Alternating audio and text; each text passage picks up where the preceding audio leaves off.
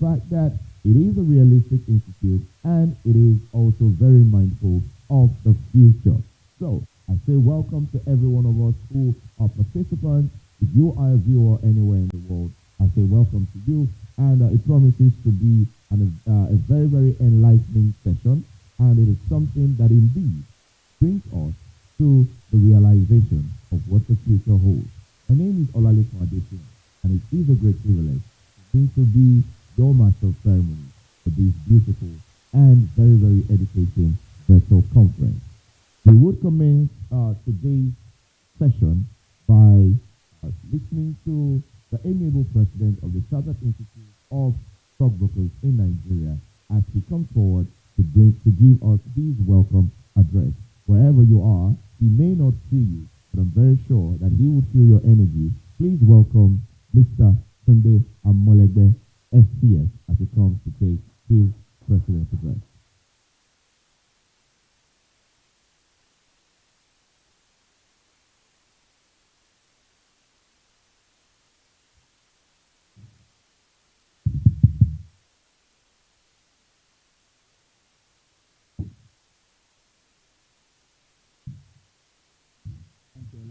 For that introduction.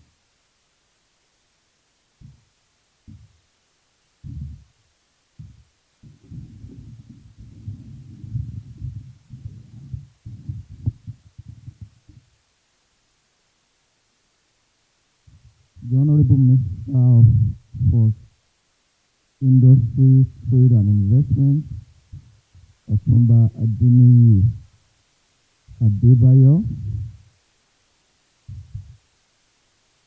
Your Excellencies, the Executive Governors of Osun and Edo State, Alhaji Gboyega Oyetola and Mr. Godwin Obaseki, the Chairman, Senate Committee on Capital Markets, Distinguished Senator Ibukunle Amosu, the Chairman, House Committee on Capital Markets, Honorable Babangida Ibrahim, ACS,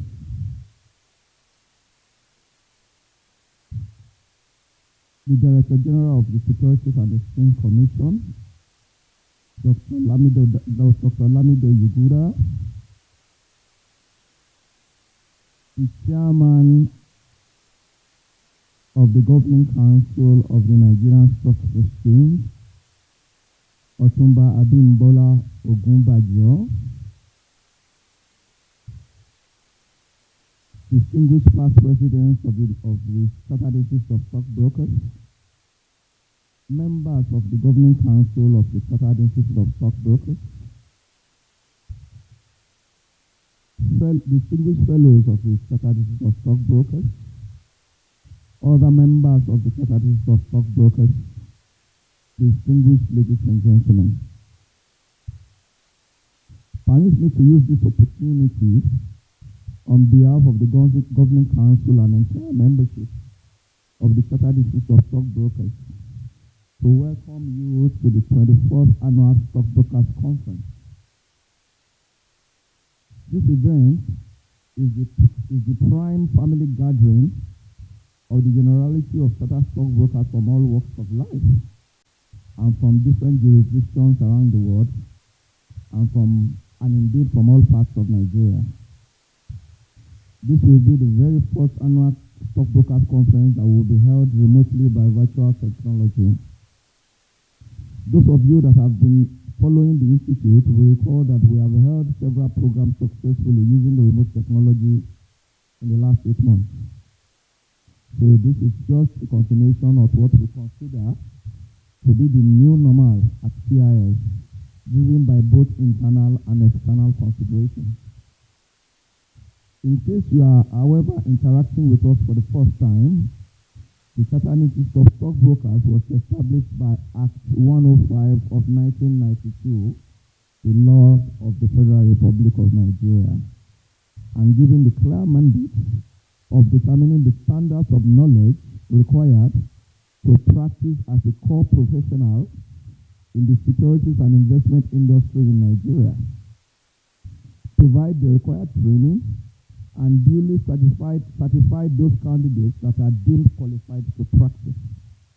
In effect, no person should perform core professional functions in the Nigerian securities and investment industry without obtaining appropriate certification from the Chartered Institute of Stockbrokers. This year has been one of the most intricate and demanding one in recent memory. Firstly, because of the coronavirus pandemic, and secondly, the recent social upheavals witnessed in Nigeria. These two issues combined have set the Nigerian economy back by several billions of naira, with the attendant problems of providing sustainable livelihood for millions of Nigerians and their dependents. Finding the solutions to these issues is a key objective of this year's annual Stockbrokers conference, which has the theme Navigating Through the Storm, Re-energizing the Economy Through the Capital Market. The conference promises to be very productive in terms of intellectual content. We have assembled top-notch experts in various fields to give insights from their rich knowledge base and experience on the theme and the various sub-themes. At this conference, we shall be discussing the rebirth of the Company and Allied Matters Act, CAMA, and we shall also be discussing the implication for the capital market ecosystem. We shall also talk about alternative investments. We shall talk about the ongoing demutualization of the Nigerian Stock Exchange, and we shall also talk in great detail about infrastructure deficit financing, with emphasis on how to bridge the gap using the Nigerian capital market. Distinguished members and guests, the 24th annual Stockbrokers Conference will be graced by renowned experts in various areas of the economy, gathered from all over the world. We shall be welcoming the Chief Executive Officer of the World Federation of Exchanges, Nadine Sokuma, while the Honorable Minister of Trade, Industry and Investment, Otumba Adeniyi Adebayo, shall be presenting the keynote address. The new Director General of the Securities and Exchange Commission, Alhaji Dr. Lamido Yubuda, will also give remarks. The National Assembly will also grace this event with no less a personality than the Chairman of the Senate Committee on Capital Markets, distinguished Senator Ibikunle Amosu. We will also take remarks from the Executive Governors of Osun and Edo State, respectively. Of course, I really do not need to introduce or mention the fact that the chairman of the House Committee on Capital Markets is here with us today. In case some of you do not know, let me announce publicly that Honorable Ibrahim Babangida is a chartered stockbroker. So he is basically co-hosting this event with me. Perhaps I should at this junction also inform the general public that the scope of stockbroking or the still contents of chartered stockbrokers go far beyond the traditional and popular security trading activity typically associated with them. Stockbrokers are all-round investment experts. The Institute has also made it possible for our students to specialize in specific areas of the profession if they so desire. So our young entrants today can choose to focus on fixed income dealing, commodities trading, custodianship, equities dealing, or financial advisor stockbrokers. CIS is fully recognized by our counterparties worldwide. Our working agreement with the Chartered Institute of Securities and Investment UK, CCUK, and the Association of Chartered International Investment Analysts, ACIIA, ensures that our members can practice in more than 35 countries around the world. May I, distinguished ladies and gentlemen, use this opportunity to thank our special guest of honor, our special guest of honor, including Alhaji Gboyega Oyetola, the Executive Governor of Osun State, the Executive Governor of Edo State, Mr. Godwin Obaseki, the Honorable Minister of Industry, Trade and Investment, Otumba Adeniyi Adebayo, for creating this event. May I also thank the two committees for capital markets in the National Assembly, ably represented by Senator Ibikunle Amosu and Honorable Ibrahim Babangida, the management of the Security and Exchange Commission, the Pension Commission, and others for their warm reception and cooperation during our recent interaction in Abuja. I thank all our distinguished speakers and discussants who were carefully chosen from various professional fields to bring value to this conference. However, I must note that this conference is not only about discussions. I wish, therefore, to congratulate all our new associates who will be formally inducted as members of the Institute and this noble profession later today. I extend even greater honor to our new fellows whose professional accomplishments have set them apart from the crowd. You are all welcome to the noble profession of growing wealth and developing the economy. Please always remember that in this community and market, we live by the maxim, our word is our bond. Please enjoy the conference and have a safe journey back home at the conclusion. Thank you very much.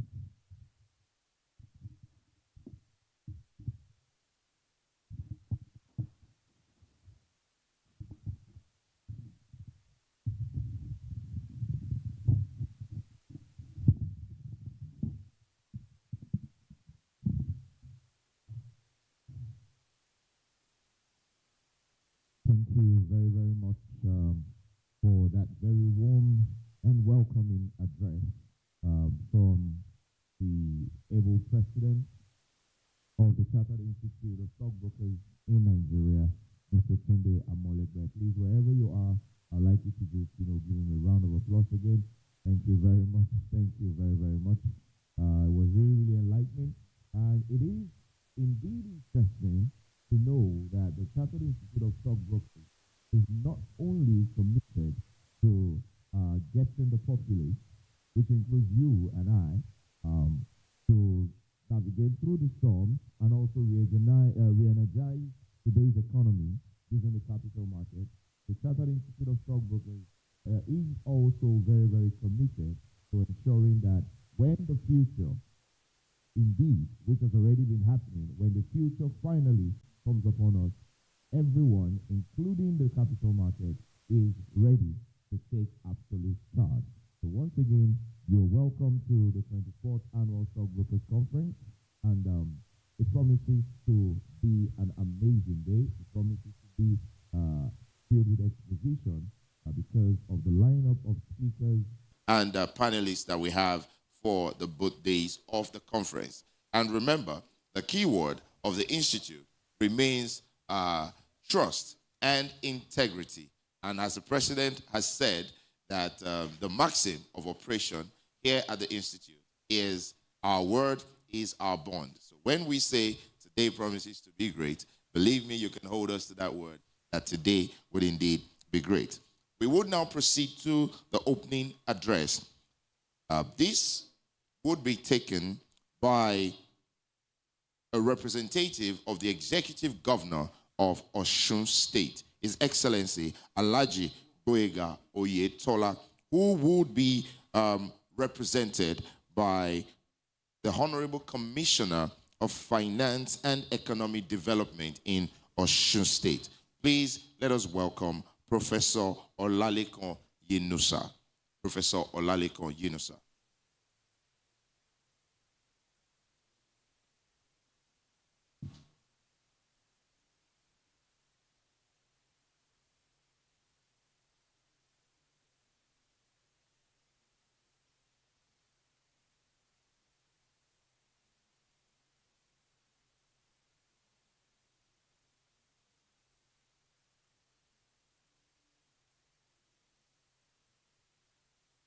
Your Excellency, the former governor of Ekiti State, Your Excellency, the former governor of Ogun State, Senator Ibikunle Amosun, and the chairman of Senate Committee on Capital Market. Let me just adopt the protocol that has been established by the president of the Chartered Institute of Stockbrokers in Nigeria. I must, inform the conference that my principal, the governor of the state of Osun, Mr. Adegboyega Oyetola, would have loved to be here personally because that was his commitment, and he's very keen even at that because it was around 12 midnight yesterday when I got the message, just called to say that now you will be representing me at this conference because I had a call from the presidency and is currently in Abuja as I speak. But he has also told me that once he's able to finish on time, he will be joining this conference as the conference proceeds. So he has asked me to apologize and to also inform the conference that, he really, really appreciates the invitation to be part of this very important and historic meeting conference at this particular time. Be that as it may, what will be coming out henceforth will be the thoughts of my principal and the governor of the state of Osun about this conference, as it were. I will just proceed straight into reading his address to the conference. I am indeed highly delighted to join you at the 24th Annual Chartered Institute of Stockbrokers Conference. I thank you for finding me worthy of invitation as one of the special guests of honor and for offering me the privilege to give this opening remark. I welcome all the distinguished participants to the 2020 conference. Without any doubt, the Chartered Institute of Stockbrokers is a foremost body whose reputation for professionalism and excellence transcends the confines of the stock exchange market. You have over the years earned deserving acclaim as critical stakeholders in the nation's economy. Being a modest player in the financial sector, I connect with you in no small measure, especially in our collective quest for building a national economy that is virile, prosperous, and resilient. I commend you for the theme of this year's annual conference, Navigating Through the Storm, Re-engineering Economy Through the Capital Market, which aptly captures your desire to contribute requisite solutions to get the Nigerian economy out of the backwaters of economic challenges, or putting it conceptually, economic reform storms.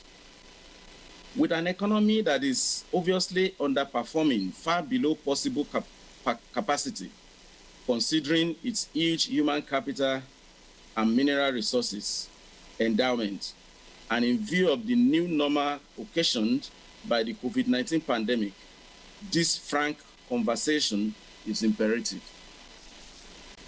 You will recall that even before the onset of the COVID-19 pandemic, the economy had been severely challenged by an unprecedented oil price shocks that resulted in a drastic drop of our national earnings. Of course, the result of this was the significant slowdown in the growth rate of the GDP at around 2%, with attendant impacts characterized by decreased public revenue, infrastructure financing gaps, budget deficit, and surging debt financing rates. Add to this result from the raging global onslaught of the pandemic,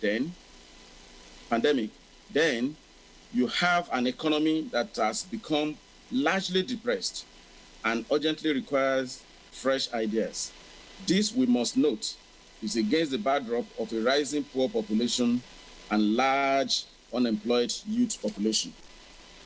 The recent youth-led unrest tells us what can go wrong if nothing more is done to put in place enduring and thoroughly inclusive policy response. As professionals who are the vanguard of wealth creation and deepening economic growth, you hold the nation your ideas at this time on what must be done to chart alternative pathways to development. More than anything else, the prevailing global realities have shown us that we must engage in thorough introspection, identify and implement radical homegrown strategies to transform our economy. This is one assignment we all must take seriously at this conference and other engagements in the interest of our collective good. This is to get to work and enforce broad-based and audacious reforms to address fault lines in our nation's economic architecture. In Osun, we have begun walking the talk by pursuing a firm diversification agenda. This development agenda is anchored on the tripod of sincere, transparent, inclusive governance and prudent financing model. Upon assumption of office, we worked with cutting across the various districts to identify genuine needs and then roll up our sleeves to deliver on them. In doing this, we have paid attention to building critical blocks and policy frameworks that will see to the delivery of our promises. Realizing the urgency of the task at hand, as a state, our administration is working assiduously to set Osun on the pathway of a sustainable economic revolution. This development agenda is what we have termed ATM: agriculture, tourism, and mining. These are the sectors where we have comparative advantage in view of the presence of resource deposits and potentials. We are ensuring that these sectors, to begin with, are aggressively overhauled and positioned appropriately as major revenue earners for the state. The idea, ultimately, is to have a state that can fund its development needs without excessive dependence on the federal government or borrowing. I take what we have done in mining, for instance. Even though mining is on the exclusive list, we are also supporting to sanitize the sector through a biometric data mechanism that enables us to track activities in the various mining communities and ensure utmost safety for players. The emerging results are indeed pleasing, as we are receiving more interest in the sector, with the existing players more poised to consolidate on their current investment in our state. We are equally paying attention to the welfare of our workers, recognizing them as critical partners in our wealth creation drive. Added to this is the deliberate effort to enhance living standards of our people by improving critical infrastructure and the promotion of an innovation-driven knowledge economy that supports our developmental projections. I am excited to inform you that Osun is embarking on the most inclusive health plan that involves working to build relevant public health infrastructure and capture our people in the health insurance scheme. In this plan, we are building 332 primary health centers, one per ward, while also refurbishing secondary facilities such as general hospitals and specialist hospitals. We are glad that these interventions are recording the right and expected results. We must note that at the heart of the concept of good governance are the people, and to deliver good governance requires an enduring fiscal plan that supports steady infrastructural development and a prosperous economy. The ultimate objective of this conference is to provide the nation with a ladder to climb out of the raging economic storm.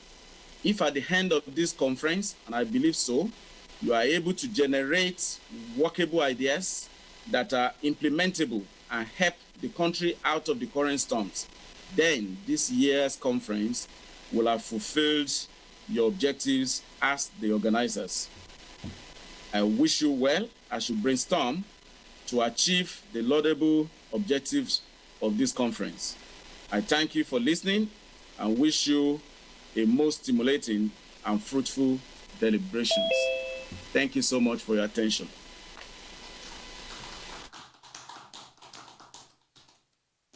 Thank you very much, Professor Olalekan Yunusa, the Honorable Commissioner for Finance and Economic Development in Osun State. Going by what you have shared with this conference, it is my pleasure to inform you that I seek to apply for temporal or permanent residence in Osun State, because I look forward to that amazing development. I look forward to that, to the implementation of these things that you have talked about.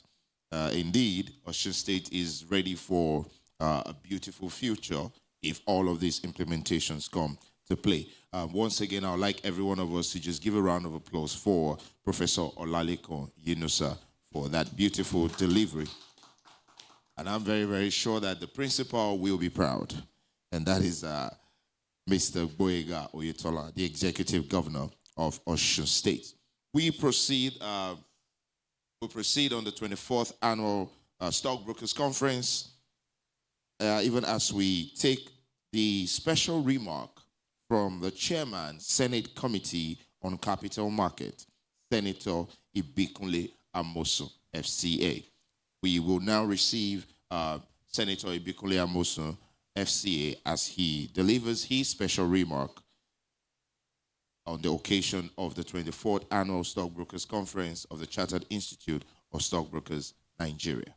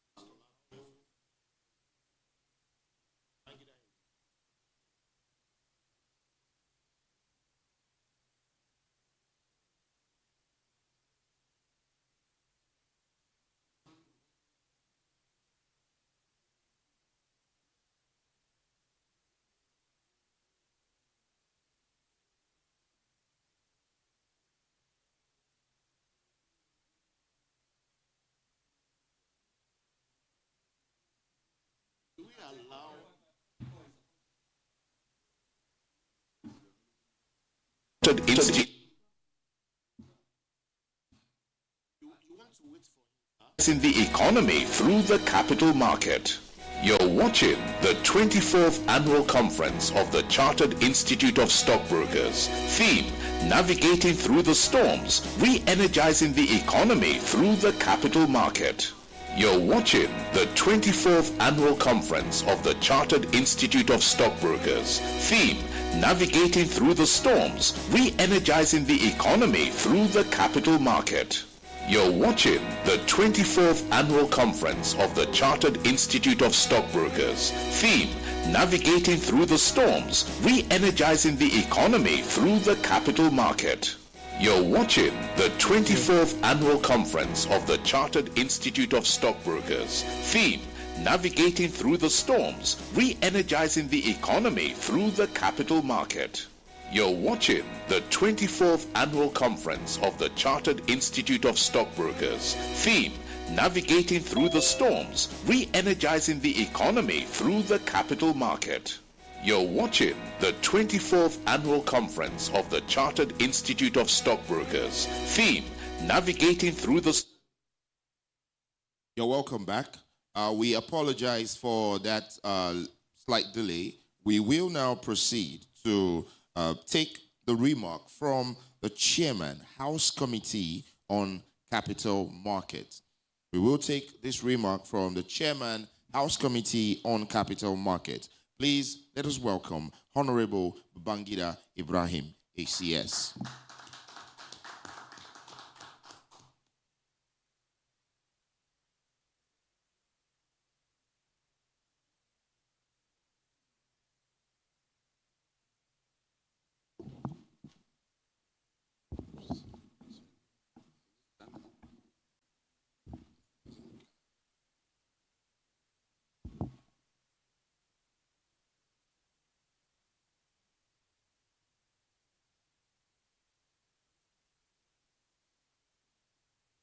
The President, other council members of the Institute,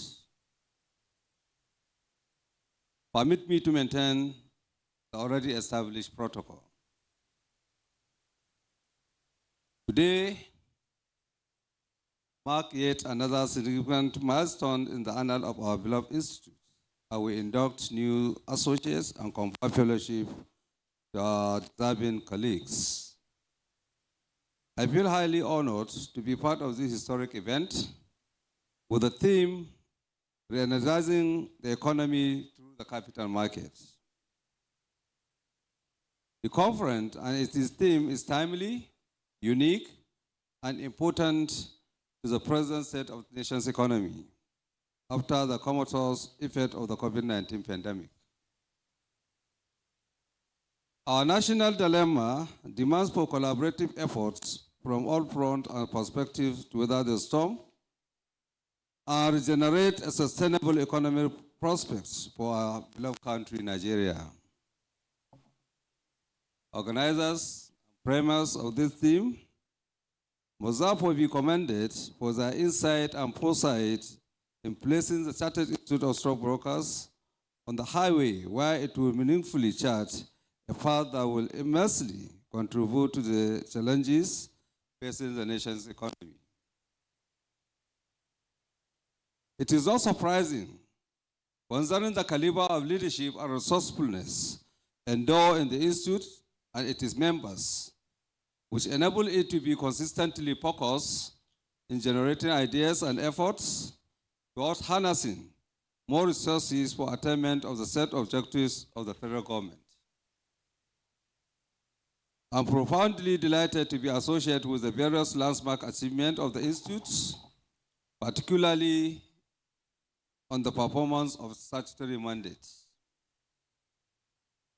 This conference, just like the previous ones, reflects the character and serious-mindedness of the leadership and members of the institutes to always place ahead of its nation's quest for a better tomorrow. We are once again leaving our footprint in the historic sands of time.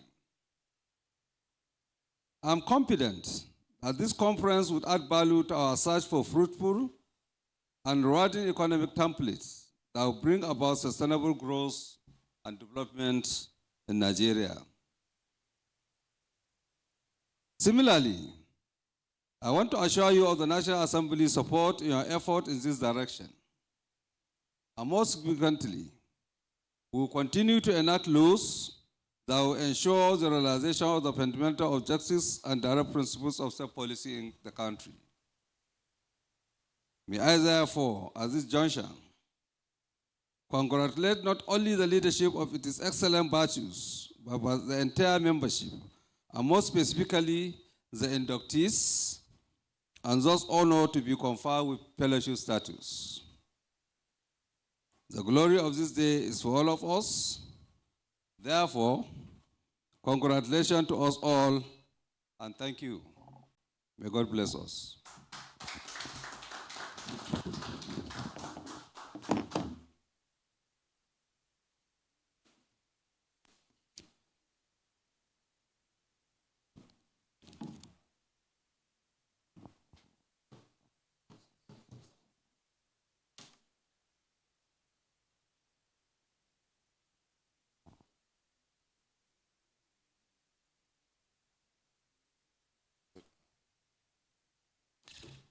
Thank you very, very much, Honorable Babangida Ibrahim, the Chairman, House Committee on Capital Market.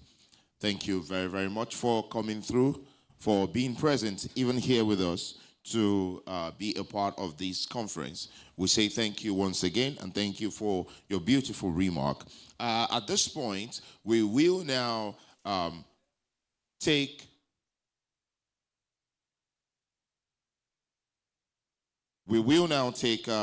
the special remark from the Chairman Senate Committee on Capital Market.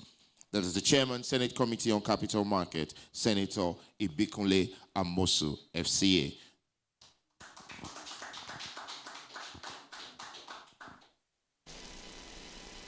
Good morning. It gives me great pleasure to deliver this keynote address at the 24th Annual Stockbrokers Conference. I'm particularly impressed by the composition of this year's conference, which cuts across reputable personalities, professional stockbrokers, and financial services experts who have contributed enormously to the issues pertaining to stock trading, capital markets, and the economy in general. Let me first, before going into detail of my address, apologize that I can't be with you physically, but truly I am with you, and somehow today we'll be taking a public hearing and the budget defense on capital markets. That said, I have to say that this year's conference could not have come at an appropriate time than now, when the nation's economy is just recovering from the ravaging effect of COVID-19, and most recently, the End SARS protests and other social unrest. Indeed, this conference, which has the theme Navigating Through the Storms, re-energizing the economy through the capital markets, is coming at an auspicious time when the government and the private sector are independently and collaboratively exploring ways to strengthen the capital market and diversify our economy. It is pertinent to note that the capital market is a major segment of the Nigerian economy, as indeed in all economies of the world, that can provide solutions to some of the problems that the country is currently experiencing, especially through wealth creation, financing development, job opportunities, and growing the national gross domestic product of our nation. Therefore, we all need to work together to ensure that the values inherent in the capital market is explored more to achieve this objective. Distinguished ladies and gentlemen, it is not in doubt that the present state of our nation's economy requires the concerted efforts of all the various arms of government, the regulators, and indeed all stakeholders. I therefore enjoin you all to continue to work with the Chartered Institute of Stockbrokers to further enhance professionalism and stakeholders' confidence in the capital market. Please be assured that the Senate Committee on Capital Markets is ready and will be ready to collaborate with the CIS and other stakeholders towards addressing the many challenges inhibiting the smooth operations of CIS and other professional bodies within this sector. Our committee will ensure prompt passage of relevant bills that will standardize the training and certification for all professionals operating in the capital market. We are equally ready to provide legislation that will address the issue of multiple taxation and unclaimed dividend, which are fast becoming a threat that is hindering the growth of the capital market. I also urge the Council and the entire members of the CIS, as well as other stakeholders present at this virtual conference, to appraise, evaluate, and come up with more practicable and improved approaches that will strengthen the capital market so that it can continue to serve as the beautiful guide for investors and other stakeholders. Dear participants, with the various papers scheduled to be delivered by the carefully selected and seasoned resource persons, it is my belief that at the end of this conference, you will all be deliberate in translating the knowledge gained here towards a productive and proactive discharge of your duties and responsibility for efficient service delivery to our nation. As I end this address, let me congratulate the new fellows and associates who will be inducted into the council during this conference. Let me now particularly and specifically congratulate the President of CIS and the entire Governing Council for this conference. And let me say that this is the way to go, broadening our knowledge, expanding our scope on capital markets. Let me equally say that I learned that my brother governor from Osun is here, ably represented.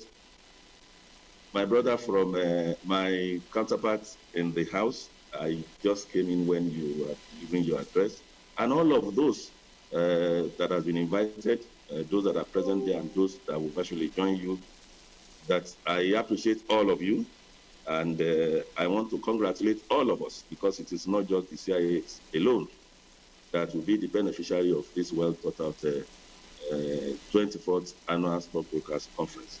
So on this note, I want to thank you for listening and wish you all fruitful deliberations at the conference. Thank you.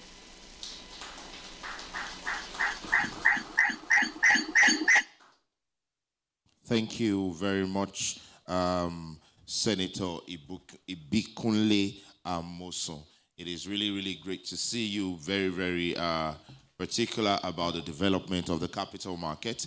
And we from here, we definitely wish you all the best and great success even as you proceed with the budget defense for the capital market. Thank you very, very much for making time out to be a part of this conference. Your words are golden, and we look forward to seeing the greater involvement of the government, of the legislative arm of the government in the success and the development of the capital market for now and for the future. So once again, we say thank you and welcome to everyone who is just joining in. We have received information that there are specific people who have indicated that their connection links have not been working. That is currently being worked on, so please bear with us. It will be resolved even before we get to the first session that is on the outline for today. And wherever you are, the sound problems that you may be experiencing has also been resolved. So once again, we want to say thank you very, very much for joining in for today's conference. It's been very, very enlightening so far. I mean, we've heard from the president of the Chartered Institute of Stockbrokers, Mr. Tunde Amolegbe, FCS. And we've also heard from the representative of the executive governor of Osun State, and that is Professor Olalekan Yinusa, the Honorable Commissioner for Finance and Economic Development in Osun State. Beautiful delivery from him as well. Of course, present here in the chambers for this conference is the Chairman House Committee on Capital Market, Honorable Babangida Ibrahim, ACS. He has delivered his remark, and it has been a positive addition to what we have laid out here today. The next thing that we are going to be taking in this conference will be the message from the Director General, Securities and Exchange Commission. The Director General, Securities and Exchange Commission, and that is Dr. Lamido Yuguda.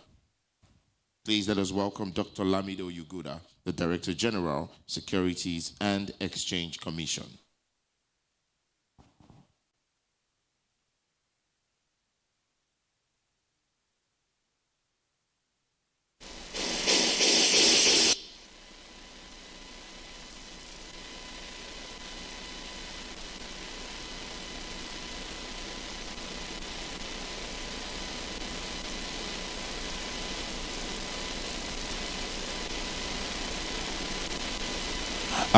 Dr. Lamido Yuguda, I think you can speak up now. Your video and your audio, you can activate your video now. You can turn on your camera.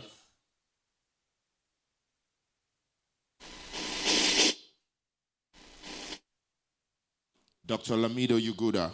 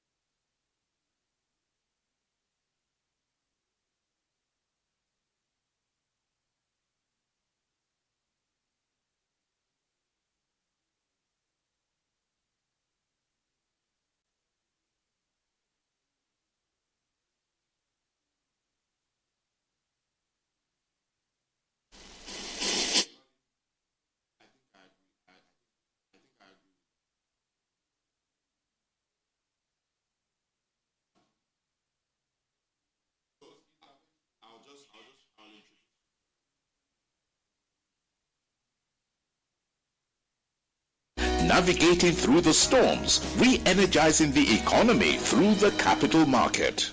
You're watching the 24th Annual Conference of the Chartered Institute of Stockbrokers. Theme, Navigating through the storms, re-energizing the economy through the capital market.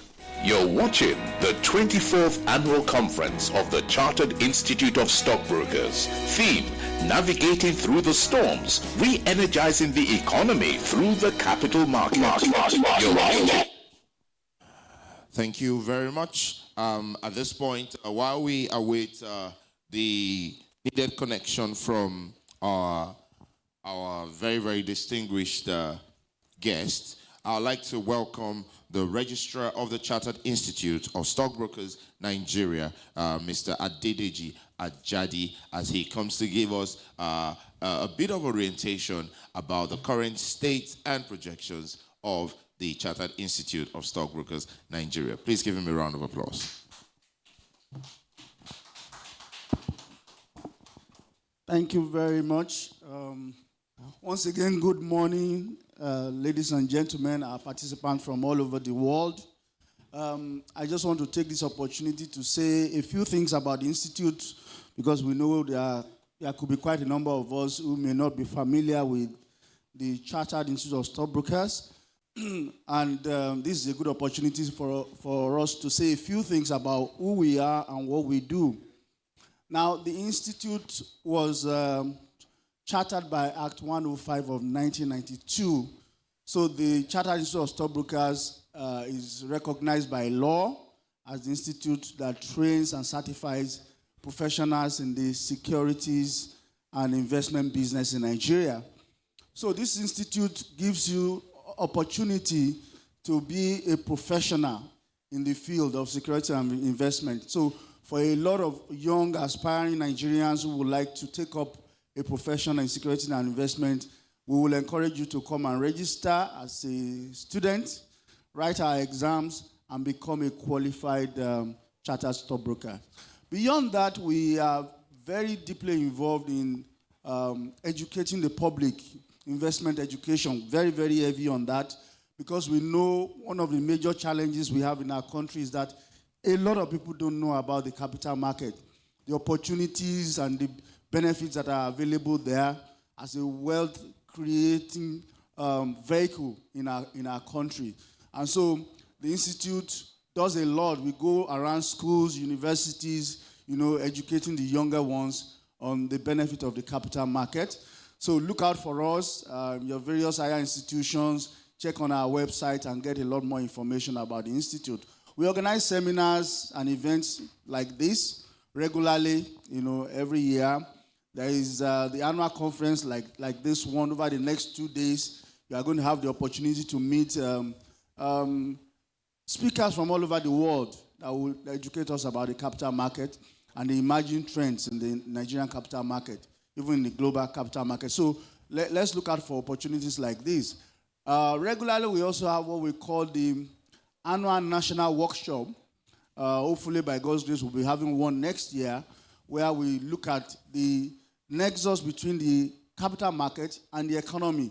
We use that opportunity to engage policy makers, government agencies, everybody from the public and private sectors on the Nigerian economy, especially how that connects to the capital market. So there is a whole lot we can gain from the capital market and from this institute.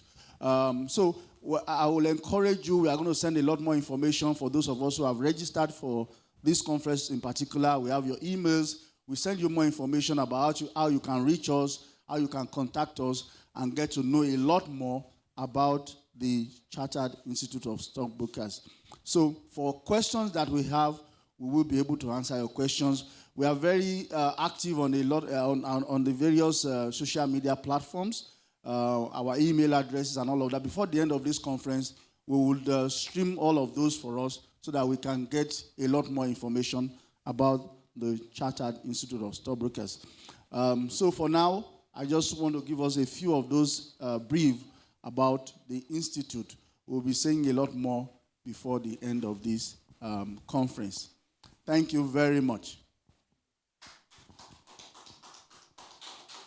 Conference of the Chartered Institute of Stockbrokers. Theme: Navigating through the storms, re-energizing the economy through the capital market. You're watching the 24th Annual Conference of the Chartered Institute of Stockbrokers. Theme: Navigating through the storms, re-energizing the economy through the capital market. You're watching the 24th Annual Conference of the Chartered Institute of Stockbrokers. Theme: Navigating through the storms, re-energizing the economy through the capital market. You're watching the 24th Annual Conference of the Chartered Institute of Stockbrokers. Theme: Navigating through the storms, re-energizing the economy through the capital market. You're watching the 24th Annual Conference of the Chartered Institute of Stockbrokers. Theme: Navigating through the storms, re-energizing the economy through the capital market. You're watching the 24th Annual Conference of the Chartered Institute of Stockbrokers. Theme: Navigating through the storms, re-energizing the economy through the capital market. You're watching the 24th Annual Conference of the Chartered Institute of Stockbrokers. Theme: Navigating through the storms, re-energizing the economy through the capital market. You're watching the 24th Annual Conference of the Chartered Institute of Stockbrokers. Theme: Navigating through the storms, re-energizing the economy through the capital market. You're watching the 24th Annual Conference of the Chartered Institute of Stockbrokers. Theme: Navigating through the storms, re-energizing the economy through the capital market. You're watching the 24th Annual Conference of the Chartered Institute of Stockbrokers. Theme: Navigating through the storms, re-energizing the economy through the capital market. You're watching the 24th Annual Conference of the Chartered Institute of Stockbrokers. Theme: Navigating through the storms, re-energizing the economy through the capital market. You're watching the 24th Annual Conference of the Chartered Institute of Stockbrokers. Theme: Navigating through the storms, re-energizing the economy through the capital market. You're watching the 24th Annual Conference of the Chartered Institute of Stockbrokers. Theme: Navigating through the storms, re-energizing the economy through the capital market. You're watching the 24th Annual Conference of the Chartered Institute of Stockbrokers. Theme: Navigating through the storms, re-energizing the economy through the capital market. You're watching the 24th Annual Conference of the Chartered Institute of Stockbrokers. Theme: navigating through the storms, re-energizing the economy through the capital market. You're watching the 24th Annual Conference of the Chartered Institute of Stockbrokers. Theme: navigating through the storms, re-energizing the economy through the capital market. You're watching the 24th Annual Conference of the Chartered Institute of Stockbrokers. Theme: navigating through the storms, re-energizing the economy through the capital market. You're watching the 24th Annual Conference of the Chartered Institute of Stockbrokers. Theme: navigating through the storms, re-energizing the economy through the capital market. You're watching the 24th Annual Conference of the Chartered Institute of Stockbrokers. Theme: navigating through the storms, re-energizing the economy through the capital market. You're watching the 24th Annual Conference of the Chartered Institute of Stockbrokers. Theme: navigating through the storms, re-energizing the economy through the capital market. You're watching the 24th Annual Conference of the Chartered Institute of Stockbrokers. Theme: You're welcome back. Thank you very much for staying with us. So far, so good. It's been a great day indeed here at the chambers of the Chartered Institute of Stockbrokers in Nigeria. And of course, it's the 24th Annual Stockbrokers Conference that is brought to you virtually in response to the realities facing economies and humanity in general. The Institute has taken a very good position in showing its readiness for the future. And at this point, so far so good today. We have had the president of the Institute speak to us in a welcome address. We've had representatives of the Osun State government, of course, standing in for the governor himself, Professor Olalekan Yunusa, the Honorable Commissioner for Finance and Economic Development in Osun State. He has delivered an amazing speech that has made me personally look forward to taking up residence in Osun State.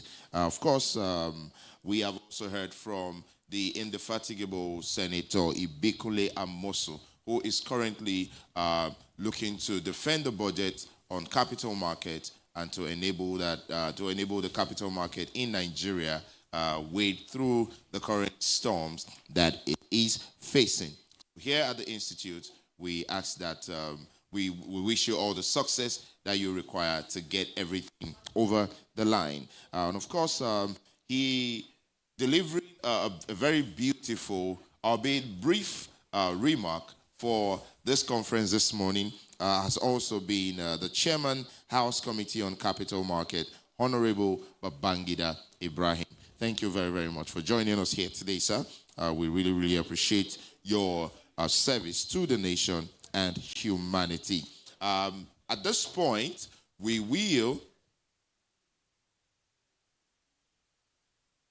Okay, at this point, we are going to take the Director General of the Securities and Exchange Commission. The Director General of the Securities and Exchange Commission, Dr. Lamido Yuguda, who is duly represented by Mr. Dayo Obison, Mr. Dayo Obison, the Executive Commissioner Operations of the Securities and Exchange Commission. Ladies and gentlemen, please let us welcome him. Thank you very much, and good morning, everyone. I'll just start by apologizing on behalf of Mr. Lamido Yuguda, who is unavoidably absent because a parallel important national matter came up and he had to be dragged in. But I'll just go on with the speech and I'll take it, and I'll start with the protocol. The Chairman, Senate Committee on Capital Markets, the Chairman, House of Representatives Committee on Capital Markets, the President of the Chartered Institute of Stockbrokers, executives, members and fellows of the Institute, Chief Executive Officers of capital market firms here present, head of government agencies, and other organizations, members of the press, distinguished ladies and gentlemen. I am delighted to present these remarks on behalf of Dr. Lamido Yuguda at this year's annual Stockbrokers Conference. The Chartered Institute of Stockbrokers is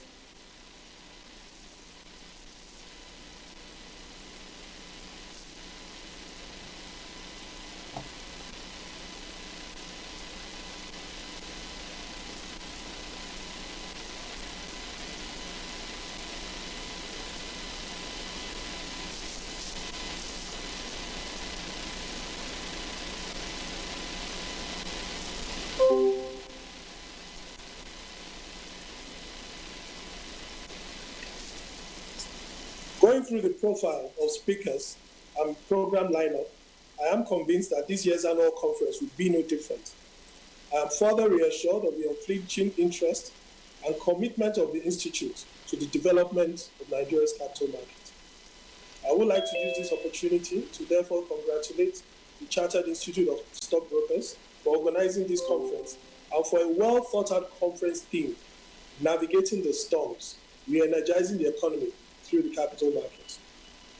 This conversation could not have come at a better time as our economy has weathered some serious storms in recent times, ranging from weak global growth, decline in crude oil prices, foreign exchange and government revenue challenges, high inflation and unemployment rates, rising poverty levels, food and security challenges, low GDP growth, and recently, the COVID-19 pandemic.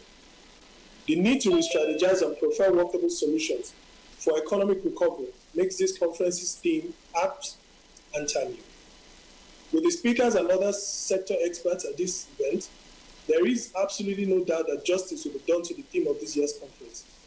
But permit me also to mention a few areas where the capital market can be leveraged to navigate these storms and re-energize our economy. It has been established that for Nigeria to industrialize and move towards the path of sustainable development, it needs to adequately address its infrastructure gap. Fortunately, the capital market is strategically positioned to play a major role in financing infrastructure development in Nigeria. The market presents an effective platform for sourcing investment funds necessary for actualizing the objectives of financing the country's critical infrastructure, such as power, rail, road, and such others. Further, governments at various levels have been running on high budget deficits in recent times due to the need to finance critical infrastructure. It is believed that if some of the products in the capital market, such as revenue bonds and other securitization instruments, are adequately leveraged, government may be able to free some of its resources for other social amenities. Capital is critical to the growth of businesses, and the capital market provides opportunities to issuers to access long-term capital to fund operations and expansion projects. By accessing the capital market, therefore, Nigerian issuers can obtain the necessary capital to scale up, fund projects, create jobs, pay taxes, and also contribute to diversifying the country's economy and government revenue sources. The commodities sector also presents a very huge opportunity to complement government efforts geared towards developing the agricultural sector and diversifying the economy. A developed and robust commodities ecosystem in Nigeria will contribute to Nigeria's capacity to attain self-sufficiency in food production while raising the level of agricultural sector's contribution to the nation's GDP and foreign exchange earnings. The ongoing global digitalization also creates opportunity through the fintech space.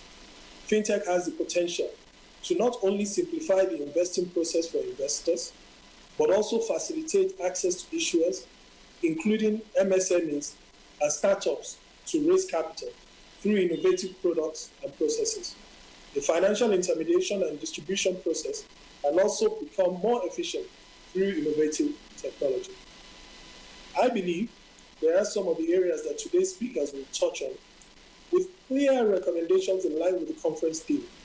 The Securities and Exchange Commission has started considering these issues to ensure that regulatory framework and policy environment remain supportive, as all relevant stakeholders strive towards ensuring that the capital market is positioned to facilitate the recovery of the Nigerian economy.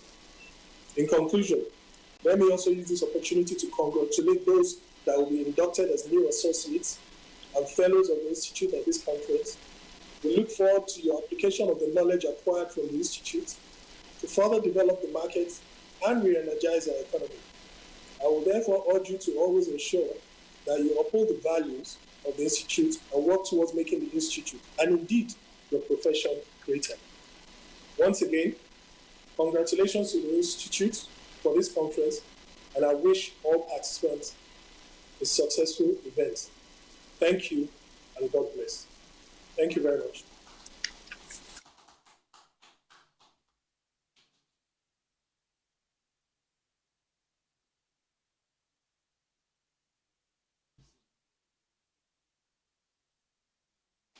The 24th Annual Conference of the Chartered Institute of Stockbrokers.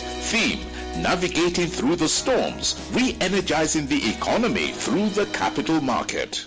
You're watching the 24th Annual Conference of the Chartered Institute of Stockbrokers. Theme: Navigating Through the Storms, Re-energizing the Economy Through the Capital Market. You're watching the 24th Annual Conference of the Chartered Institute of Stockbrokers. Theme: Navigating Through the Storms, Re-energizing the Economy Through the Capital Market. You're watching the 24th Annual Conference of the Chartered Institute of Stockbrokers. Theme: Navigating Through the Storms, Re-energizing the Economy Through the Capital. Thank you very much. Thank you very, very much. That was a very beautiful one from the Director General, Security and Exchange Commissions, duly represented by the Commissioner for Operations at the Commission. Thank you very, very much once again. And to all participants, wherever you are, I'm sure that your links are working effectively now, and the sound is also much better than it was when we started.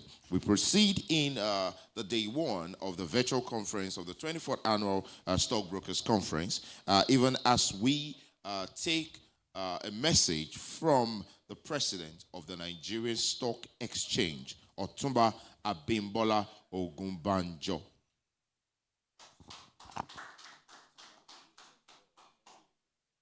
Thank you. Thank you very much. I hope I can be heard and I can be seen. Excellent. Your Excellencies, the President, Chartered Institute of Stockbrokers, permit me to rest on existing protocols in the interest of time. It is my immense pleasure to be in attendance as a special guest at this 24th Annual Stockbrokers Conference, albeit virtually. I bring the greetings from the National Council, the Nigerian Stock Exchange, and would like to convey the NSE's collective delight in convening of this forum, dedicated to exploring how the capital market can be used as a means of revitalizing the Nigerian economy. The combination of climate change risks, the outbreak of the COVID-19, has left the world grappling with unprecedented challenges this year. Beyond being a public health crisis, its far-reaching implications on supply chain and wealth distribution has weakened global financial markets, as well as economies, since the World Health Organization declared COVID-19 as a global pandemic in March 2020. As crude oil prices fell on the back of its impact, trading as low as $18 per barrel in April 2020, Nigeria's economic fundamentals became threatened, worsened by lower fiscal buffers compared to similar periods of economic downturns in 2008 and 2016, respectively. It is no news that the oil and gas sector has represented more than 80% of exports, 30% of banking sector credit, and 50% of general government revenues in the last 5 years. A large share of the country's non-industrial and service sectors also rely on foreign exchange inflows generated by the oil industry. The slump experienced in global oil prices has reduced government revenue from an already low 8% of GDP in 2019 to a projected 5% in 2020. This sudden drop in revenue comes just when fiscal resources are urgently needed to curtail the COVID-19 outbreak and stimulate the economy, creating a financing gap that threatens to destabilize the government's fiscal position. The Nigerian capital market was not spared because foreign portfolio investors, who account for an average of 50% of transaction flows, immediately identified imminent risk of declining foreign reserves. As the saying goes, markets never forget, but people do. These portfolio investors, recounting their experience in 2016, immediately took flight to safety for fear of a pronouncement of capital controls by the monetary authorities. However, the resilience of our capital market against the effect of COVID-19 has been commended globally, as the market in April and May 2020 recorded gains of 8.1% and 9.8% respectively, thereby recovering earlier losses of 9.1% and 18.8% in February and March respectively. Today, the Nigerian market is one of the best performing globally. Returns on the NSE All Share Index currently standing at 9.6%. I might add that this recovery has been mainly fueled by domestic investors, who now account for about 62% of the total transactions as at September 2020, compared to 50% in September 2019. Furthermore, it is evident that recent monetary policy announcements resulting in low interest rates and negative real yield has accounted for such positive yields in the equities market. No doubt, strong fundamentals, evidenced by attractive price-earning multiples and high dividend yields of listed corporates, has been a selling point. With the emergence of a broader domestic investor base, we see new opportunities for users as well as providers of capital to collectively catalyze the recovery of the Nigerian economy, the capital market intermediating between them.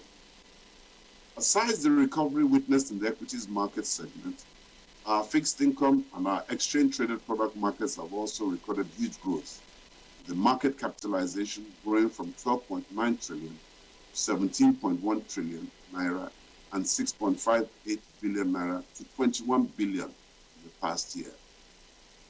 We recognize the need for a stimulus program to ameliorate the impact of COVID-19 on the Nigerian financial market, and are already engaging relevant fiscal authorities. Such interventions will include debt restructuring to ease pressure of debt repayments for subnationals and corporates, as well as fiscal support to provide and maintain sufficient market liquidity in order to protect valuation of public companies and help them access capital to rebuild their businesses. Also, we engage with the federal government and regulators on issues relating to the holding of annual general meetings, maturing financial instruments, financial reporting, to mention a few, in order to secure the right regulatory actions and responses for the benefit of our ecosystem. For instance, through these government interactions, the exchange secured an essential service status for the market. In collaboration with the Securities Exchange Commission, granted all dealing member firms an extension for the submission of their 2019 audited financial statements and Q1 2020 quarterly returns. We engage the Ministry of Industry, Trade and Investment, Ministry of Finance, Securities and Exchange Commission, the Financial Reporting Council of Nigeria, Corporate Affairs Commission, the Institute of Chartered Accountants of Nigeria, etc., to develop the CAC guidelines on holding company AGMs by proxy, to ensure that investors are not denied corporate actions due to them in light of the pandemic. We further engaged ICANN on the exclusion of the ICANN stamp and seal audited financial statements. Also, we issued a guidance document on company virtual meetings, which underscored the need for companies to adopt virtual meetings as a more practical style of meeting due to restriction in gatherings. The ongoing demutualization of the exchange is in its final stages, and we will continue to update and engage our stakeholders throughout the process. Demutualization will give rise to a more agile exchange that is better able to support the growth of the capital market and the economy at large through increased capital market activity, improved investor confidence, and better opportunities for global alliances and cross-border listings. Distinguished ladies and gentlemen, in closing, I wish to thank the organizers of this forum for putting together a highly pertinent, thought-provoking, and hopefully lesson-rich event. I wish us successful deliberations towards meeting the expected output and recommendations of this event so as to bring forward a common approach positioning the capital market to support Nigeria's economic recovery and transformation. I thank you most warmly for your attention.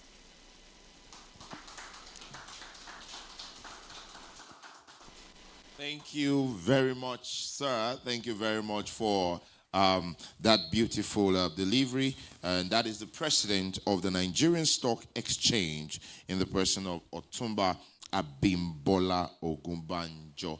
Thank you very, very much. And we are indeed encouraged by your following of the Institute, and especially this conference that we have here today. At this point, we will receive a goodwill message from the president. Okay.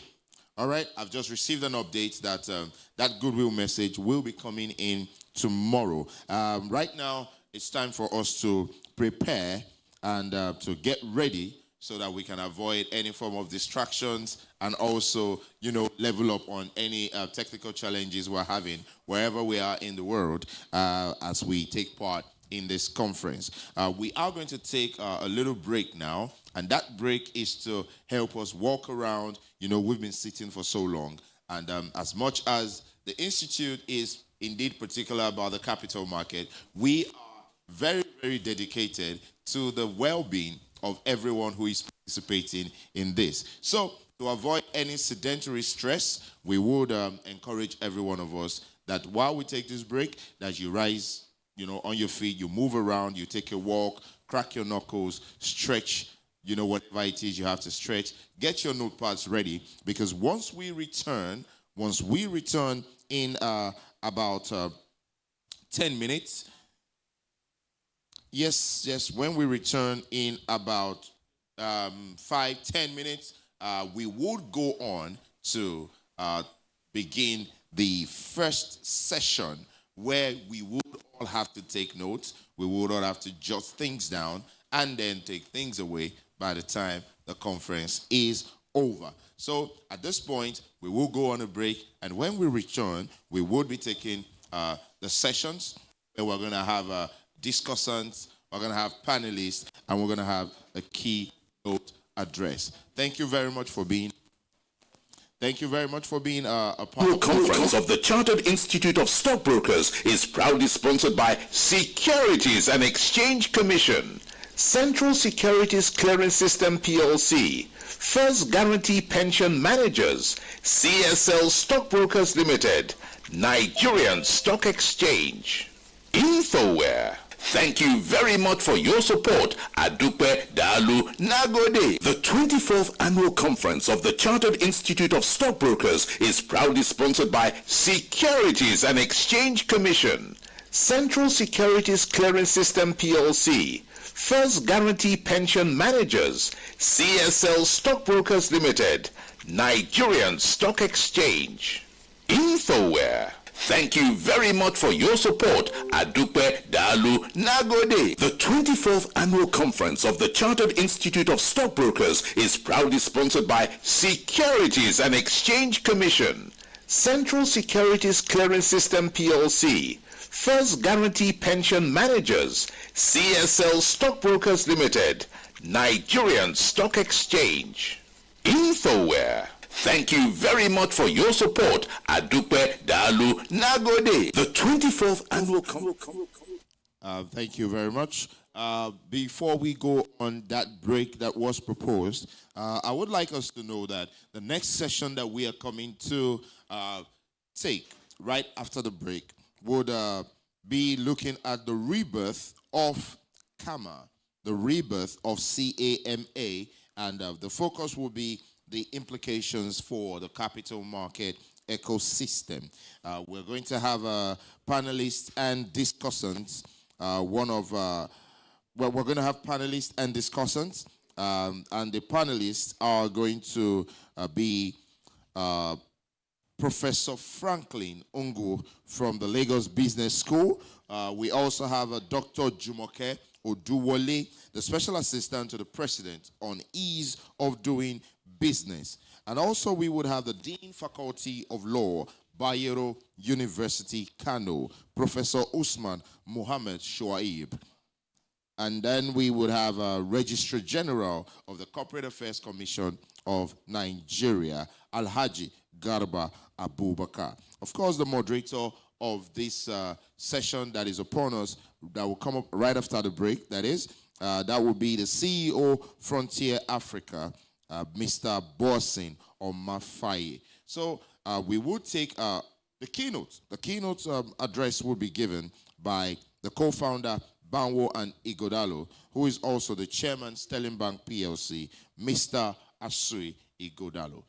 We will take a break, and when we return, that is the session that we would be looking to gain from, even as we continue with the 24th Annual Stockbrokers Conference of the Chartered Institute of Stockbrokers in Nigeria. Ladies and gentlemen, viewers, participant officers, and guests, we ask that you take that break, take a stretch. It is needed to avoid any form of sedentary stress that you may be experiencing because of the long periods of sitting. When we return, we would continue even with the session as we have proposed. Thank you very much, and stay tuned.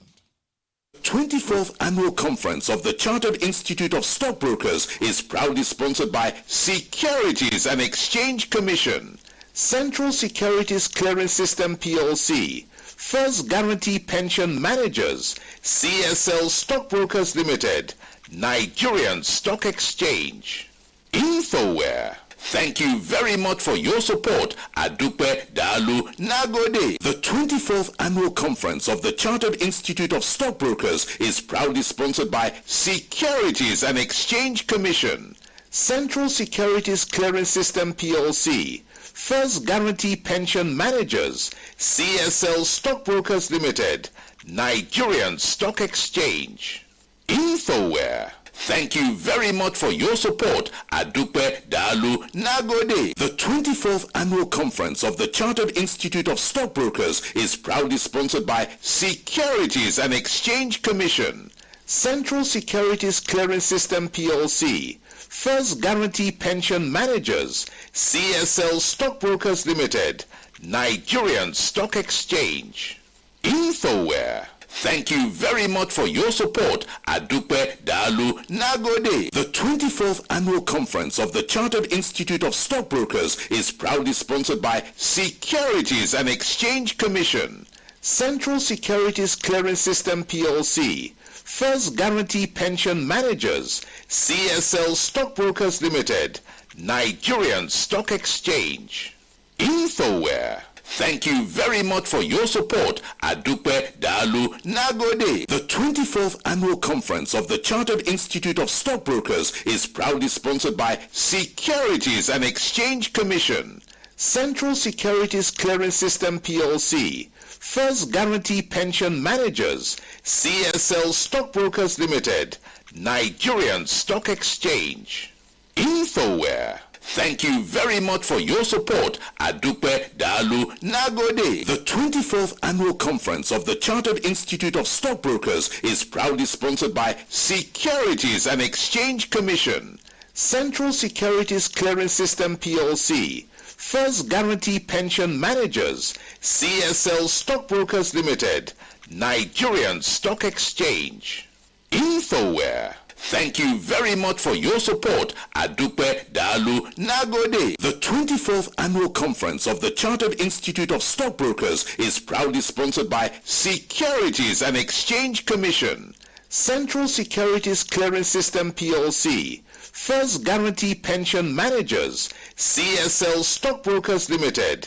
Nigerian Stock Exchange, InfoWare. Thank you very much for your support. Adupe Dalu Nagode. The 24th Annual Conference of the Chartered Institute of Stockbrokers is proudly sponsored by Securities and Exchange Commission, Central Securities Clearing System PLC, First Guarantee Pension Managers, CSL Stockbrokers Limited, Nigerian Stock Exchange.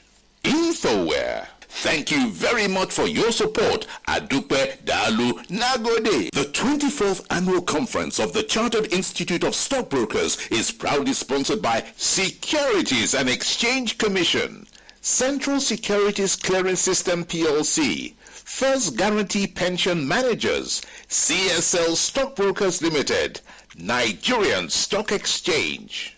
InfoWare. Thank you very much for your support. Adupe Dalu Nagode. The 24th Annual Conference of the Chartered Institute of Stockbrokers is proudly sponsored by Securities and Exchange Commission, Central Securities Clearing System PLC, First Guarantee Pension Managers, CSL Stockbrokers Limited, Nigerian Stock Exchange. InfoWare. Thank you very much for your support. Adupe Dalu Nagode. The 24th Annual Conference of the Chartered Institute of Stockbrokers is proudly sponsored by Securities and Exchange Commission, Central Securities Clearing System PLC, First Guarantee Pension Managers, CSL Stockbrokers Limited, Nigerian Stock Exchange.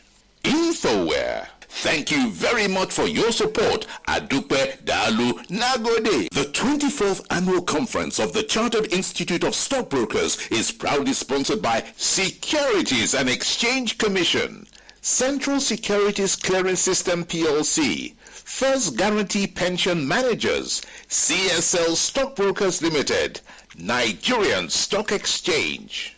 InfoWare. Thank you very much for your support. Adupe Dalu Nagode. The 24th. Okay, my name is Adedeji Ajadi. I'm the Registrar Chief Executive of the Chartered Institute of Stockbrokers. This year's conference promises to be really engaging and enlightening. The topic is navigating through the storms, re-energizing the economy, using the capital market. The key thing about this year's conference is that we are looking at the future for our country. We know we are coming from on the back of some challenges that we have faced, COVID-19, the unfortunate unrest in Nigeria recently, and that has affected a lot of things, affected the economy, affected businesses. But we are not looking at that. We are now saying, how do we go forward from there? What do we do? Using the capital market as, a catalyst to drive the economy. And that's what this year's conference is all about. We'll be talking about different segments in terms of sub-themes, looking at demutualization, how that can affect the capital market. We'll also be looking at infrastructural financing, which we can use the capital market to achieve in the Nigerian economy. KAMA also. The Company and Allied Matters Act, which has just been, a new one has been issued. What impact will it have on the capital market? Those are the sub-themes of what we are looking at. So overall, it is about the Nigerian economy and the importance of the capital market as a medium of driving the change and the progress that we are looking out for in Nigeria. Thank you.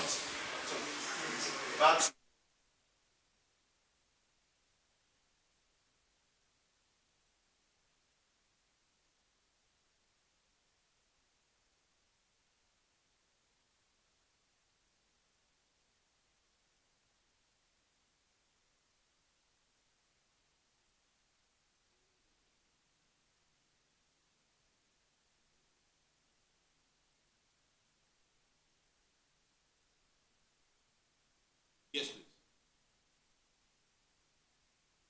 please. Through the storms, re-energizing the economy through the capital market. You're watching the 24th Annual Conference of the Chartered Institute of Stockbrokers. Theme, Navigating Through the Storms, Re-energizing the Economy Through the Capital Market. You're watching the 24th Annual Conference of the Chartered Institute of Stockbrokers. Theme: Navigating Through the Storms, Re-energizing the Economy Through the Capital Market. You're watching the 24th Annual Conference of the Chartered Institute of Stockbrokers. Theme: Navigating Through the Storms, Re-energizing the Economy Through the Capital Market. You're watching the 24th Annual Conference of the Chartered Institute of Stockbrokers. Theme: Navigating Through the Storms, Re-energizing the Economy Through the Capital Market. You're watching the 24th Annual Conference of the Chartered Institute of Stockbrokers. Theme: Navigating Through the Storms, Re-energizing the Economy Through the Capital Market. You're watching the 24th Annual Conference of the Chartered Institute of Stockbrokers. Theme: Navigating Through the Storms, Re-energizing the Economy Through the Capital Market. You're watching the 24th Annual Conference of the Chartered Institute of Stockbrokers. Theme: Navigating Through the Storms, Re-energizing the Economy Through the Capital Market. You're watching the 24th Annual Conference of the Chartered Institute of Stockbrokers. Theme: Navigating Through the Storms, Re-energizing the Economy Through the Capital Market. Welcome back.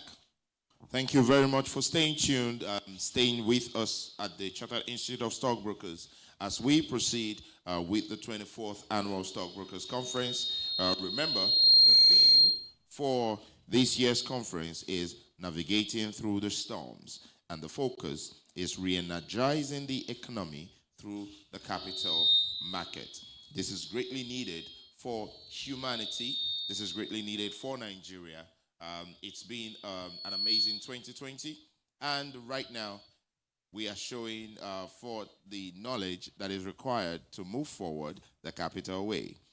We are going to take our first plenary session for today, and before we go into the discussions, we would take the keynote speech, and of course the keynote speech is to be taken by the co-founder Banwo and Igodalo, and also the chairman of Sterling Bank PLC. Viewers, guests, officers, and participants worldwide, please welcome Mr.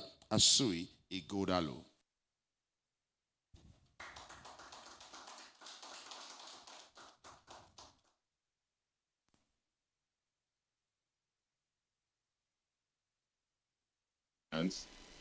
Excellency, Chairman, Senate Committee on Capital Markets, distinguished House Member and Chairman, Senate Committee on Capital Markets, President of the Institute of Chartered Stockbrokers, distinguished ladies and gentlemen. And I must not forget my regulator, the DG of the Securities and Exchange Commission, and my brother, the President of the Nigerian Stock Exchange. I hope we're all keeping safe in these very difficult and stormy times. The year 2020 is a year such as never been seen before, and by the grace of the Almighty, never to be seen again. Also, after the American election results are officially called later today, the politics and economics of the world may change for good, and every country that seeks to grow and meet the aspirations of its people must be extremely well governed.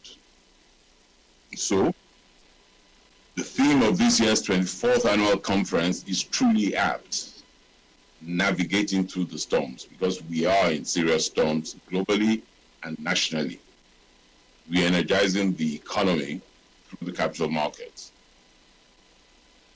First and foremost, I would like to thank the Council of the Chartered Institute of Stockbrokers, the President and Chairman of Council, the Registrar, and the Chairman of the Programs Committee for inviting me to participate in this seminar and deliver this paper titled Rebirth of Karma: Implications for the Capital Market Ecosystem. Fortunately, the karma that was replaced was the karma that was given to us by the father of the president of the stock exchange. So I think we're in a good place this morning. That KAMA was given to us 30 years ago in 1990. So it was critical that we started looking at bringing that KAMA up into recent happenings in the world, evolution of both the management and governance of companies and our stock exchange and other exchanges. So, what is the impact of the recently enacted Companies and Allied Matters Act 2020 on the Nigerian capital markets? Does this new law or this reborn law, does it support the strengthening, the deepening, widening, and or improvement of the Nigerian capital market? Will it aid the stimulation of activities on the market and aid the accumulation of badly needed capital required to reflate our economy, enhance company investments, and build needed infrastructure? The DG of the Securities and Exchange Commission talked about the capital market as a vehicle and platform for accumulating capital for infrastructure. Will this new companies law support the upscaling of the capacities of our operators and regulators and help bring our market fully and technologically into the 21st century? Do the provisions of the Act assist in improving market governance, transparency, and investor protection? On balance, will this new law have a positive, neutral, or possibly negative impact on our capital market ecosystem? I am clear in my mind that until we have a strong, efficient, and deep capital market, which is fairly and well regulated and regulated to attract depth, we will struggle with the pace of our development in this country. I would have loved to repeat that, but I'm running out of time. I know I have only 20 minutes. I thought I had longer, so I have quite a long speech, but I'll ad-lib as we go along. But I think all participants will have the chance to get a copy of my paper. The Companies and Allied Matters Act 2020 is the primary legislation on companies, business regulation, company and partnership formation and governance, company structures, business combinations, share issuance, vehicles for establishing business names, bankruptcy, and winding up proceedings in Nigeria. It is therefore extremely important that this law is clear, precise, and covers the field to enable the development of the 21st century Nigerian economy in compliance with international best practices. I know that a lot of work went into this law, and I'm glad that Dr. Oduwole is here because she was central, front row center to the drafting and pushing of this law through the National Assembly. And I'd like us all to congratulate the hard work she and her team did in conjunction with the National Assembly. If this law is well crafted, the law must support the creation of an enabling business and investment environment. It must support and improve the ease of doing business.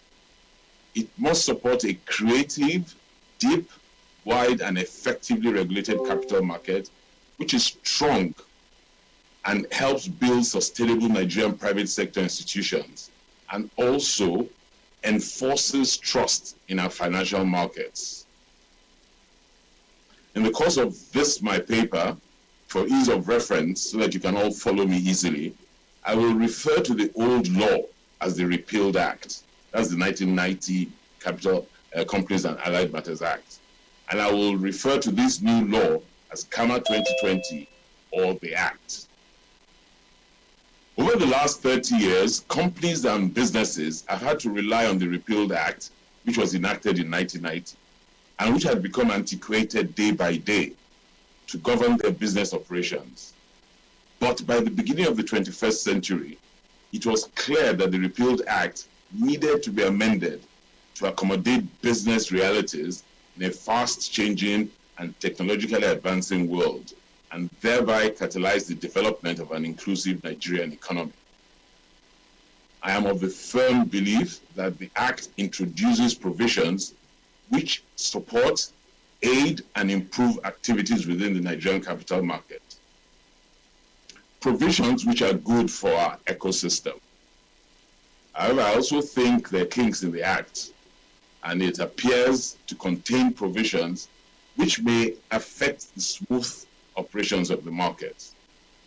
But let me start by discussing provisions in the Act, which in the short, medium, and long term will be good for our markets.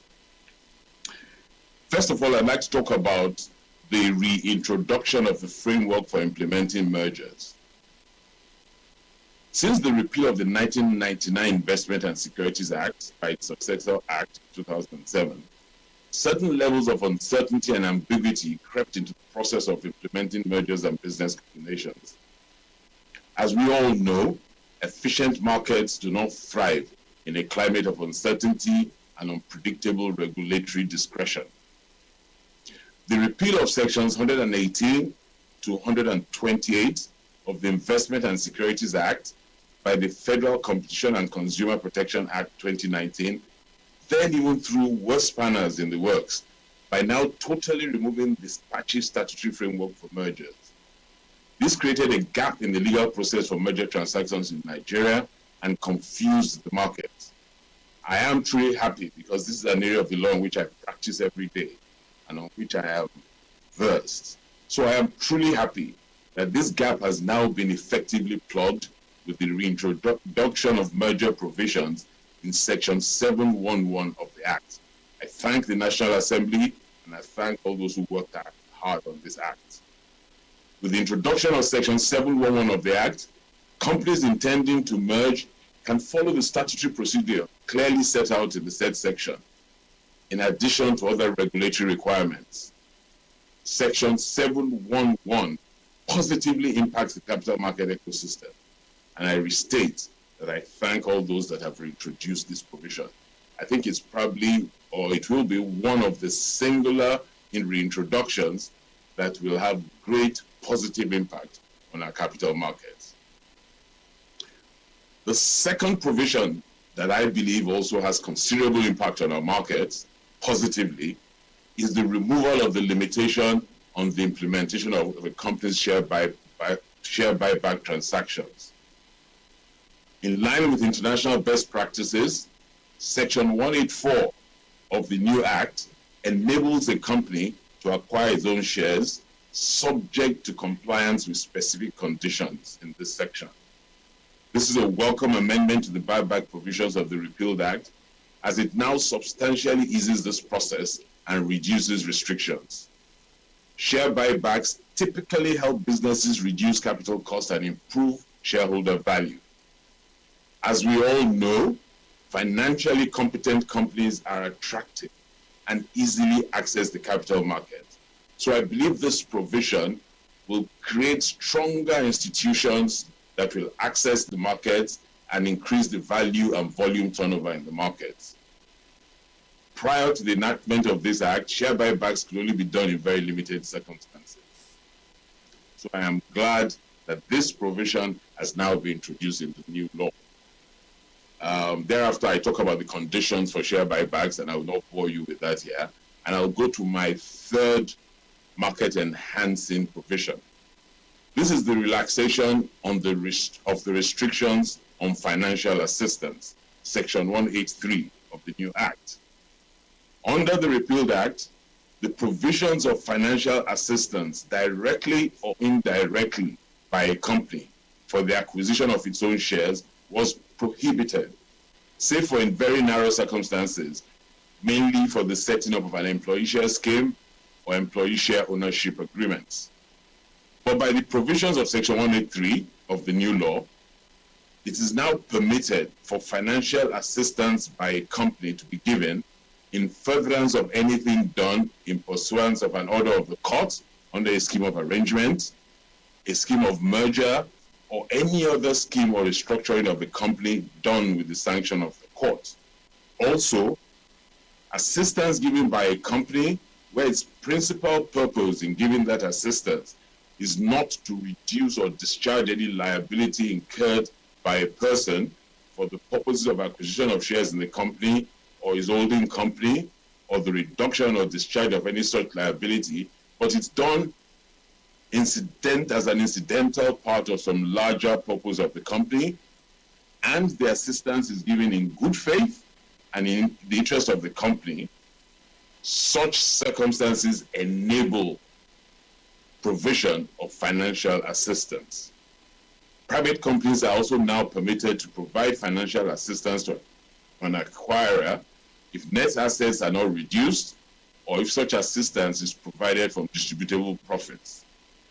And there must be a resolution of the company, and the directors of the company involved should also give statutory declaration in specified form. I am of the firm belief that this financial assistance provision is a welcome amendment to the provisions of this Act. It will enable more transactions on the market and will especially encourage debt push-down mergers and also encourage value-adding acquisition transactions. So I also think that this is a well-thought-through introduction into the new law, and it will provide substantial transaction volumes and deepening of our capital markets. I also want to talk very quickly about the improved corporate governance provisions for public companies particularly, and for all companies generally. We all know, as practitioners of capital markets, that the greatest and most effective drivers of a virile, deep, and efficient capital market is the preponderance of well-governed and effectively regulated issuers in the market. Well-governed entities with strong visionary and knowledgeable boards and efficient and transparent management always attract capital and can easily raise money on the market for their long-term investments and capital formulation. The Act makes specific provisions which in the medium to long term will enhance and improve corporate governance in public companies. These well-governed companies will easily attract capital and will always engage in market-deepening transactions on the market. So I am truly glad that these provisions to increase governance of companies have been included in the new law. And I'll just very quickly run through the provisions without talking very much about them because they're self-evident, but my paper specifies details on them. The restriction on multiple directorships in public companies. I, from experience, know, and it's quite clear, that if you're over-directed, you cannot be an efficient director. Inefficient directors do not enable proper governance of companies. So I think it's a welcome provision that any one person should not sit on the board of 5 companies. I think that for you to sit on the board of more than a certain number of companies and be effective takes immense discipline and hard work. So I welcome this provision in the law. And this is in line with what the Code of Corporate Governance has already prescribed. The code had also prescribed that persons would not sit on the boards of competing companies, which also is efficient and effective for good governance of companies. There's also this disclosure of substantial interest by Section 120 of the new law. It has reduced the threshold for reporting from 10% to 5%. I think this is also a good provision because it ensures that there's enhanced transparency and it reduces asset shielding. And it enables both the regulators and the company to know what it's up against at each point in time. Disclosure by directors of their interest in contracts. And I'm very, very particular about this. And I'd like to salute those who drafted our new law. The inclusion of this provision enables and reduces what I call corruptive and smart practices on the boards and in companies. Before this law, if a director was going to be interested in a contract or in a transaction in his company, all he had to do was mention it when he first thinks he has the opportunity to. Now, under our law, if you are thinking about it, you must notify the company in writing. I think this enables proper disclosure, effective management, and reduces shady deals in companies. So I welcome this provision. and it will enhance the governance and effective governance of companies.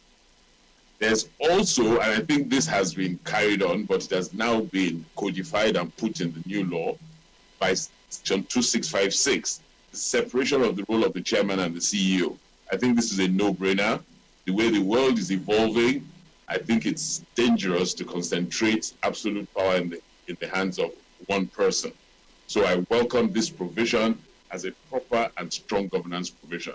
As I said earlier, these provisions will enhance the governance of our corporates, and it will ensure that they are made attractive to enter the market with little issues or problems.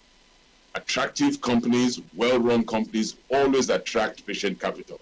Patient capital helps evolve, helps develop, and helps strengthen the economy of any nation, either through the public or private sector. So again, I thank those who have enacted this law for these provisions that have enhanced governance. I also very quickly want to talk about certain provisions that I think are interesting, and I think that they've come at the appropriate time because we were a bit behind all other international jurisdictions in this issue. By the issues of netting and the issue of bankruptcy remoteness. By Section 718 of the Act, the concept of netting is introduced. This involves the offsetting or reducing of exposure or obligations by combining two or more obligations to achieve a reduced net obligation. In addition, Section 721 clearly specifies that the provisions of a netting agreement are enforceable and remain enforceable against an insolvent party, a guarantor, or any other person who provided security for a party in a netting agreement. The immense benefits of these provisions of the Act include the reduction of settlement, liquidity, or credit risks, the creation and de-risking of derivatives and swaps, and other over-the-counter transactions. And when Mr. Jomale talks to you later, I'm sure he'll talk in a lot more detail about this benefit. And swaps and other over-the-counter transactions and instruments by providing clear legal and credit protection for these transactions. These provisions are highly commended, creative, forward-looking, and in line with the evolution of derivative and swap transactions, and will definitely deepen and enhance our markets. The bankruptcy remoteness provisions, as contained in sections 443 to 537 of the Act, enables companies in financial difficulties, which if differently managed can trade out of these difficulties, or such companies that have strong underlying assets, rather than being liquidated or wound up, as is often the case today, to be placed under an administrator for rescue and management purposes. So sometimes, and I don't want to name names, certain companies that have gone belly up, liquidated, or rendered insolvent could have been saved. In the recent past, I know of 3 such companies, and I was involved in efforts in trying to save these companies. But the laws we had at the time did not support this process. If we had these administrative provisions at that time, such value-enhancing companies would have been saved. The revival of such companies, especially those that are public companies or that are large private companies, sustains their ability to continue participating effectively in market transactions. It preserves their assets, it preserves capital, and it saves jobs. In a public statement by the FMDQ, it admitted that these provisions, the provision of bankruptcy remoteness and the provision of netting, that these provisions enable and are game-changing provisions which cure critical legal deficiencies that hitherto affected the development of the markets, with the netting provisions addressing the credit risk challenges, operational and legal bottlenecks of gross settlement for spot and derivative transactions, and the bankruptcy remoteness provisions tackling the uncertainty around the finality of settled transactions while securely ring-fencing collateral placed in the execution of financial contracts. So I'm quite clear in my mind that the development of our derivatives, swaps, instruments, collateral, asset-backed financing transactions will be enhanced by these provisions. And this will be a good development for our capital market, and we enable the creation of different sexy and sophisticated instruments on the market. So I welcome this amendment and this provision. I also very quickly want to talk about some long-term positively implicating provisions. The simplification of the process of the incorporation of private companies ensures that many more people in the informal sector can now jump into the formal sector. There are certain number of provisions that now enable easier incorporation of private companies and cheaper incorporation of private companies, and I list them out in my paper. These provisions have immense long-term benefits for the market. Many more sole owners and entrepreneurs are now able to properly structure their business vehicles from the onset. And the problems that a lot of Nigerian entrepreneurs have at the beginning will be removed, because most of them, the greatest fear they have is dilution at the beginning, somebody else jumping into their company before their company is strong. So hopefully, a high percentage of such entities will grow and survive to the point where when they seek to scale or attract investment, they will enter the capital market and all require the services of capital market operators. So I think in the long term, this is a very welcome provision and makes life easier for those of our brothers and sisters in the informal sector. In addition, the relaxation of compliance requirements for small companies also ensures that they reduce their operating costs. And I've listed some of those provisions for the relaxation of compliance requirements. And like, as I said, Bob, it is clear that these provisions will enable the survival of a number of small companies. By virtue of Section 394 of CAMA 2020, a company qualifies as a small company in relation to the financial year if the qualifying conditions specified in that section are met, and I've listed those qualifying conditions.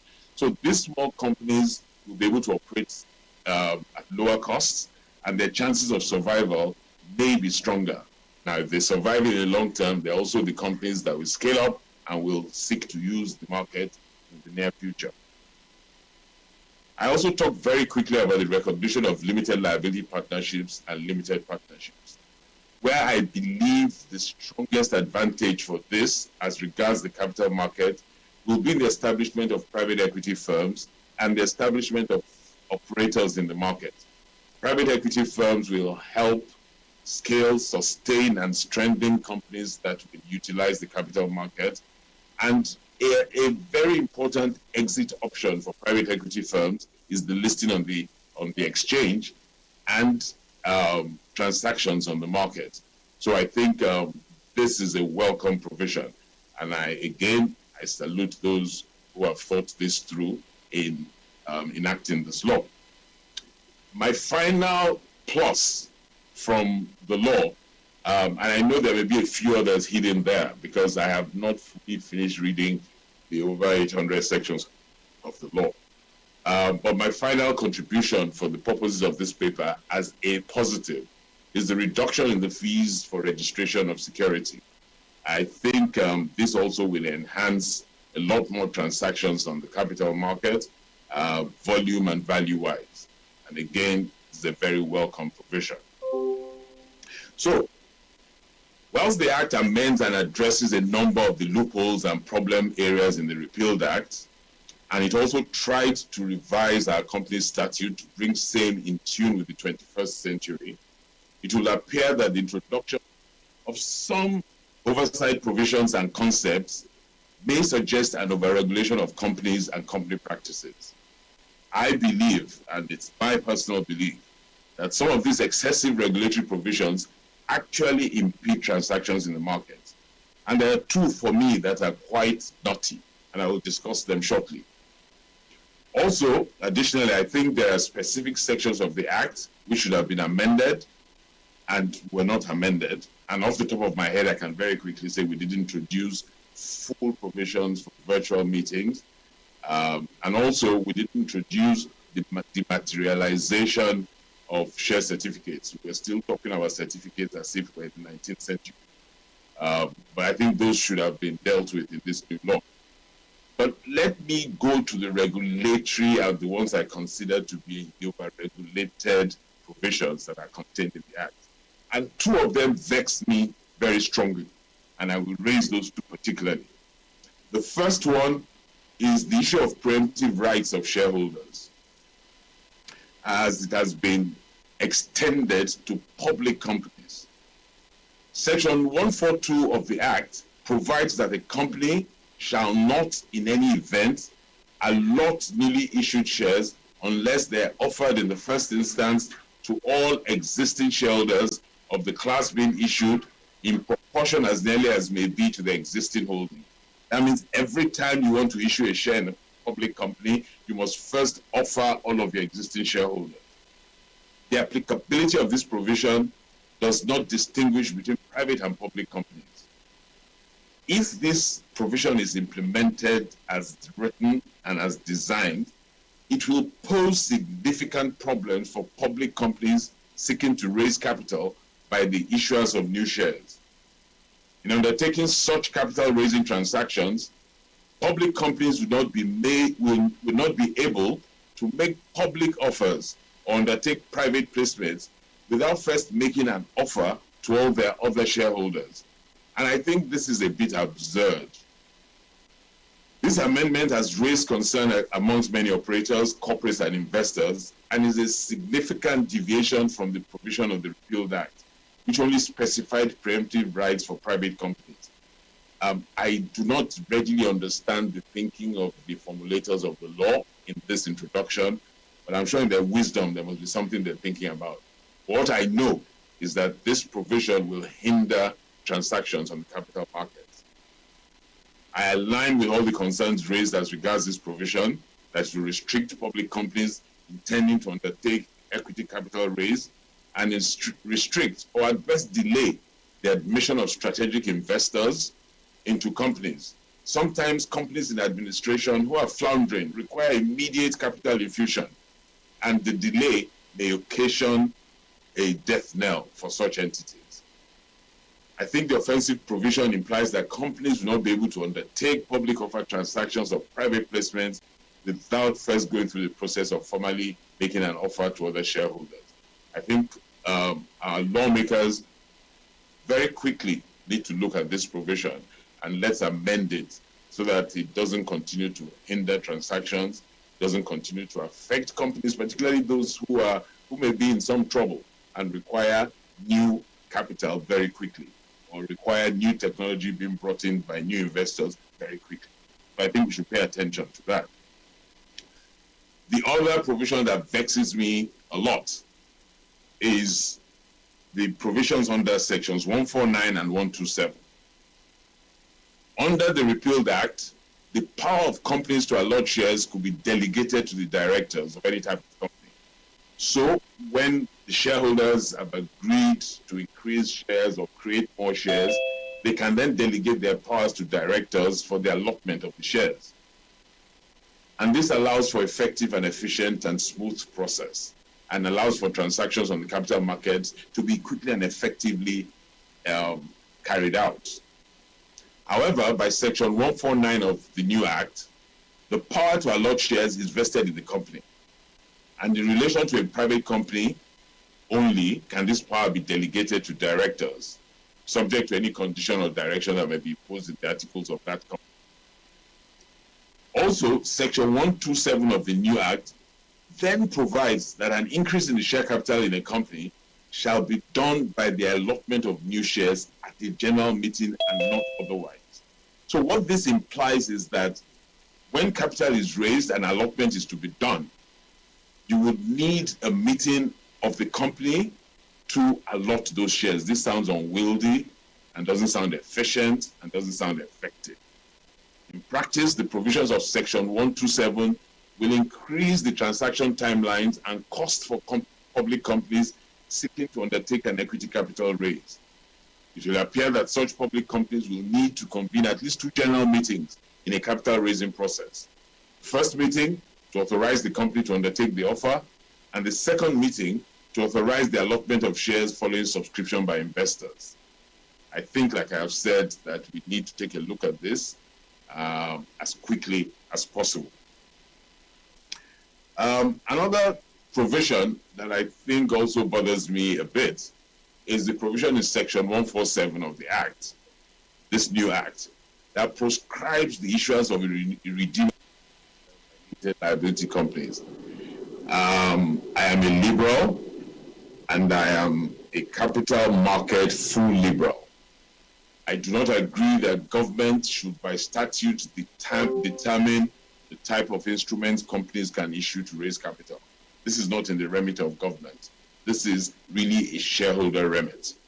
The market should be expanding the types of instruments available to companies and the type of instruments that are accessed on the market and the type of instruments that will help us build a strong, virile, and wide and deep market. The appropriateness of financial instrument redemption should also only be reserved for the shareholders of the company once they've done everything in accordance with the provision of the law.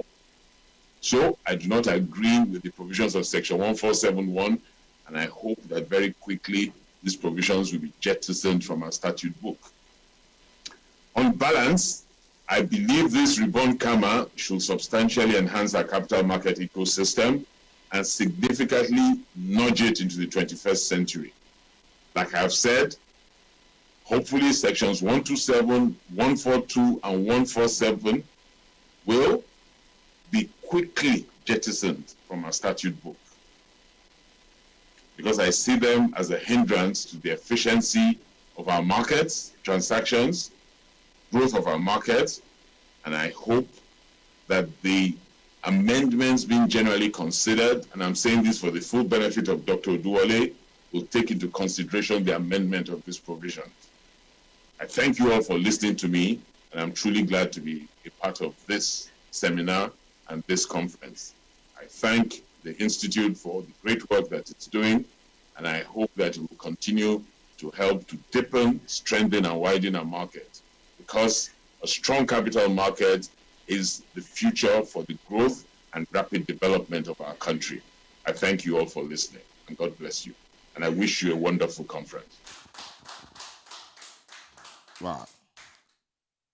Thank you very, very much for that very comprehensive and expository keynote speech. You've really pointed out a lot of things, and please, wherever you are, I'd like you to please appreciate the person of Mr. Asu Ighodalo, the co-founder of Banwo and Ighodalo, and also chairman Sterling Bank PLC. Thank you very much, sir. I'm sure you remain on standby for the panel session that will commence right now. And of course, it is my pleasure to hand over at this point to the moderator of the first session for the 24th Annual Stockbrokers Conference of the Chartered Institute of Stockbrokers, Nigeria. Ladies and gentlemen, please, wherever you are in the world, wherever you are, where you've joined in this conference, please let us welcome the CEO of Frontier Africa, the moderator of this session, Mr. Boasin Omafai.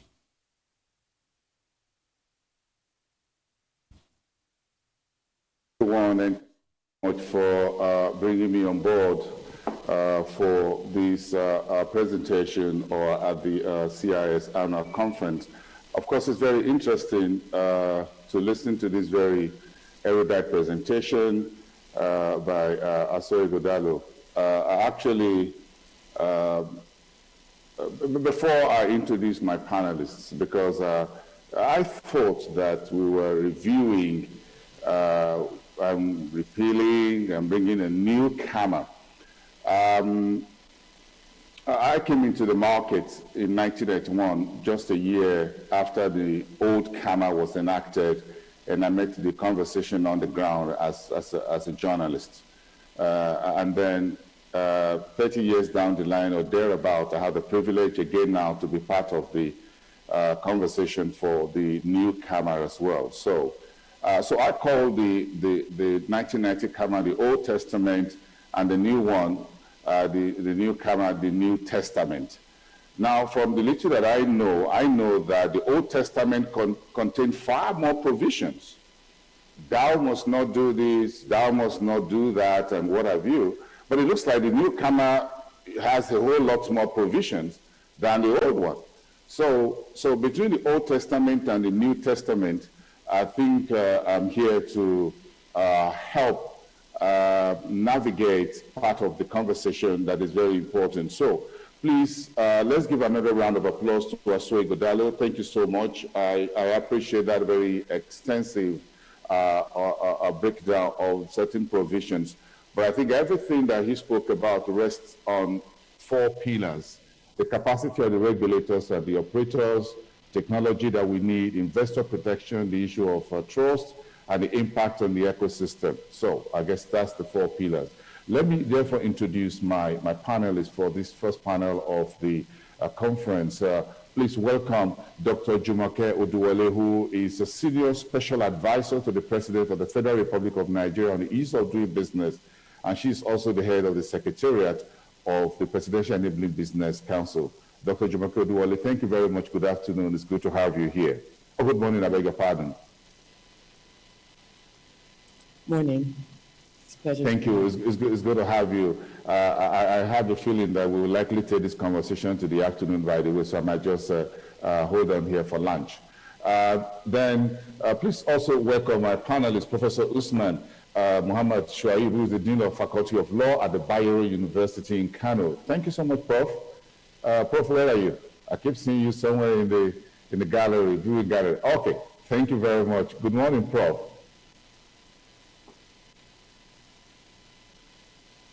Thank you very much, sir, and thank you for having me, CIS.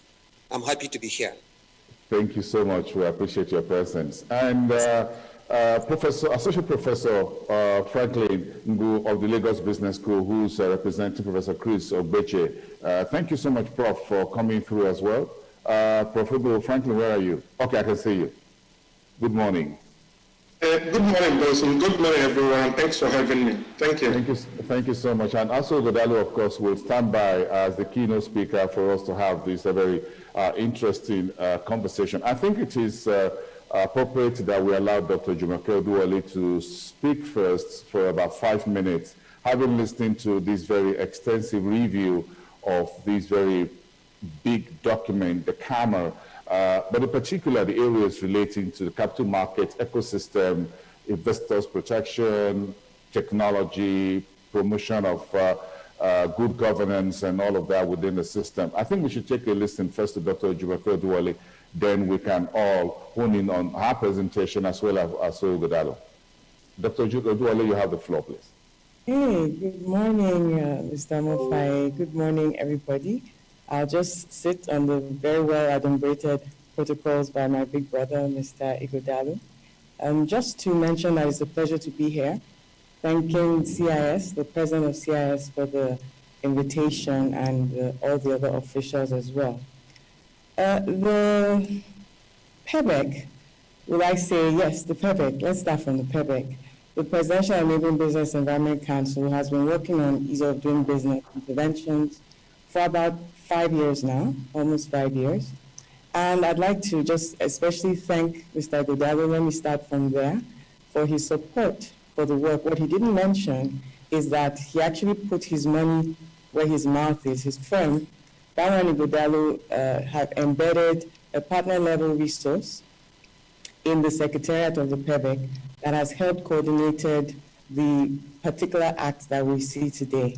So the CAMA 2020, the new act, as we know, was 30 years coming. The work that went into it started even before this administration, as far back as 2013. But let's say by 2016, the Nigerian Bar Association's section of business law had started working with the Corporate Affairs Commission before the PEBEC Secretariat came into it. So what we see today is the product of a lot of collaboration. I would say that several stakeholders from Section of Business Law of Nigerian Bar Association, from the NESG, which Mr. Godalo wears another cap in that regard as well. The National Assembly has a business environment roundtable. A lot of businesses and lawyers donated their time. We had Ozofu from Udo Doma and Bello Sage chairing the technical committee. We had FMDQ, capital market operators were not left behind. And what we see is a situation where collaboration truly works. And that's where I'd like to start from. Thanking the 8th National Assembly and the 9th National Assembly for making sure that CAMA 2020 became a reality. On the government side, of course, our housekeeping, CAC in the vanguard and the forefront of this, but we had Ministry of Justice and, of course, the Securities and Exchange Commission. So when we all put our heads together, this is what we're able to do, and we're not done yet. Just to point out that we're already working on amendments. We've already been having discussions with stakeholders. We have an omnibus bill. The deadline is passed, but if anybody wants to make a submission, I can make an exemption for CIS because I didn't write to you specifically. So if there are provisions that stockbrokers would like amended, please send a written submission to the Secretariat. We sent out a call for submissions extensively. Now CAMA has a wide gambit, so I'm going to focus mainly on provisions that should be of interest to you. Mr. Ighodalo has done us a great service by going so deep into the enactment, and I know that my other panelists are very erudite scholars in the House, and I'm glad to be on a panel with you. We'll also go on to do a much further exposition on the provisions of the law. I think for the capital markets, you fought for it, you got it. The netting provisions, let's start from there. Raising capital and transfer of shares, it promotes more legal and credit protection for such transactions. I'll go quite quickly in the interest of time, but you know better than me, you fought for the netting provisions to make sure that you can catch up with the rest of the world in debt derivatives and deepening our capital markets. I hope I mentioned the stock exchange because the stock exchange also was very pivotal in working on CAMA 2020, and I didn't want Otuba to get upset with me because they really were there. They actually got an award from the PEBEC for the work that they did, which Oscar was in Abuja to collect last year. Now, electronic innovations are another place that I would like to mention very quickly. This ability to now transfer share forms electronically and make sure that notices can be sent in electronically, documentation, annual returns can be sent in electronically, really reducing the burden, particularly for larger public companies that have copious amounts of documentations and numbers of shareholders. So CAC also went proactively to give regulations for virtual meetings, even though, I mean, we were sort of ahead of the curve. Nobody could have anticipated COVID, but because the CAMA itself, the CAMA 2020 already was going virtual, it was easy for the Corporate Affairs Commission to give out regulations, and we will take it on board, the iteration. I'd like to say, let me just plug it in now, that the federal government of Nigeria is a reforming government working very closely with the National Assembly. We also have the Finance Bill of 2019 where we put in several reforms for ease of doing business. And again, we're currently working on Finance Bill 2020. So it's going to be an annual review, both on revenue and fiscal policy sides, and also on ease of doing business, other economic, and there are other avenues to plug in your reforms. So we're not going to be waiting 20, 30 years to overhaul our legislations. Like the rest of the world, it's usually annual or at the most 18 to 24 months. Another big one for companies, public companies in particular, would be the financial assistance now being lawful, encouraging companies to raise capital in a number of different ways that just makes the investment more attractive and more cost efficient. So companies can plan more effectively, they can take on a loan to buy their shares, they can maneuver in ways that were hitherto more rigid and prohibited. So that makes it such that companies can acquire their own shares, and that speaks again to capital raising and the capital markets, different opportunities to make sure that things can go. Also speaking about share buybacks, that's also similar, reduces cost of capital and enhances shareholder value. The CAMA 2020 also contains provisions applicable to a scheme or contract involving transfer of shares in a company We're not talking about takeover bids under the ISA, but apart from that, there are more novel opportunities for companies to maneuver, especially in these challenging times. Having talked about those, I would now like to just highlight a bit. Mr. Godalo already did, but corporate governance. That's one thing that the CAMA 2020 is quite strong on, and he's flagged several of provisions in that regard. Transparency provisions on beneficial ownership thresholds, so we can sort of lift the veil and know who exactly is truly controlling this company or the other. Independent directors in the company, we've got some feedback about those provisions already that are being looked into, but there you have it, more robust provisions on independent directors. Multiple directorships, he went into that. Separation of the role, just catching up with Nigeria's corporate governance code and making sure that the legislation matches the code, so it's now no longer optional or best practice, it is actually the law. He's already talked about business rescue provisions. BRIPAN, stakeholders fought very hard for business rescue provisions in Nigeria, and as Mr. Godalo already mentioned, there are a number of companies that we could have saved and can still save, and now the law has given that opportunity for respite. So I think I'll stop there before Mr. Amofai stops me, but of course I'm here to take any questions. But my main point to everybody in CIS, as you celebrate your 24th annual conference, is that collaboration really does work.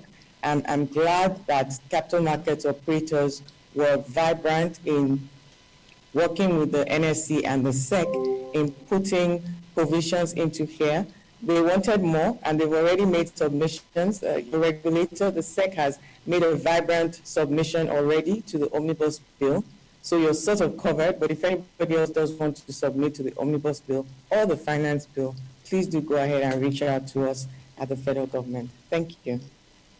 Thank you so much, Dr. Jumoke Oduwole. Thank you. We appreciate that very simple summary of your presentation. Again, the entire CAMA for the capital market rests on three pillars for me: market deepening, transparency and corporate governance, and investor protection. And I think on these three pillars, we can all have further discussions if we're deepening the markets in every way possible, whether we're releasing new shares or we're bringing new companies via easy registration, via the CAC and all of that on board. That is one pillar. How do we bring in new products and all deepen the market in terms of technology, whatever we're using? Then under the transparency and corporate governance, how do we ensure that issuers and everyone operates the role of the SEC and the securities trading platform in ensuring that everyone behaves at the role of the board, as well as the judicial system, the SEC, the Investors and Securities, Investment and Securities Tribunal, under the transparency, then investor protection also are flowing to that. So I think basically we have our job cut out here. What will interest the market participant first and foremost is how do we deepen the market? And that is one major big pillar out of the three. But while we are doing the same to ensure that everyone is protected and there's transparency in how we get them done. So I'd like the erudite scholar from the Bayo University, the Faculty of Law, the Dean, Professor Usman Shuaib, to speak to us first on his thoughts around what you call the corporate governance keep recurring, and it looks like the backbone of this entire CAMA. So whatever we're doing, corporate governance, and corporate governance. Professor, you have about 3 minutes to make your initial comment, please. Thank you. Thank you, Mr. Moderator, and thank you, CSI, for having me. Can I be heard? Am I being heard? Yes, very well, please. Please go ahead. Now, the moderator has already skewed my presentation on the issue of corporate governance, and I would like to say, like our keynote address speaker said, one of the key hallmark of the amendment of Companies and Allied Matters Act 2020 is strengthening the corporate governance component of our capital market operation, actually. You see, right from the beginning, we know in the erstwhile Act, that is a CAMA 1990, there's no limit to the number of boards an individual will sit on. But right from the word go, this new act, the 2020 Act, the KAMA, limits the number of the boards that an individual can sit in order to promote efficiency and, of course, to prevent conflict of interest. And it was limited to 5. If we look at Section 265, subsection 6, it also, that particular section, limitation to the 5 is provided. Then Section 265, subsection 6, Mr. Chairman, curtail the power of a company to appoint its chairman as the chief executive officer. And this provide a kind of separation of power within the private sector, because when you fuse the powers together, a lot of sharp practices can take place, and this is sought to be curbed. And this is another aspect that we can say is very positive development as far as the 2020 Act has brought about our capital market operation. And therefore, it's a kind of welcome development as far as we are concerned in the academia.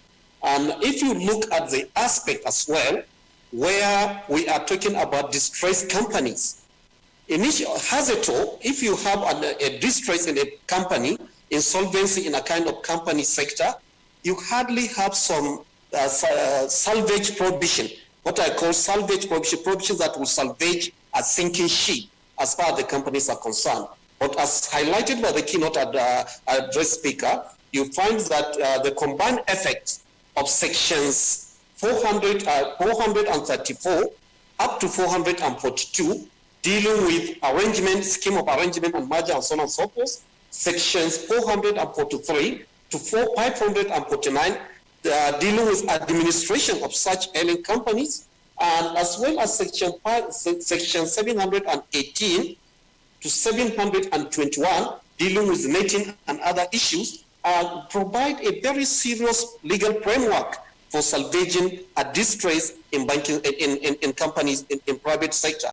So this is having a very positive implication as far as we are concerned in the operation of the capital market operation, because it salvages a number of things that would ordinarily go down the bridge, but you have this kind of provision now that the company can use as a salvage mechanism in order to salvage an ailing company.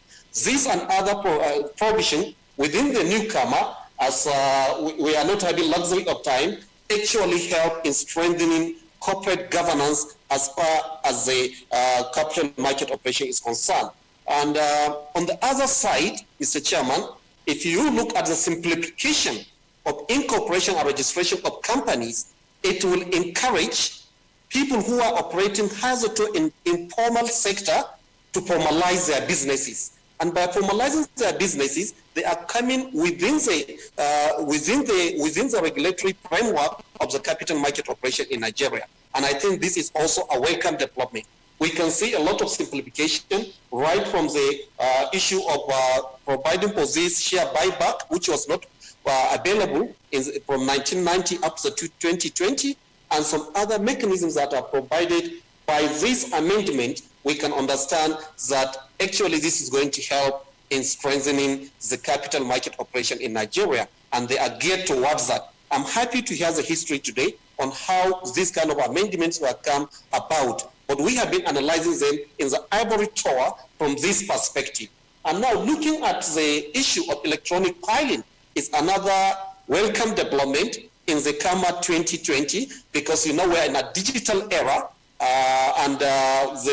happily enough, Corporate Affairs Commission is digitizing its operation now. It's being automated, and you can easily make all your filings online, and this also facilitates the incorporation of businesses and, of course, registration of charges and other derivatives as far as the company operation is concerned. And these are also welcome developments. They are all combined to help the operation of capital market in Nigeria. And I think on the balance, except for some few sections that the keynote address speaker really hits the nail right on the head, we can say the KAMA 2020 is there to enhance and to have a positive implication in capital market operation in Nigeria. With this few words, Mr. Chairman, I know we don't have luxury of time. I'll stop here until some other issues are raised. Thank you very much. Thank you so much. Thank you so much, Professor Usman Shoaib. Thank you so much for your presentation and your thoughts around those about 4 or 5 areas. When we speak about corporate governance, whether it relates to foreign direct investment in ensuring that things are done properly, contracts are respected, easy exit, easy entry, easy exit, everyone is protected by law. And then we talk about foreign, corporate governance in terms of investor protection, both for issuers in the market and those who are market participants, in particular those who are involved in issuing market instruments and those who trade them and all of that, all the parties involved in the value chain. I think this is quite a very deep one, the pipeline that ensures that the market is fluid, is clean, and deepen at the same time, ensuring that what you see is what you get, and there are no underhanded deals. So let me ask Associate Professor Franklin Ngwu of the Lagos Business School to bring a bit of a private sector perspective into this conversation. I'm sure corporate governance is also very dear to your heart.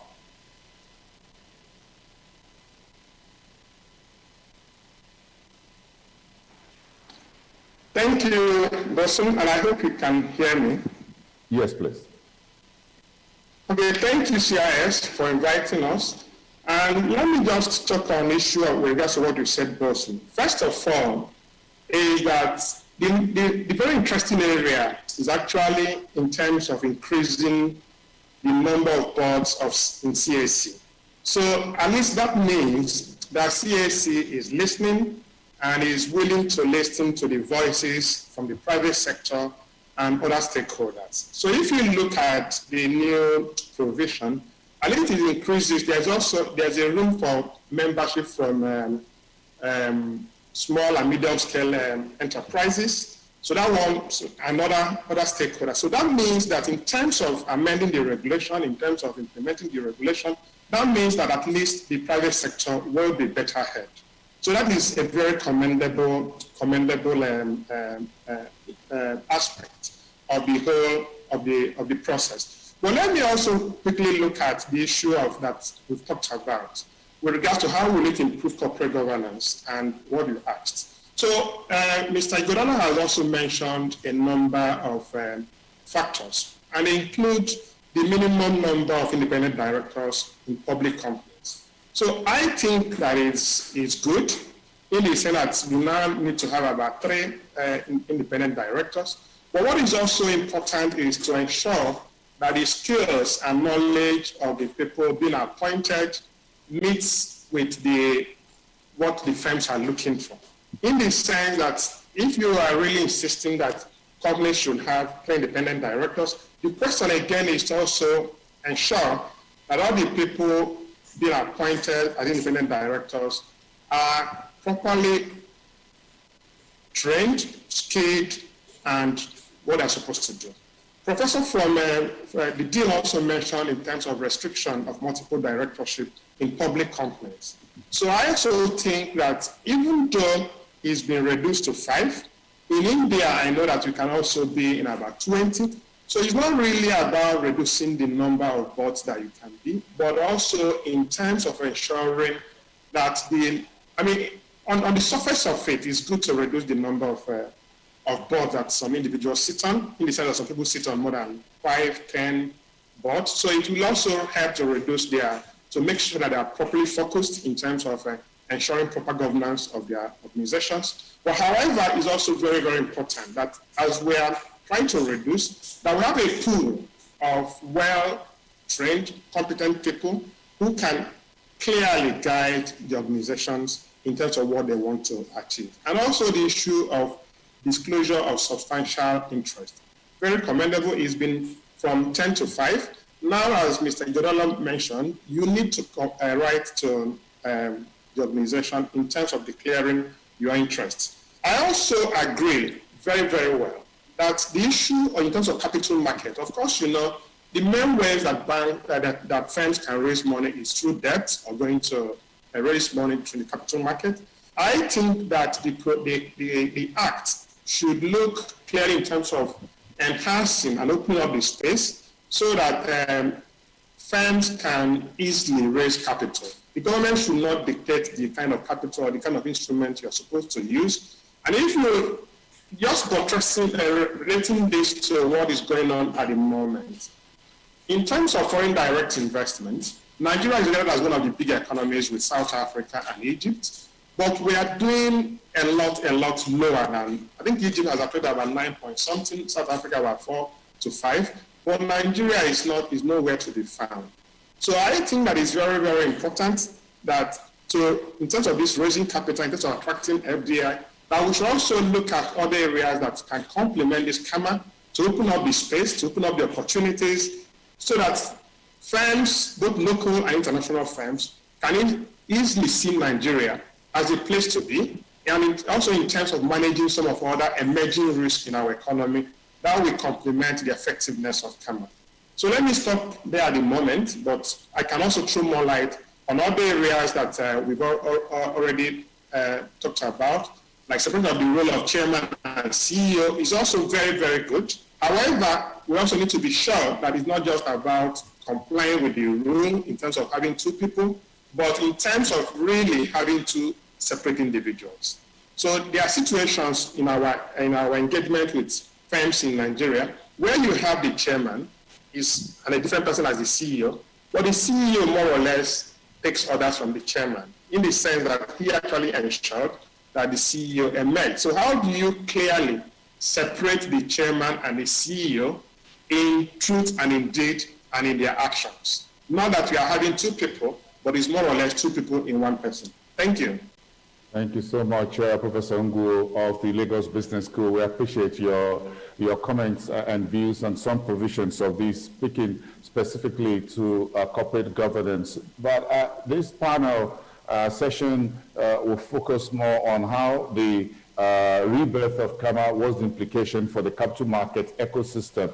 So I want to ask just one question very quickly of Dr. Oduwole. I'll ask a question of Ighodalo as well. But while I am doing that for just about 1 or 2 minutes, I would want participants, more than 200, almost 250 participants, to please send in their questions for the panelists and for the keynote speaker, including Dr. Oduwole. Please send it to the chat room. We're waiting to hear from you so that we can take your questions on board. And within the allotted time for this panel, we will be able to cover that. One question I want to ask very quickly of Dr. Jumoke Oduwole is that, yes, we can have a well-crafted CAMA, and we're likely going to get it at the end of the day. But I am always worried about the implementation. What is the horizon that the government is looking at in terms of the latest CAMA? What are the processes? How do you think the law will be implemented? I'm sure you have some views on that while you are crafting it together and working at that end. Dr. Oduwole, please. Thank you. The short answer is that the Registrar General of the Corporate Affairs Commission will be leading the implementation efforts.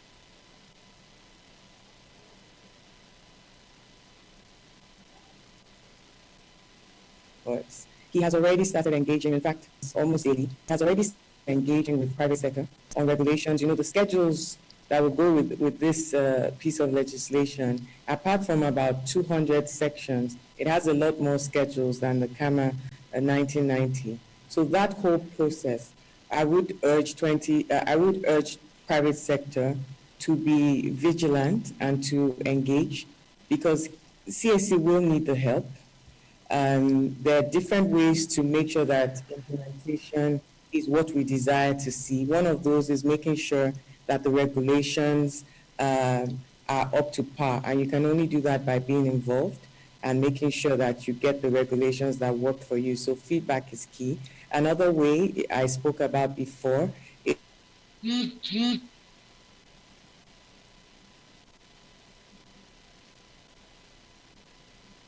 okay, I guess we momentarily lost the SSA to the president on enabling business. Us all going. Hello? Yes, thank you. Please go ahead. We lost you for momentarily. Someone's trying to call me, so it keeps going on and off. I'm trying to decline. So I was just saying that the first way is for private sector to engage with the CAC to make sure that regulations are fit for purpose by giving feedback and being active on the committees. The second way is for all of us to go back to the National Assembly to ask for amendments to continue to make the legislations better. And the last way, of course, which is the last resort, is for whoever is so aggrieved to head to the courts. So that's why we're a federation. There are always options open for implementation, but we've seen that collaboration and the nicer approach of working together works. So I'll stop here. Thank you. I like that. I like that. Nicer approach of working together. Mr. Godalo, this is a very interesting point. I'm interested because this is a CIS conference about market deepening. So when you talk about market deepening, more products, less costs of doing business within our marketplace, more instruments, more operators, more companies, and more issuers. At the end of the day, everyone is the better for it, whether it's the foreign investors or local investors. So in terms of the implementation, this is your baby for those of you in the market. Now, the baby is being born. Nurturing it is where my key concern really is. What are your thoughts on that? Thank you very much. Let me just take a step back. And sometimes when I engage Dr. Duale in conversation, I tell her that the key to a lot of the issues that we need to resolve in Nigeria is for this collaboration between all parties, particularly between operators and regulators. I sincerely think, because Dr. Duale says it has worked in drafting this law, but I think, in answering your question, that if operators and regulators engage more, if we converse, if we discuss, we'll create a strong market that everybody understands each other, everybody cooperates. Sometimes we will disagree, but we'll agree to disagree. And I believe that it's always better, rather than regulators hand over directives, hand over instructions, sometimes behave as if they're stumbling blocks. I think a give and take continuous conversation would help the process. And in coming straight down to your question, if you go back to my paper, the netting provisions and bankruptcy remoteness provisions immediately create numerous avenues for creating new investments. What needs to happen is that in creating a lot of these new investments, our regulators, particularly SEC, must have an open mind and not think that people are trying to game. They must have an open mind, understand the instruments, understand the benefit for the market. That way we deepen and widen the market. There are options. So both for international investors that can see better returns in this environment will look at these instruments. They're familiar with a lot of these instruments, and they will come into our market. I think we honestly need a lot of patient capital. Total revenues plus diaspora remittances cannot in any way develop Nigeria. So we need other people's money. We can only take in other people's money and patient other people's money that will be around for a long time if our environment is a level playing field, if it's fair, if it's just, and if we have certainty in rules and regulations and laws. And this, no matter what we do, capital will flow to where it's best served. Capital will flow to where it's most comfortable. It's a natural thing. It's like a river. So we need to do a lot of work. And again, it's not because Dr. Duale is here. I keep engaging her, and she's done tremendous work over the last 5 years in trying to improve the environment. If we have a good environment, let's take away things that are out of our own control. But this conference and the people on this conference have the ability, working with the regulators, to create a first-class environment. So let's do that. If we create that first-class environment, we'll certainly deepen and widen the market. I have seen on the screen the gurus of the stockbroking, of the stockbrokers. All the gurus are on. The council is on. Working with SEC, working with Dr. Duale, I think we can have a first-class market that brings in patient capital. If we have a first-class market that brings in patient capital, we will be surprised at the rate of development that we see. And other areas that are out of our control will catch up with us. So that's my feeling on this. And I stay on the regulator. There's certain things the regulator should get out of. The regulator, particularly SEC, should stop prescribing the kind of fees we earn. What the regulator should do is prescribe a global transaction fee. Then what the issuer pays who is not the regulator's business.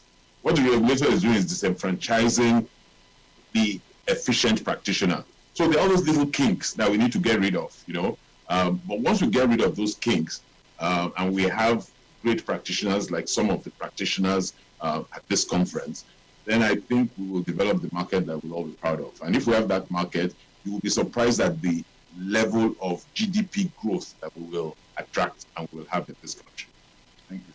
Thank you so much, Osei Godalo. Very brilliant point. Let me quickly throw a question to the Council of the CIS. Of course, gentlemen and ladies, thank you very much for being part of this. This is your annual conference. In terms of, Ali Godalo mentioned this at the opening part of his presentation about technology and capacity. Are there any member of the CIS Council that will want to speak to what do we need as members of the CIS to upscale technology, capacity, human capital, whatever that we need to implement in onboarding CAMA and its various provisions moving forward in terms of market deepening? Is there any member of the council who would like to speak to that very quickly for about a minute or so?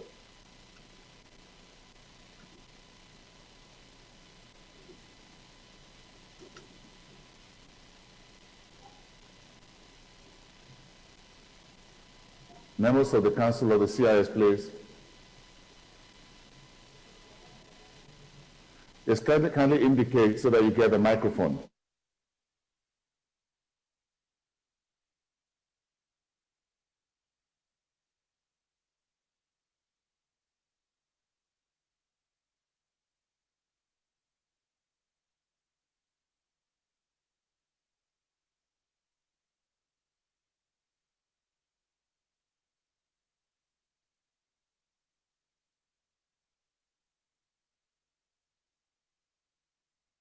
Institute of Stockbrokers. Yes, you will bring out a new enactment. But again, those who will need this to work for them, who will make money and create wealth, make money for their clientele and others, are the market participants. So where is the place of technology and human capital upskill in this conversation, not just about corporate governance?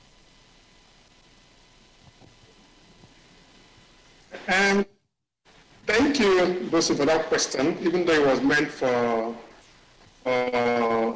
the market participants. But let me say, just to say something about the implementation and then talk about the question you asked me. I think, as I said earlier on, that the board membership of CSC is being increased. So you have a member from small and medium-scale enterprises. We also have a member from Institute of Chartered Secretaries and Administrators of Nigeria as a member. I also think that a body like CIS and other professional associations should actually actively participate in some of these regulatory bodies. That will help in terms of making policies and also in terms of understanding all the requirements, including technological demands of this space. So, but with regards to the question on technology, I think that it is something that this time has come. There is no business that you're doing now that you don't need technology, especially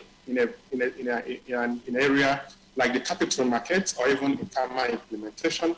So it is given that it is something that they cannot do without.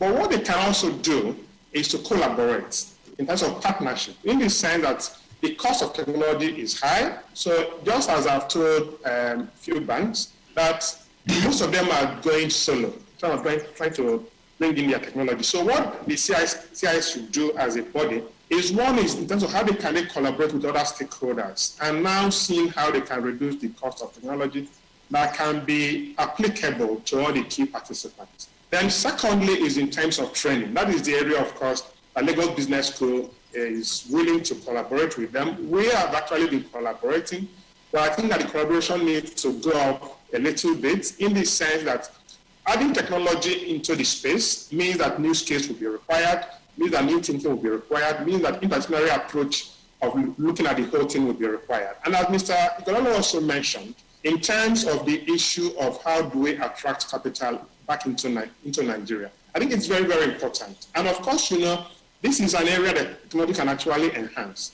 So the question is, in both Nigerians in diaspora, both FDI coming from outside the country, how do we use technology to enhance this issue? Then, how do we also use technology to enhance the regulation and implementation of the policies?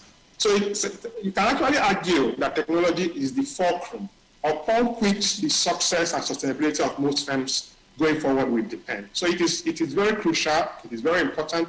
And of course, I think that SEC, they are actually trying in this space in terms of some of the reforms and some of the things that they are doing.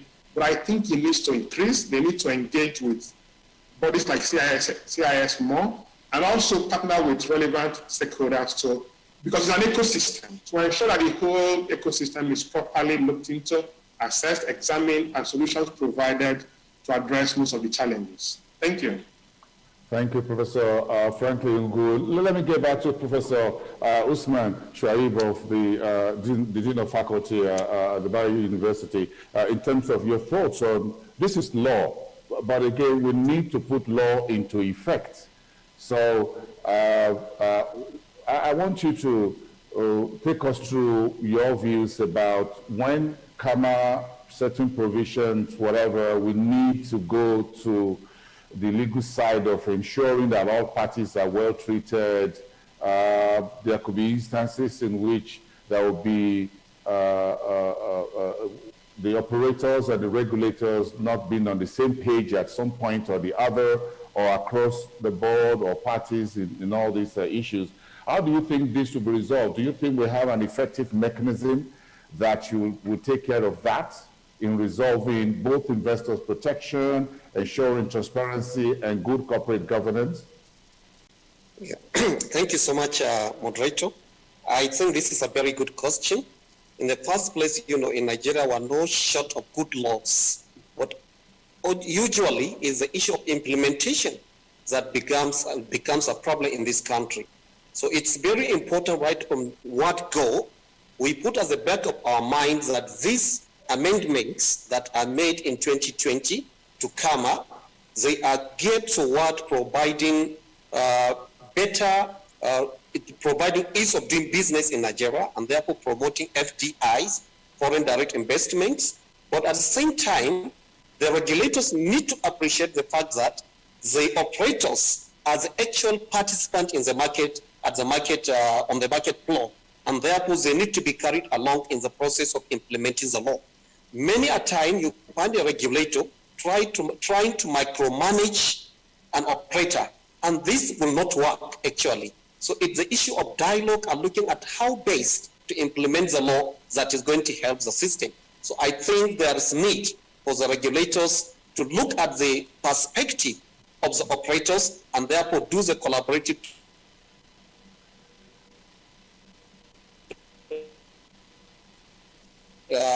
in implementing the law. And I think for the safeguards, the legal framework has provided a series of safeguards. You know, we have the tribunal there, IST, Investment and Security Tribunal, in order to take care of any major dispute among the operators, perhaps including the regulators as well, or among the investors within themselves. So these are some of the safeguards that have been provided right from the previous CAMA, that has been provided by ISA, Investment and Security Act 2007. So look at 2007. So these are some of the safeguards, I think, but some serious issues could be resolved by having a dialogue between the participants and the regulators. This is very important.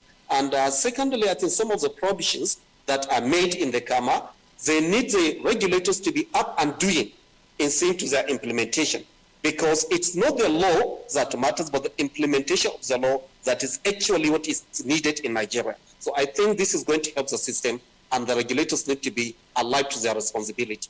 We know in the previous regime, you find that certain provisions were provided in CAMA, and certain sanctions supposed to be taken about some erring operators, or do you find that nothing is being done, maybe because of the volume of the work or whatever it is? But with the expansion of the board and some other issue innovation provided by the amendment, I think some of the we are going to witness some improvement in the ecosystem of the capital market. This is our hope, and we need to see what's going to happen in the subsequent days. Thank you, sir. Professor Shuaibu, thank you so much. Let me take this very quickly to Aso Ighodalo. When you talk about dispute resolution, conflict resolution within the system, CAMA is a piece of legislation, huge, big. It has a whole lot of benefits and all of that. But just as Professor Shuaibu said, we need to implement it. And when conflicts, eyebrows are raised, are you encouraged by the level of dispute resolution mechanisms that are available to the markets, CIS, Chartered Institute of Stockbrokers, with the issuers on the market and everyone, in ensuring that, yes, this CAMA is as good as it gets, and then when this happens, we need to resolve it, that we can quickly get this done in the interest of law and in the interest of the market. Thank you very much. You know, Boss and I said before that I think the easiest and the most effective is a good symbiotic relationship between operators and our regulators. There will always be disputes, you know, in the operator coming to the market on a client's behalf or their own behalf proprietarily. There will always be disputes.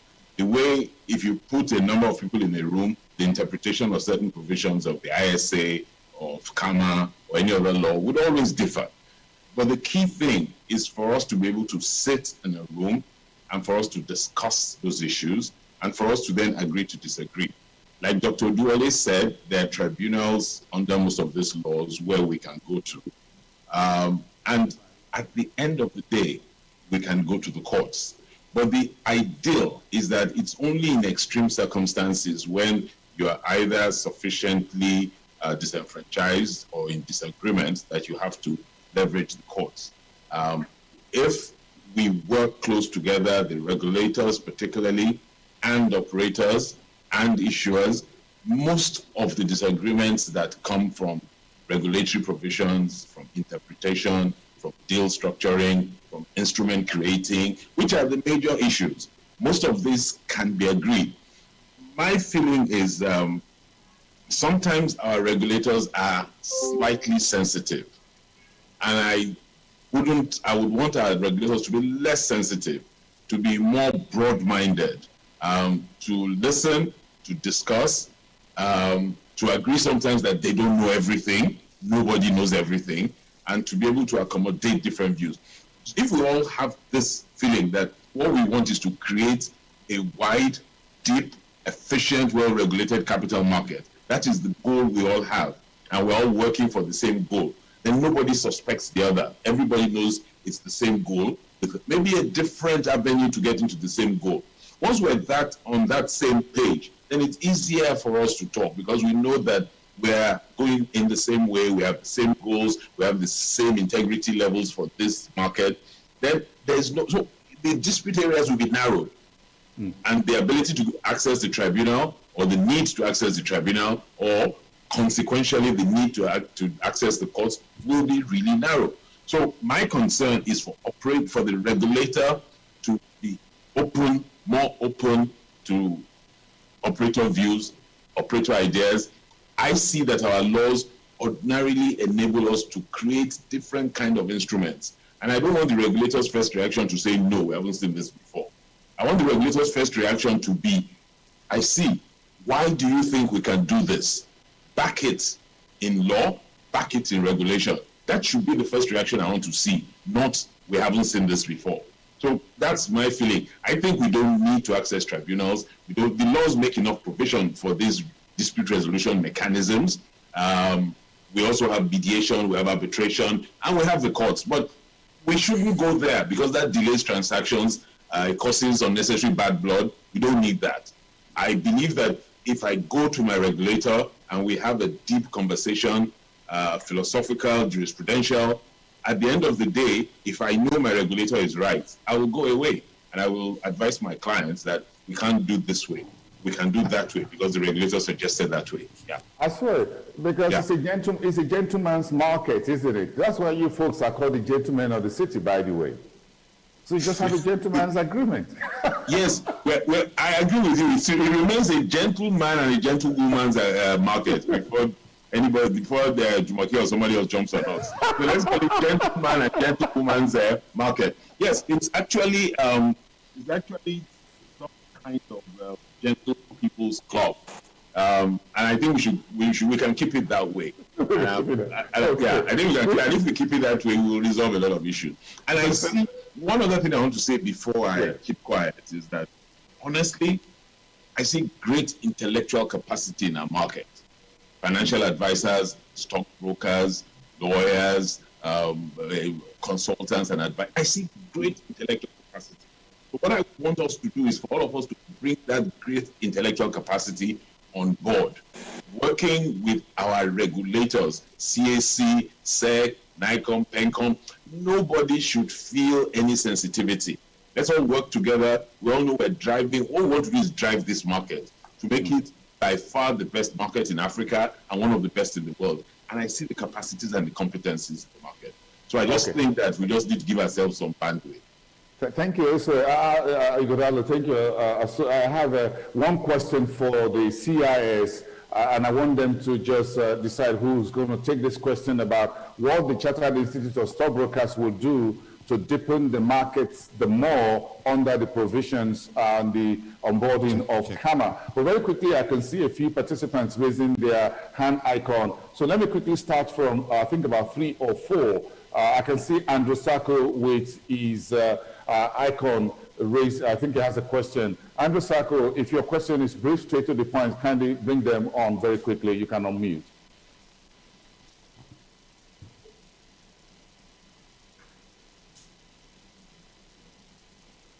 Andrew Sacco?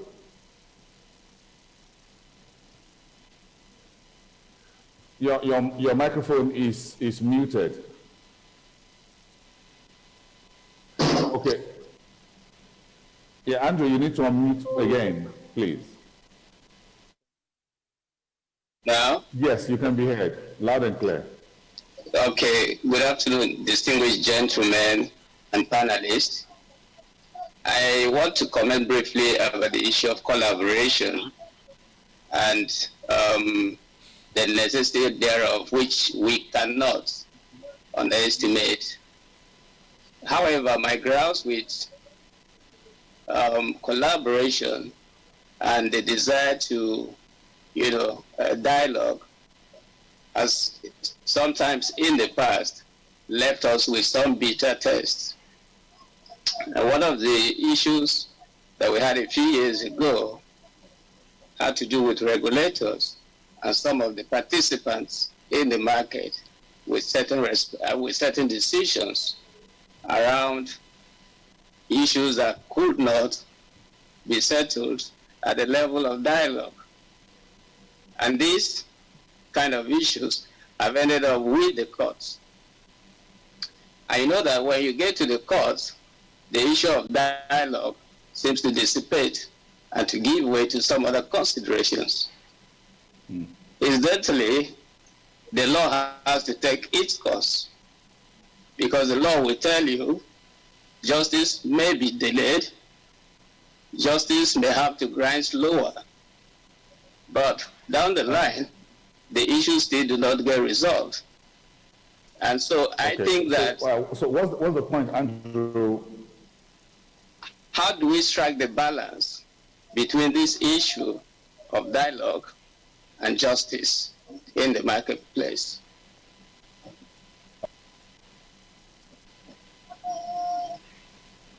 Okay. Thank you so much, Andrew Sacco. Professor Usman Shuaib, I want you to break that down quickly. How do we balance dialogue with what you call justice within the market?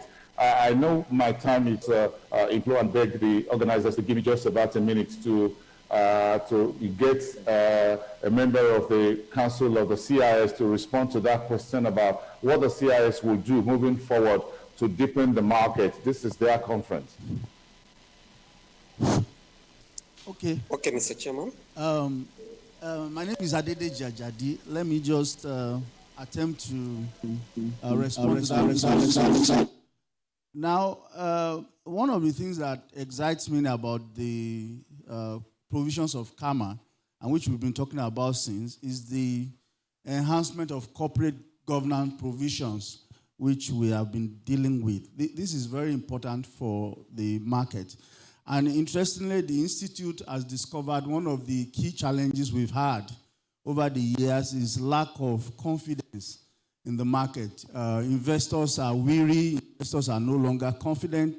And so most of the things we do at the Institute is aimed at enhancing this confidence so that our local investors can come back to the market. A couple of years ago, I went to a couple of states around, especially in the Southwest, on radio programs. And one of the major things people talk about on those programs was they've lost money in the capital market over the years. They are not sure that if they come back again, you know, they will be able, their funds will be protected. So we need to enhance that. We need to ensure that people have confidence to come back to this market.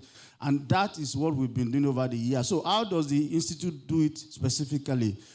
Major one is capacity building. We want to give people the confidence that experts in the market, professionals in the market are qualified to advise them. They are qualified to as professionals. And that's one of the things the Institute has been doing to ensure that, look, quacks are not allowed in this market. Major challenges we've had over the years is because people who are not qualified, people who don't have the knowledge and experience are operating as stockbrokers. They call themselves stockbrokers all around the market, defrauding people, giving them wrong advice. So we have continued to ensure to promote capacity building among our members and in the capital market generally. And so all of this especially, and then also to even give the investors knowledge. What should you invest your money on? Who can advise you? What kind of instruments should you be buying, depending on your level of risk tolerance and all of that? Now, the totality of this will ensure that investors are confident that coming to the capital market, the system protects them, regulations protect them, they are in safe hands. And the Institute continues to do this. And that's part of what we are doing to say, look, one of the things we are doing at the Institute now is a bill that we're talking about to say, look, people who will operate in this market must be qualified, must be well-trained, must be experienced, such that we will instill confidence back into the market. This is important and is a major part of what we do. Beyond that, we also are involved in advocacy. A whole lot of what we have talked about, whether directly or indirectly, the Institute has been deeply involved in supporting legislations, working with the SEC and other regulators to ensure that best practices are promoted in our market. We have been doing this, we'll continue to do this to ensure that we have a vibrant and growing market in our country. Thank you very much. Ajadi of the CIS, thank you so much. We appreciate that. I'll take a final question, then I'm going to allow Professor Shaib to answer the earlier question very quickly. Kazim Awodun, if you're on the if you're on, can you give us just about 30 seconds of your question? I can see Dr. Jumake, Dr. Olajumake Oguni also with a raised icon. Sorry, no raised icon. Sorry, no. Okay, thank you. Kazim Awodun, please.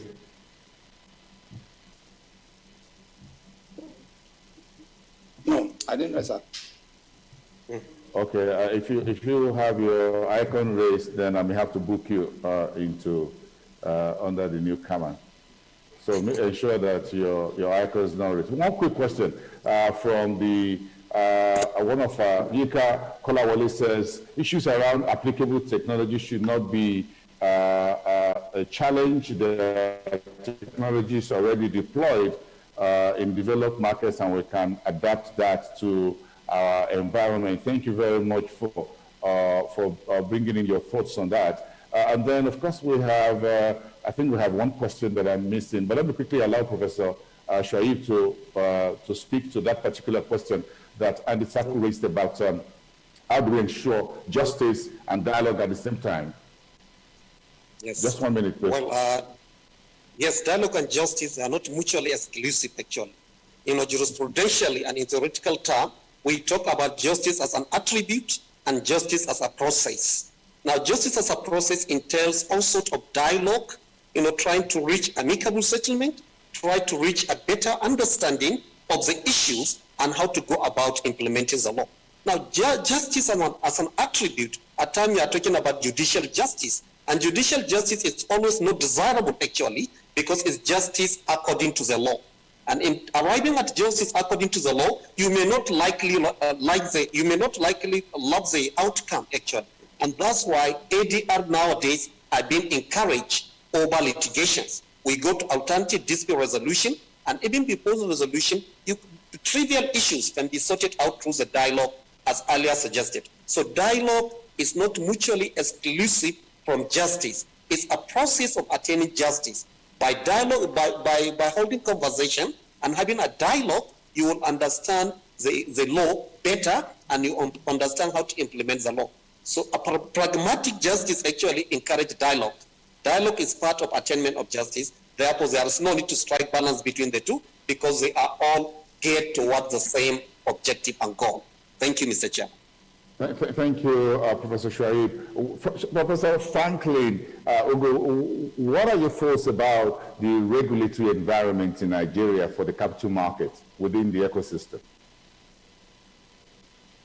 Thank you, Wilson. I think, first of all, even going beyond the capital market, I think that the regulatory environment in Nigeria needs to be better examined and reformed. We think, based on research and experience from other countries, that we have too many regulators in Nigeria, too many. So in the financial market, for example, we have CBN, we have NDIC, PENCOM, NICOM, SEC, a bit of NSC, and all that. So we think, and majorly, if you look at all these regulators, they do two main things. One is prudential regulation, and one is conduct regulation. So we think that based on research, and in terms of even the cost of regulation to a market participant, at this time, and if we want to really be the biggest economy in Africa, and also one of the emerging economies in the world, I think that it is time for us to rethink and say it's time to merge some of these regulators and have mainly prudential regulatory authority and financial conduct authority.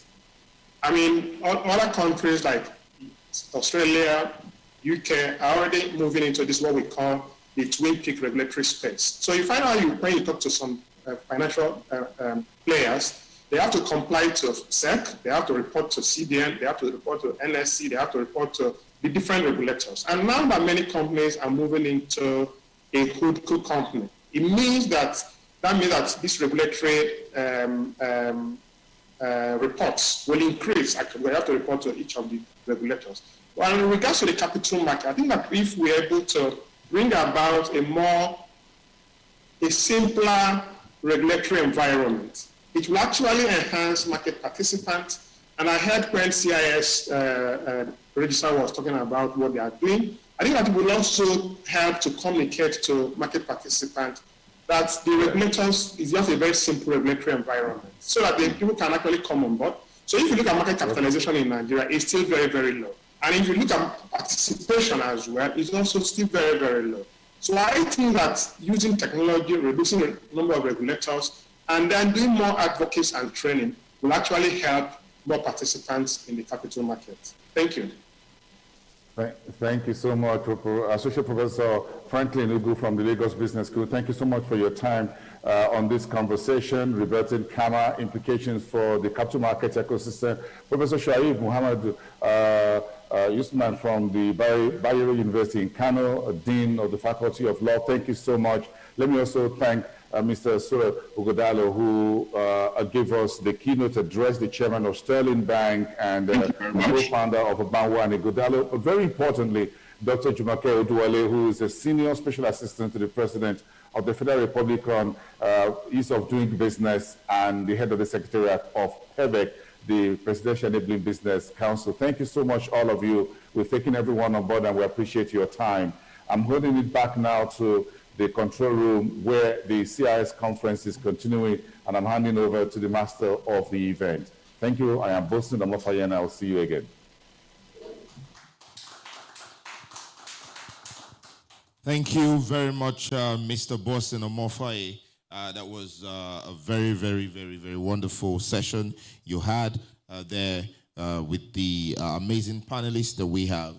You know, over here, I was having a little chat with one of the principal officers here, and the comment was, this is indeed rich, and CIS is truly proud to have been able to harness the wealth of experience, professionalism, and knowledge of everyone who was on that panel. So a special thank you to Mr. Asui Igodalo, the co-founder Banwo and Igodalo, and also Chairman Sterling Bank PLC. Thank you very much for your keynote speech. I would also like to say thank you to Dr. Jumoke Oduwole, the Special Assistant to the President on Ease of Doing Business. And also we appreciate Professor Usman Mohammed Shuaib, the Dean Faculty of Law, Bayero University, Kano. Thank you very much for what you have shared. Thank you very much for your counsel and professionalism in dealing with every question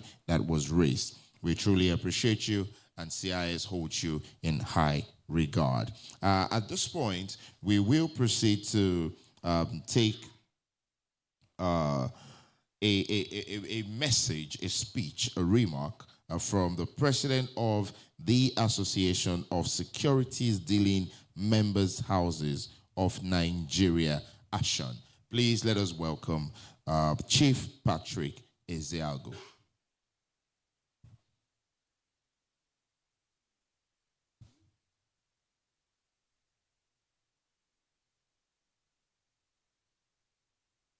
Okay, I think we may be having a little difficulty in getting the President of the Association of Securities Dealing Members Houses of Nigeria. We may be having difficulties in having him on board. Okay, all right. On that note, we would prepare for the second session of the 24th Annual Stockbrokers Conference of the Chartered Institute of Stockbrokers in Nigeria. Oh.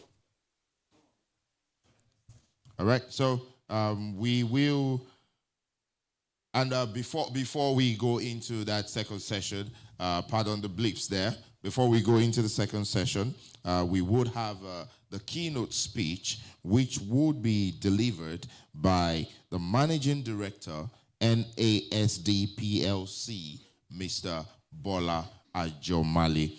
Mr. Bola Ajomale will be delivering the keynote speech for the second session of the day one of the virtual conference of the 24th Annual Stockbrokers Conference of the Chartered Institute of Stockbrokers. Please let us welcome Mr. Bola Ajomale. Everyone, I hope you can hear me well. Could you just confirm that you can hear me properly? We can hear you absolutely well, sir.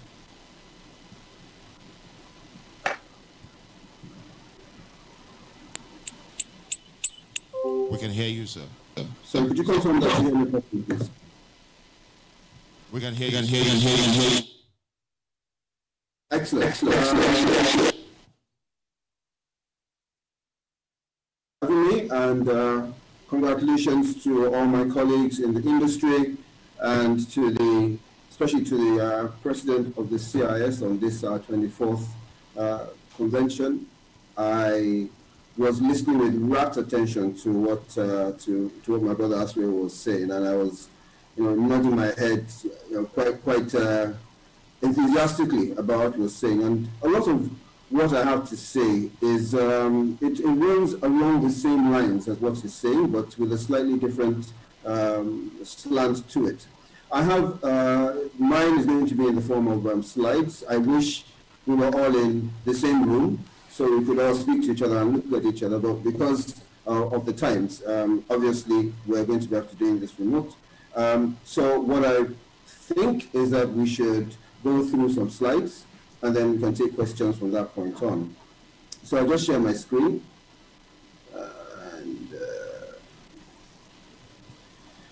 Okay, so I believe you can see my screen.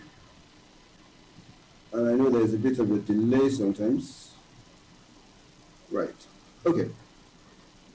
So I'm operating with your screen. Now, I know we want to talk about how do we go about investing in, when traditional means are tapering.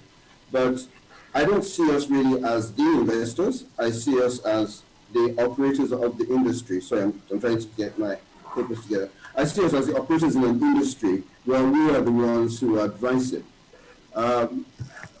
If you're going to go into alternative investments, indeed any investments, you would need to look at the economy first and see where the economy is. So to put it in perspective, I've just taken a very short look at the economy. Again, alternative investments is not restricted to a tapering economy. I believe that really should be any economy should be entertaining its alternative investments industry, and there should be people who are running that industry or pushing that industry as well.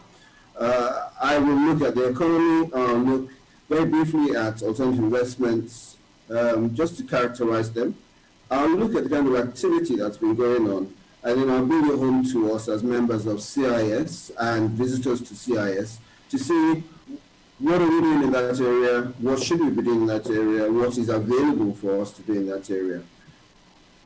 I'll start off obviously with the headline issues, which are inflation.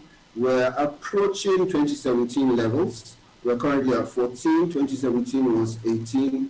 Are we going to go to that level? It's possible. Are we going to exceed it in this post-COVID era? The numbers are bouncing up and down, so we shall keep an eye on it, and we need to keep a very close eye on it because it has implications on so many other things that are happening to us. Our CPI is trending up very strongly as well. Our consumer price index is going up. You can see the trend lines. I mean, that's almost a 45-degree angle. So we are trending up. It's accelerating as well, which is why you'll see the second segment here crossing the line and then going above the trend line means that we're actually advancing much faster and we're gathering speed in terms of our consumer price index. It's something for us to watch and to be slightly concerned about. In terms of our foreign reserves, we were at our richest as a country in 2013. Right now, we're running at about $35 billion. Let's hope that one day we can get way past this, even double this number. This was approaching 50 billion in 2013, and that's the richest we've been in a while. That's 7 years ago. Now, keep in mind as well that these foreign reserves are what we are using to defend our naira. Not many countries defend their naira with their reserves. Most countries would, their reserves would be their exchange rate would be determined essentially by their output. But in our own instance, we're relying quite heavily on deploying our reserves, which is why you have a bit of a straight line. You can almost draw it with a ruler here. Otherwise, it should be fluctuating. But because we're defending and we're deploying our reserves towards it, we have a relatively flat line. Some general indices as well. Well, our MPR over the last 10 years has been fairly well. It's been fairly consistent in terms of how it's been managed. We recently just dropped to below 12%. Our crude, which is our main income generator, has dropped significantly down to the $37 mark, more or less. Again, that's a big blow to our reserves and to our earnings.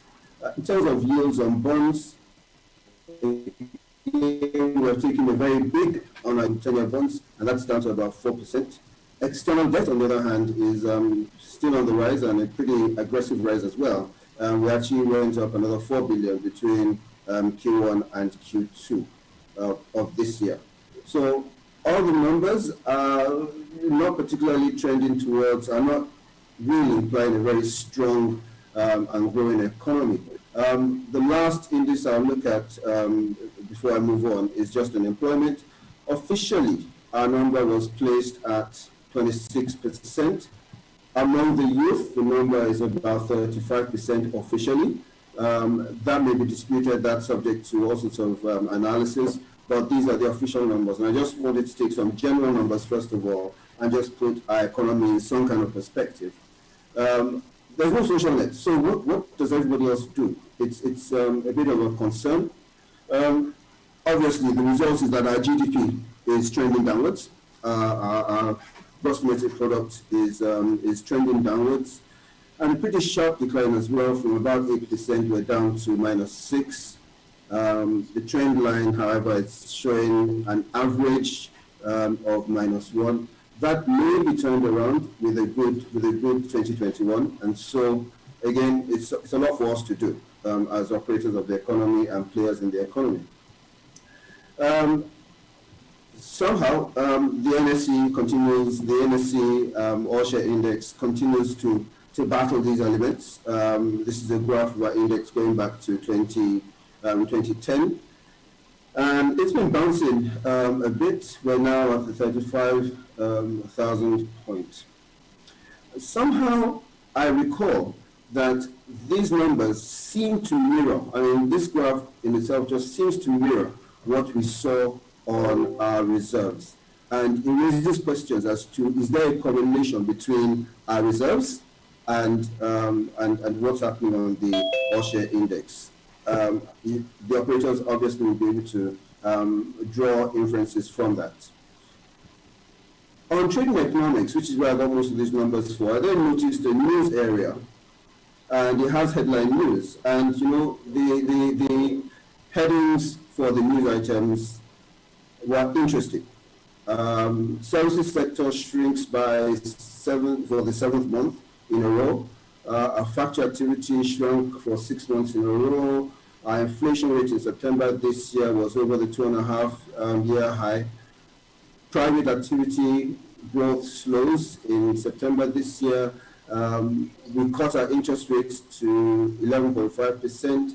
We've got the widest trade gap in 8 months. That happened recently as well.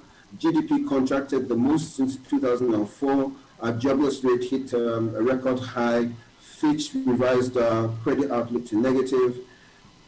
But despite or disregarding all of the above, we managed as operators of the capital market, we managed to hit a 16-month high, and it was the biggest rise since 2018. And I, had reason to pause, and I had many questions.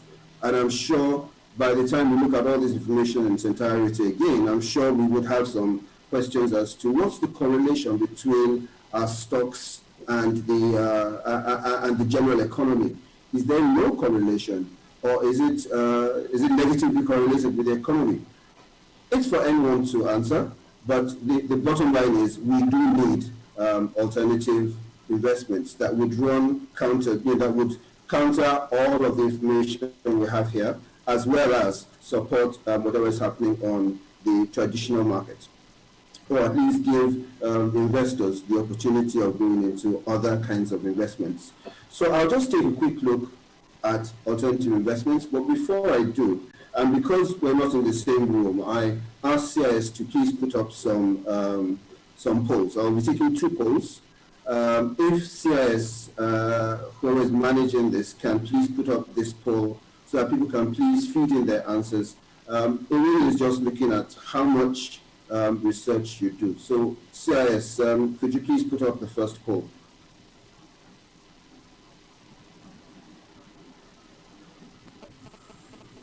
There is a poll that I would like everyone to answer, if possible. Can you hear me, CIS?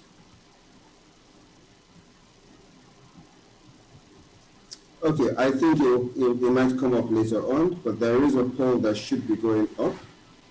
And in that poll, it would be good if we can get an answer to this, because this then tells us where we are and where we're headed as a body, as a professional body. Is the poll up yet? Not yet, okay.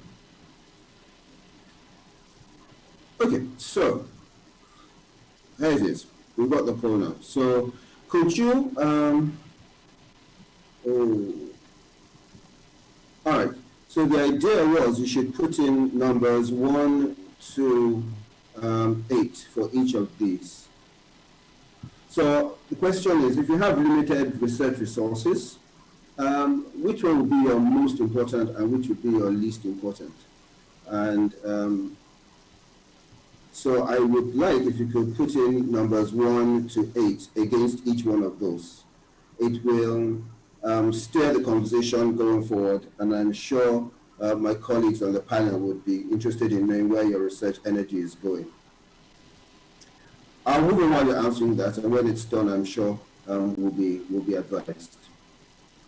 But please keep the poll up if you can, so that we can get a good result from it. But looking at the various categories of alternative investments, you've got private equity, which is the hedge funds, venture and growth capital funds, buyouts, even equity crowdfunding goes under private equity in some form or another.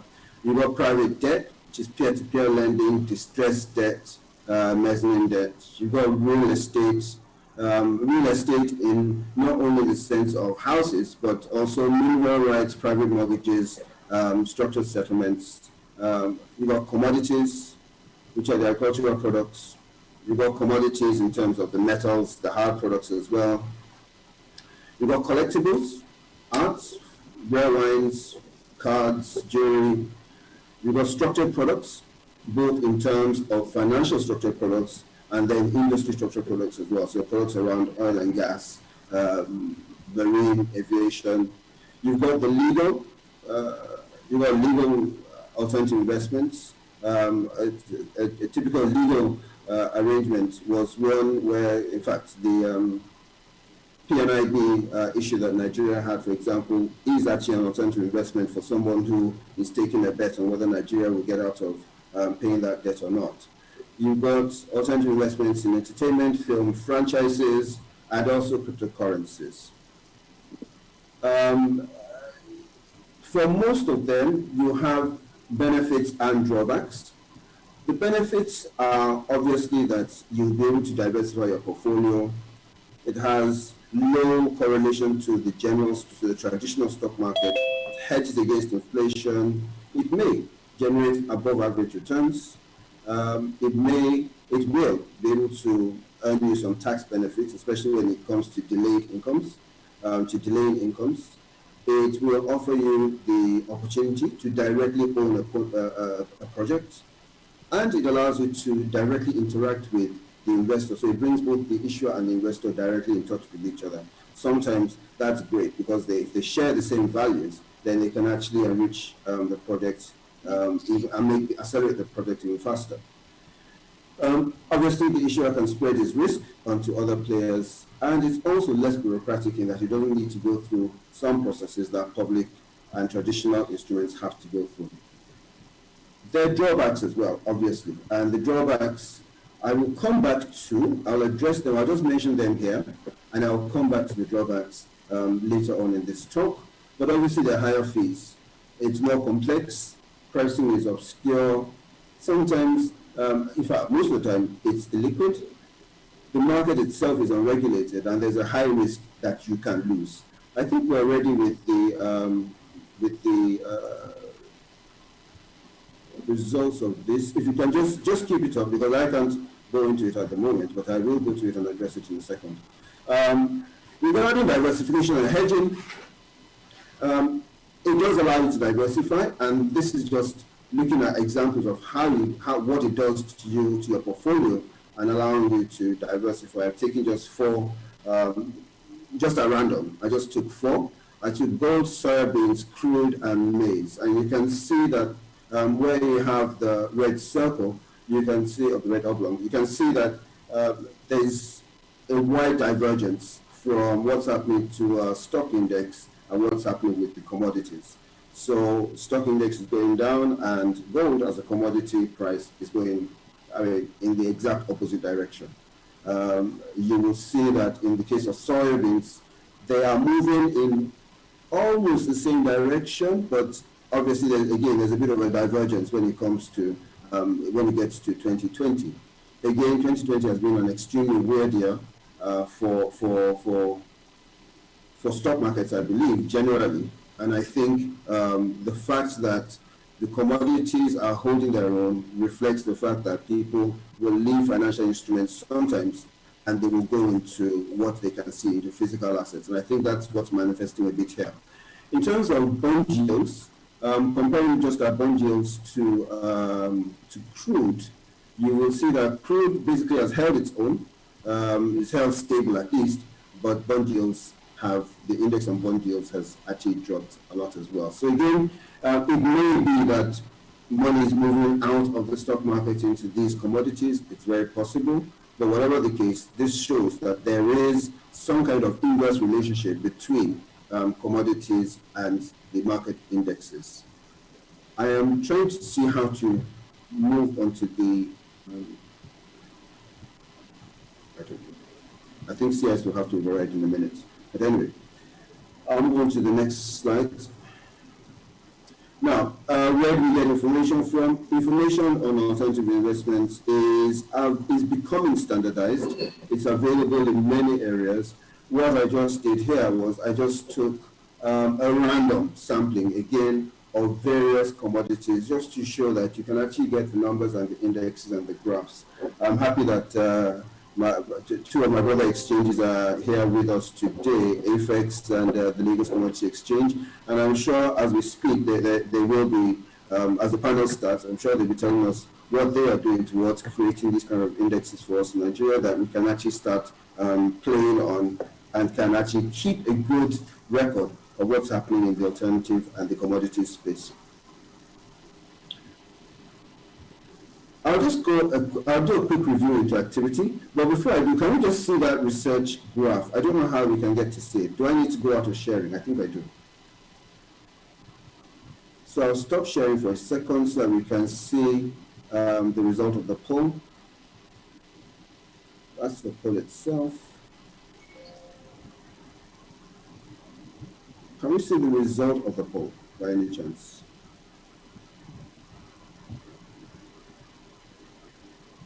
And if we cannot, I will move on, but I was hoping that we can see. Yes, I can see CS screen. There you go. Okay.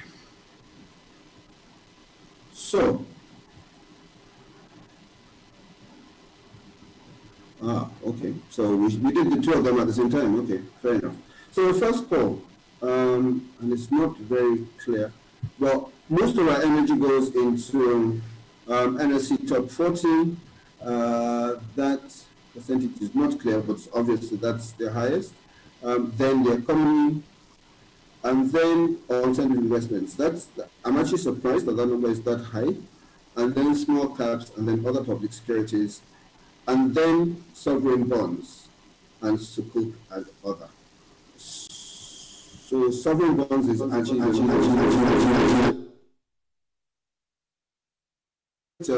I'm heartened to see that alternative investments are this high in terms of our research ranking, and I presume, and I'll be interested to see whether that number will change by the time I finish. Oh, it's still changing actually by the look of things.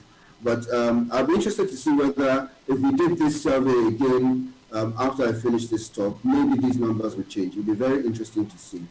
I shall resume my presentation and where is it? Here it is. I'll resume my presentation with a review of activity that has happened over time, just to give us an idea of where this industry is going. Before I do start, I will tell you that alternative investments information is very segmented. So you get small packets of alternative investments information. You get small packets in various places. It's normally very quiet. You don't get to hear about it until it's done. It requires a lot of research and a lot of digging. It's almost like mining. You have to dig before you can get information on it. Okay, so this is the right one now. So we can see that 35% of our activity goes towards the NSE top 40, 31% to the economy, 8% to alternative investments, 8% to small cap NSC, 4% to other public equities, 1%, 2% to sovereign debt, 6% to Sukuk, and then other. Okay, we'll stop at this one for now. We'll still run the second one again, just closer towards it. We'll run it again. Okay, so there are multiple players, and so because there's so many players and it's so fragmented, again, you might find out that you have to go to each of the players to get a different perspective. It's not curated by too many people. Some companies are emerging that are curating, but normally they would curate what their own universe covers, obviously. And the gestation of the instruments is so long, or the investment. The gestation is so long that sometimes it's difficult to tell. Should I take a measurement when we're going in, or halfway through, or when there's a first sale or first movement, or when we finally close, when we finally shut down the investment and sell on to another player. So again, there's a gestation issue in it. Therefore, and this is just as my own aside, all the information that I'm going to be sharing now really is what I have been able to curate, as opposed to what is fact and the only accurate. A bit like if you are taking a poll on the US elections, it depends on who you ask. Some people will say it's going to be a 50-50, some would say it's going to be a 49-51. It depends on who you ask, and that will give you the information. So I will reveal the sources and show you the sources of every bit of information I'm discussing. Preqin, for example, is a body that studies the private equity and the alternative investment space. They are specialists in this area, and in 2018, Preqin predicted and projected that growth in alternative assets under management is going to grow from $9 trillion in 2018 to about $14 trillion in 2023. That was in an article called The Future of Alternatives.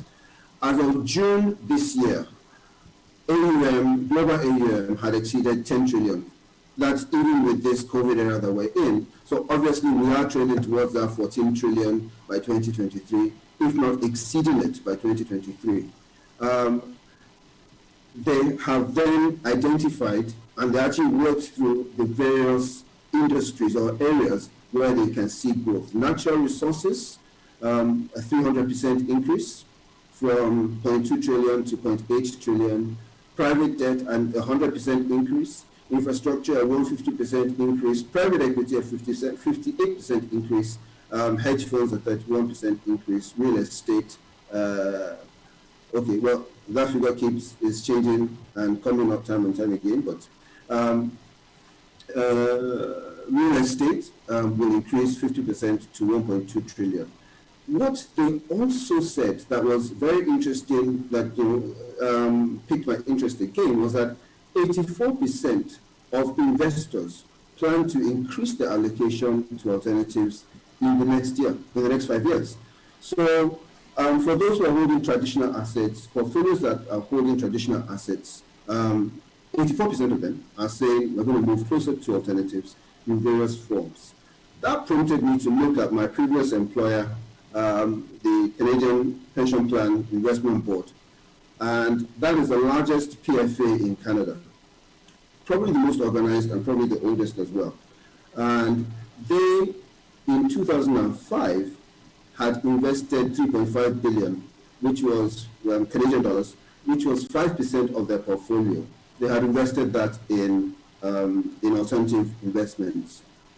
Jump forward to 2018, and they had invested 178 billion Canadian dollars in alternative investments. That is 50. So they had moved from 5% of their portfolio to 50% of their portfolio in alternative investments. So that lends a lot of power to what Preqin is saying, that 84% of investors say they will increase their allocation to alternatives in the next 5 years.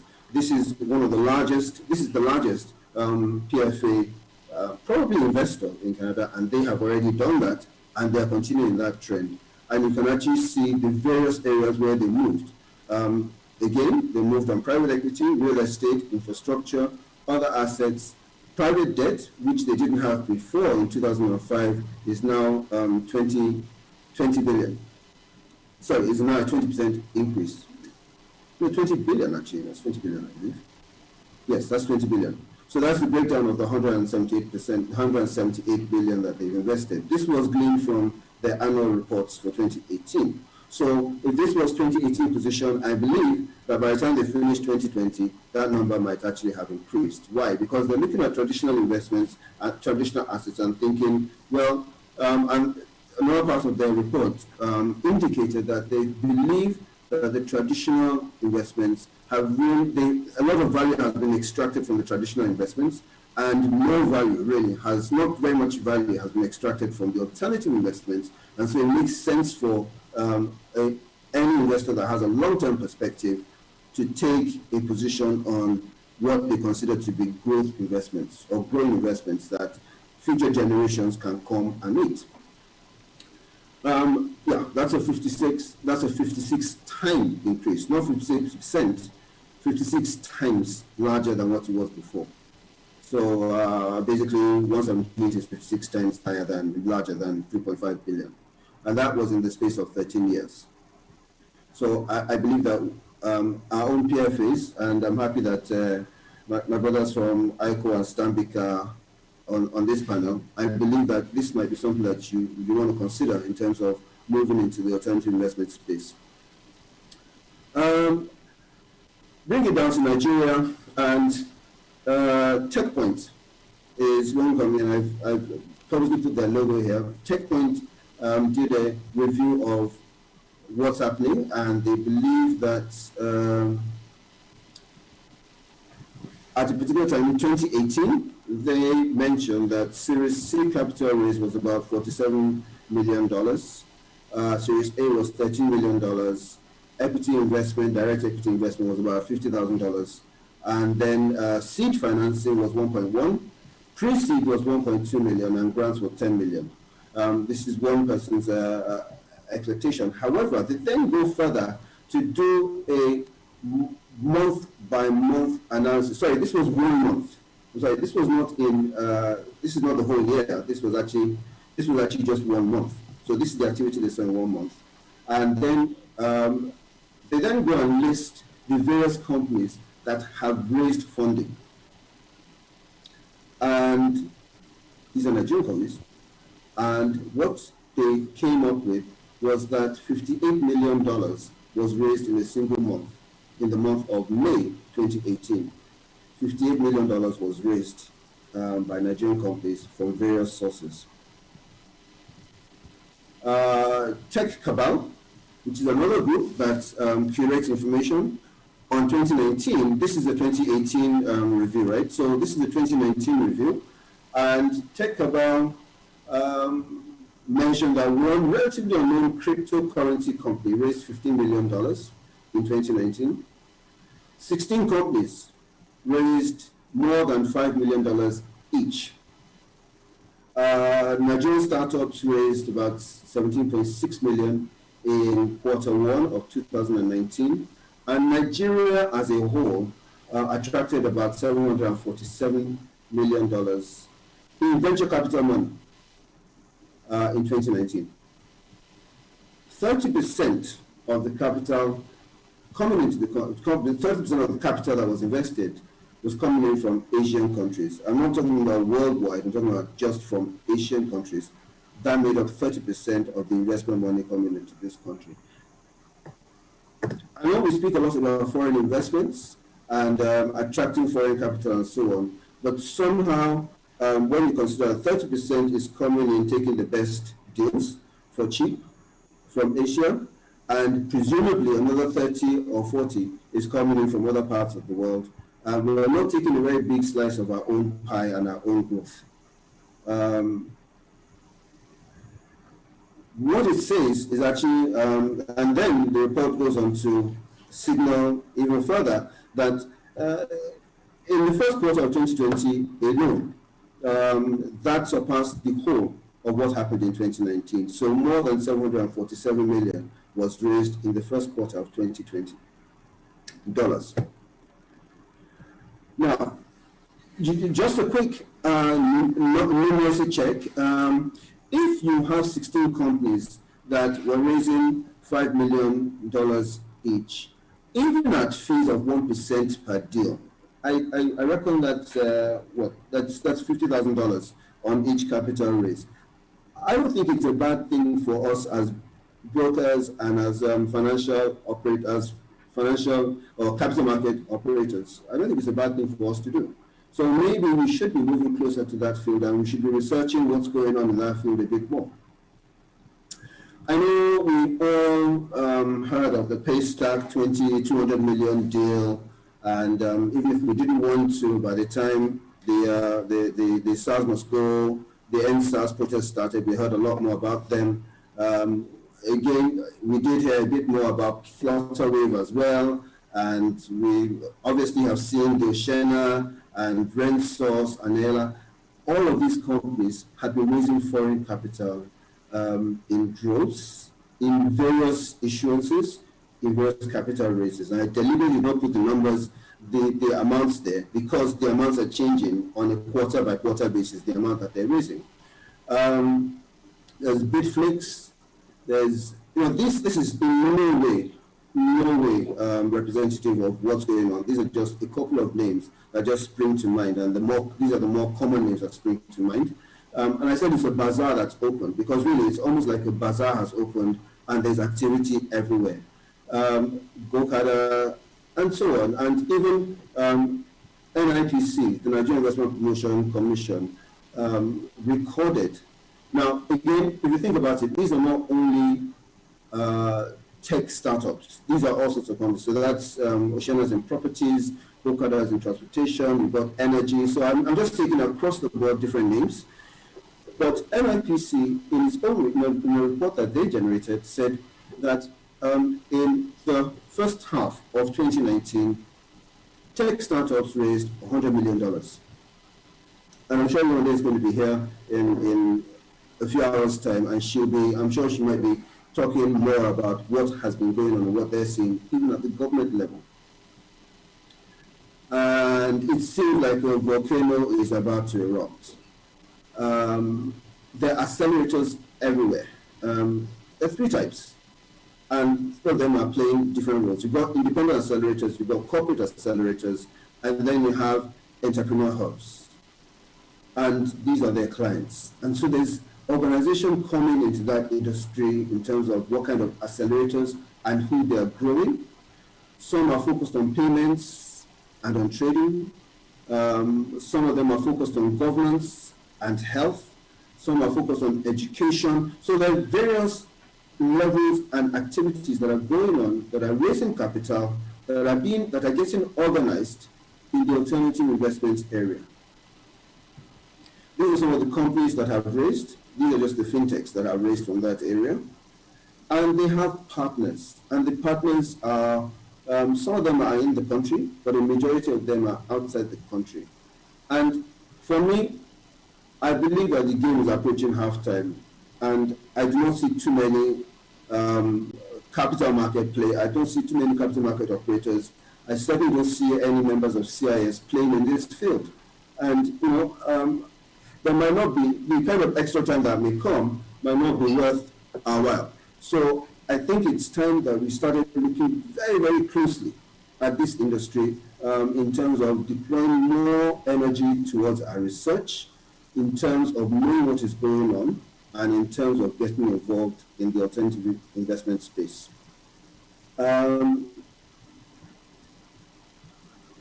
from being players, then you have platforms that are also beginning to organize themselves and facilitate alternative investments. You have Masterworks.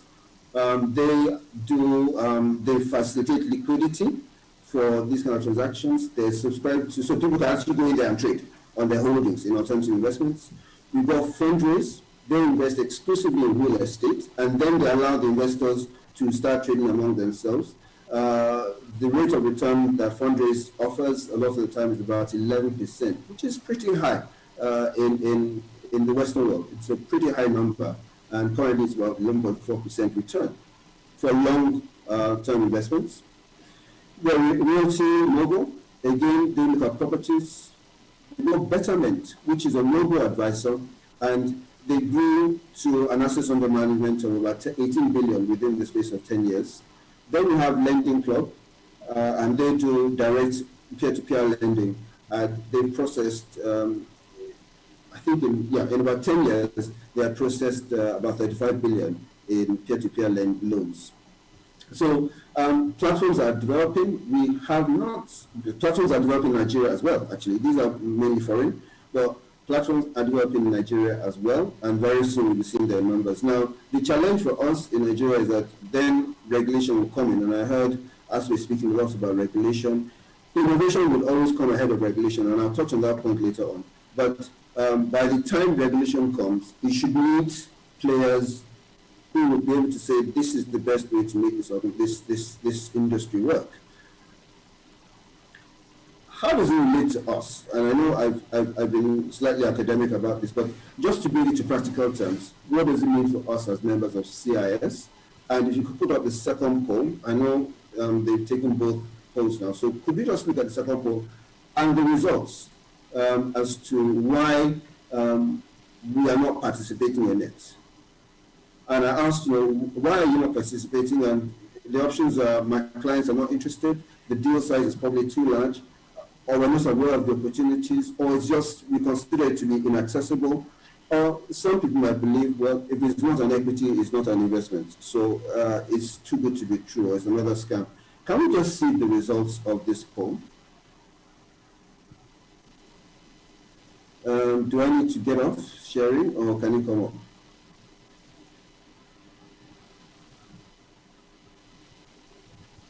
Can we, there we go. Oh, okay. Okay. Okay, so this is actually really good news. This is very good news. The reason why it's good news is that, what the poll is saying is that we were unaware of the opportunity, 72%. That is good news in the sense that now you're aware. And if you're aware, you can do something about it. No one is saying, well, 11% are saying my clients are not interested. I will address that. It seems too good to be true. I will address that as well. It is inaccessible. I will try and address that as well. That's slightly different. I'll try and address that too. So I will go on with bearing the poll in mind. What's going to happen next? Looking in my crystal ball, we said 30% of inflows into alternative investments, at least, is coming in from outside Nigeria. I think that number is going to grow. However, the previous slide I showed, when I looked at the players, you will see EcoBank. They're beginning to play in that field, and I know that one or two PFAs have started playing in that field, albeit very quietly because of the regulator's stance. They're playing very quietly in that field, and I'll be happy to hear what my brothers in Stanbic and ICO will say about that. I know that telcos are definitely playing and putting money aside as well into alternative investments in various forms, either through hubs that they have created or through some form of CSR, which actually is an investment vehicle, but they get in there. They have a focus on the future and they have a focus on the growth that is coming. Bottom line is, any investment, any primary investment, eventually will seek a secondary market. And a primary investor that comes in will look to exit through the market through which it came. So if the money is not coming in through Nigeria, then it's likely that when they want to sell down, they'll be very interested in selling down to that side of the world as well. So what we need to do is we need to create a plausible market of our own. We need to have willing investors. We need to have patient capital. I heard that's why we speak about patient capital. We need to have patient capital that's saying, I will take a position on this and stay for a period of time. We need to grow that. I think the pension funds basically have probably the most patient capital for now. But we need an enabling environment, fewer penalties for long-term investment. We need to have appropriate regulation, and we definitely need to have really smart and adroit players. That is the one that touches us directly. Well, the first and the last affect us directly. We must be able to talk to our investors, and we ourselves must be excellent players Otherwise, somebody else is going to be playing our games. I said I was going to address the drawbacks. Higher fees. Well, addressing that, higher fees will always be compensated with quality. Well, try to compensate higher fees with quality. Nobody minds paying high fees for as long as they get the quality and the speed that is required. What people do not like is paying little and not getting any quality or any service. But if you say pay more and I will deliver this to you, then why not? Which is why they're all going and raising dollars from outside the country, by the way. They're paying the fees, but they're getting a chunk of dollars. So how do we address that? We need to find a way of addressing it. Valuation models are complex. Of course they're complex. But then again, you start seeing players and you start seeing, that's why you start seeing all these platforms coming together, because what those platforms that are coming together are doing is they are now creating environments where things are being standardized. And so standardized models are beginning to come in. So the complexity is, again, being at least ameliorated to a certain extent. Pricing may obscure. I'll leave AFEX and the Lagos Commodities Exchanges to talk about how we can make pricing, especially in the commodity space, how we can make it more transparent. That they're often illiquid. Of course they're often illiquid. They're private deals, they're alternative investments, but that is what OTC markets are specifically made to do. Think about NASDAQ in the 2000s, or think about NSD OTC now. These are markets that will try and create liquidity around illiquid securities. So OTC markets are not designed to be high-frequency trading institutions. What they are supposed to be is you will get liquidity when it's required. In fact, the NASDAQ market, the NASDAQ market acquired one major market that was called second markets, and second markets was the primary market that was trading pre-IPO. There was a company that they were trading before IPO, a tech company that they were trading before it went IPO. One of the largest companies in the US, and the name has just gone off my head at the moment. But they were so successful at trading it that NASDAQ had to acquire them. That the market is unregulated. Well, as I mentioned, regulation will always follow innovation. Continue to innovate, and regulation will catch up in various ways. We just hope that when regulation does try and step in, it does not say everybody sees and desist and don't do it anymore. What they say is this is now the way to go about things to make sure it works smoothly and the investor is protected. Again, about the market being unregulated, and I'm saying this deliberately. CFA Institute recently realized the importance of alternative investments, and in their global standards called GIPS, the global standards, they updated it to have a segment that covers alternative investments. So what it means is that even the CFA Institute and all its body of financial analysts have now recognized the fact that this is a separate segment on its own and it needs to have standards of its own.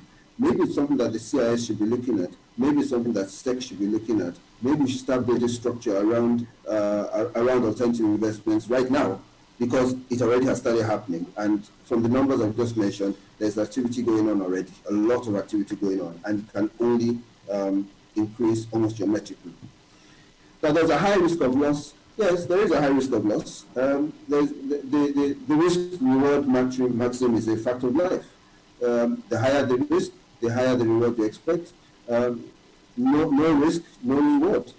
But maybe, in order to address the possibility of loss on one project, of course, for every one project that succeeds, there are probably like 10 that have failed. That's just the truth of it.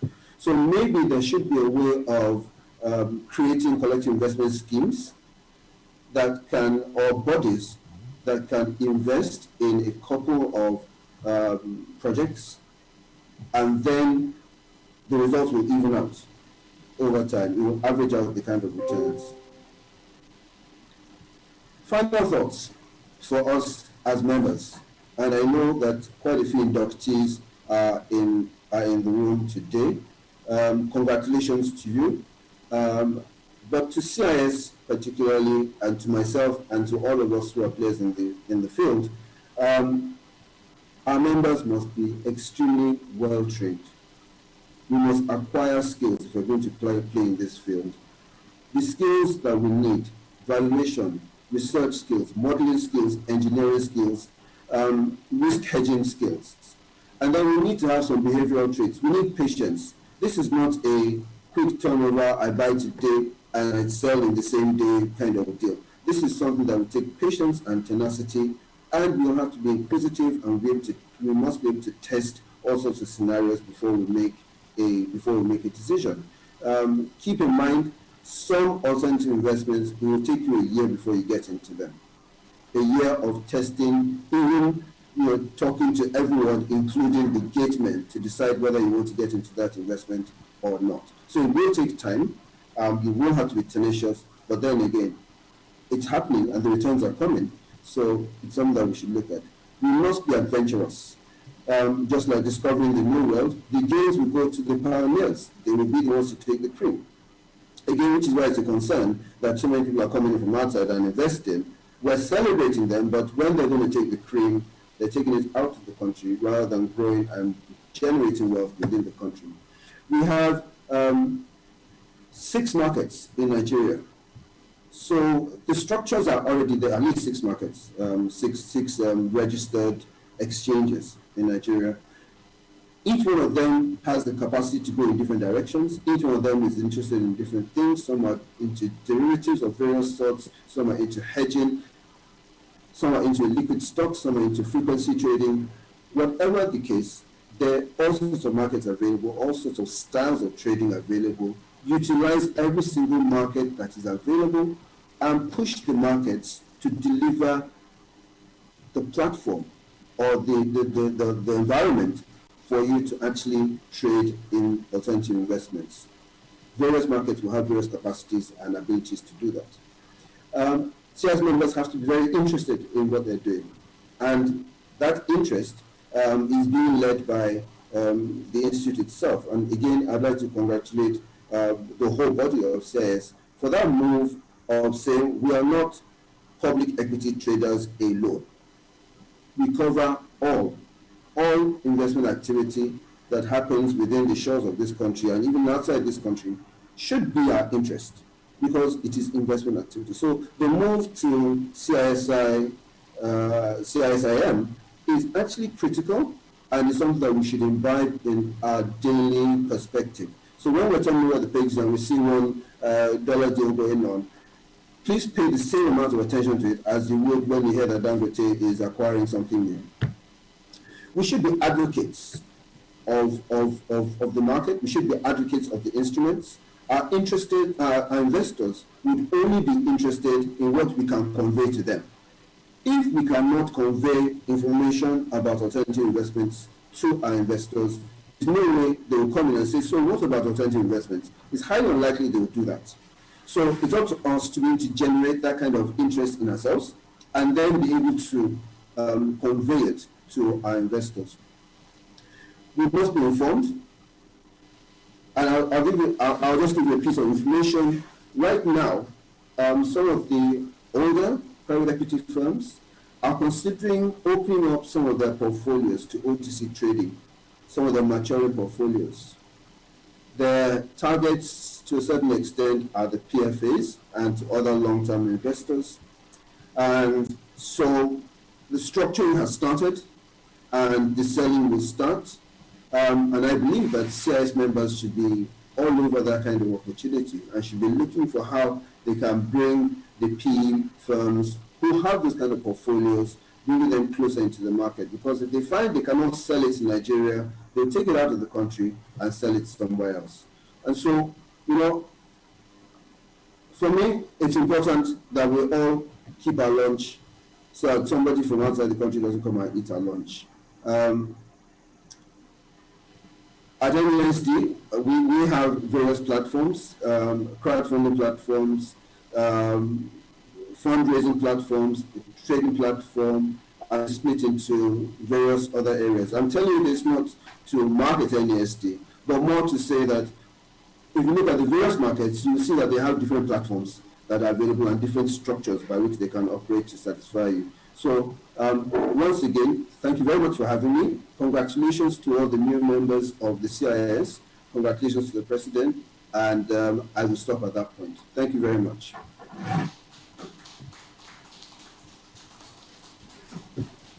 Thank you very, very much, Mr. Bola Ajomale, FCS, the Managing Director of NASD PLC.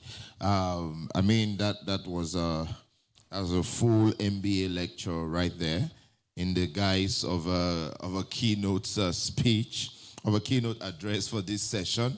And because of you know, what you have shared with us, you have sparked interest, not just in members of the Institute, members of CIS, that is. You have sparked interest in external people who are part of this conference. You've sparked interest in a whole lot of other people as well who are just, you know, watching or participating in this conference, who have no idea, I mean, who previously have no idea or interest in all of these things that you have mentioned. But today, you may have set a flame.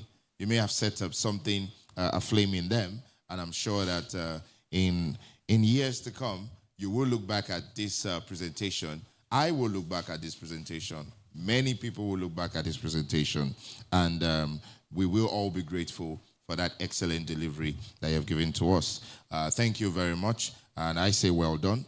May the numbers continue to go high and high for you. At this point, we're going to go into the discussion session, the panelist session. And our panelists today are an amazing set of professionals who are going to share from a deep and dynamic wealth of experience, even at this occasion of the 24th Annual Stockbrokers Conference of the Chartered Institute of Stockbrokers. On this panel, we have Mr. Eric Fajemisi, the CEO of Stanbic IBTC Pensions.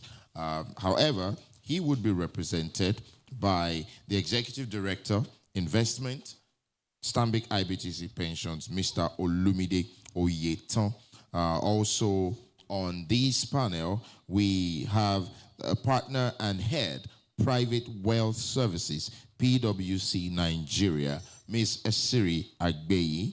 And we also have the managing partner, a founder and owner, ETFGI, Ms. Deborah Ford. Also on this panel, we would have the MD CEO, ICO Pensions Managers Limited, Mr. Ewarikide Longe. And of course, the moderator for the session would be the founder of Awaba, Mr. Tunji Andrews. Mr. Tunji Andrews, please.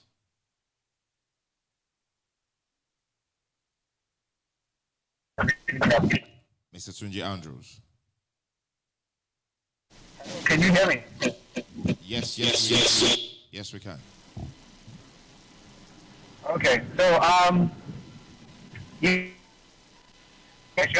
thanks everybody for being a part of this. I think it's even very great that we're going into this conversation right off the back of the conversation from Mr. Bola Ajomale, because he has basically stirred the hornet's nest as concerns what we're going to be talking about, especially in terms of alternative investment options, especially when traditional options taper.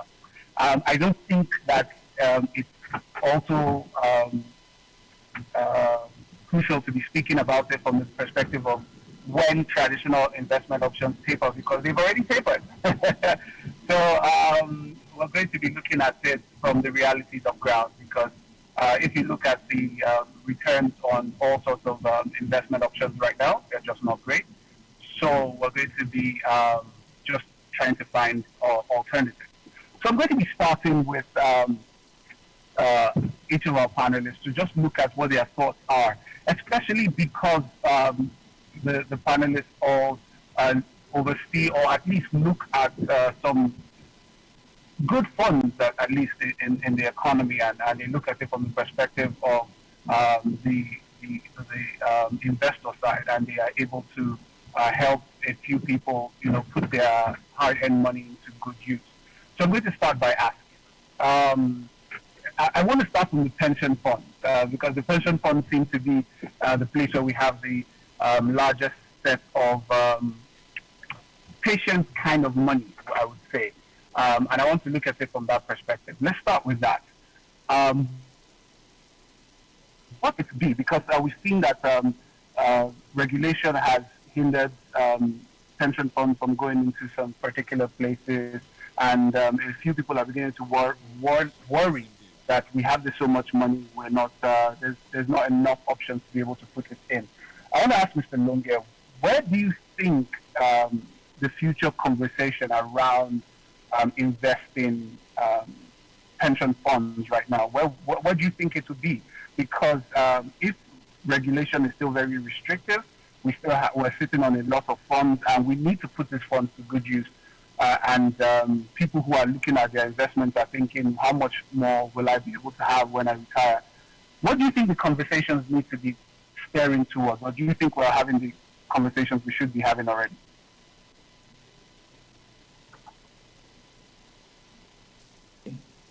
And I want to congratulate the... Oops, I'm muted. What? I'm muted. Okay, I'm not. So I'd like to... Can you hear me? Hello? Yes, go ahead. We can hear you. Oh, okay, great. I wasn't sure you could hear me. I see myself muted somewhere and I am not muted somewhere else. Anyway, I'd like to congratulate the stockbrokers, the Chartered Institute of Stockbrokers for this conference. Well put together. Theme also very relevant. To speak to your point about where we should be, where we would be going with the financial markets the way they are currently. Let me just correct an impression. I don't think that there's any regulatory restriction. I think that the Pension Reform Act 2014, with its attendant investment guidelines, provide enough room and enough opportunity to explore the alternative investment space. I think what the challenge has always been is product availability. And a lot of the thoughts around product availability have been spoken to by Bola Ajomale. And it's the real challenge is that creating alternative investment products is not something that you do on the fly. It's something that you have to be deliberate about, put a lot of research into. You put up hypotheses, you test the hypothesis, and then you begin to touch base with the people who can make this happen. So it is more of a long gestation endeavor. And unfortunately, most of the people on the sell side are caught up in the short term.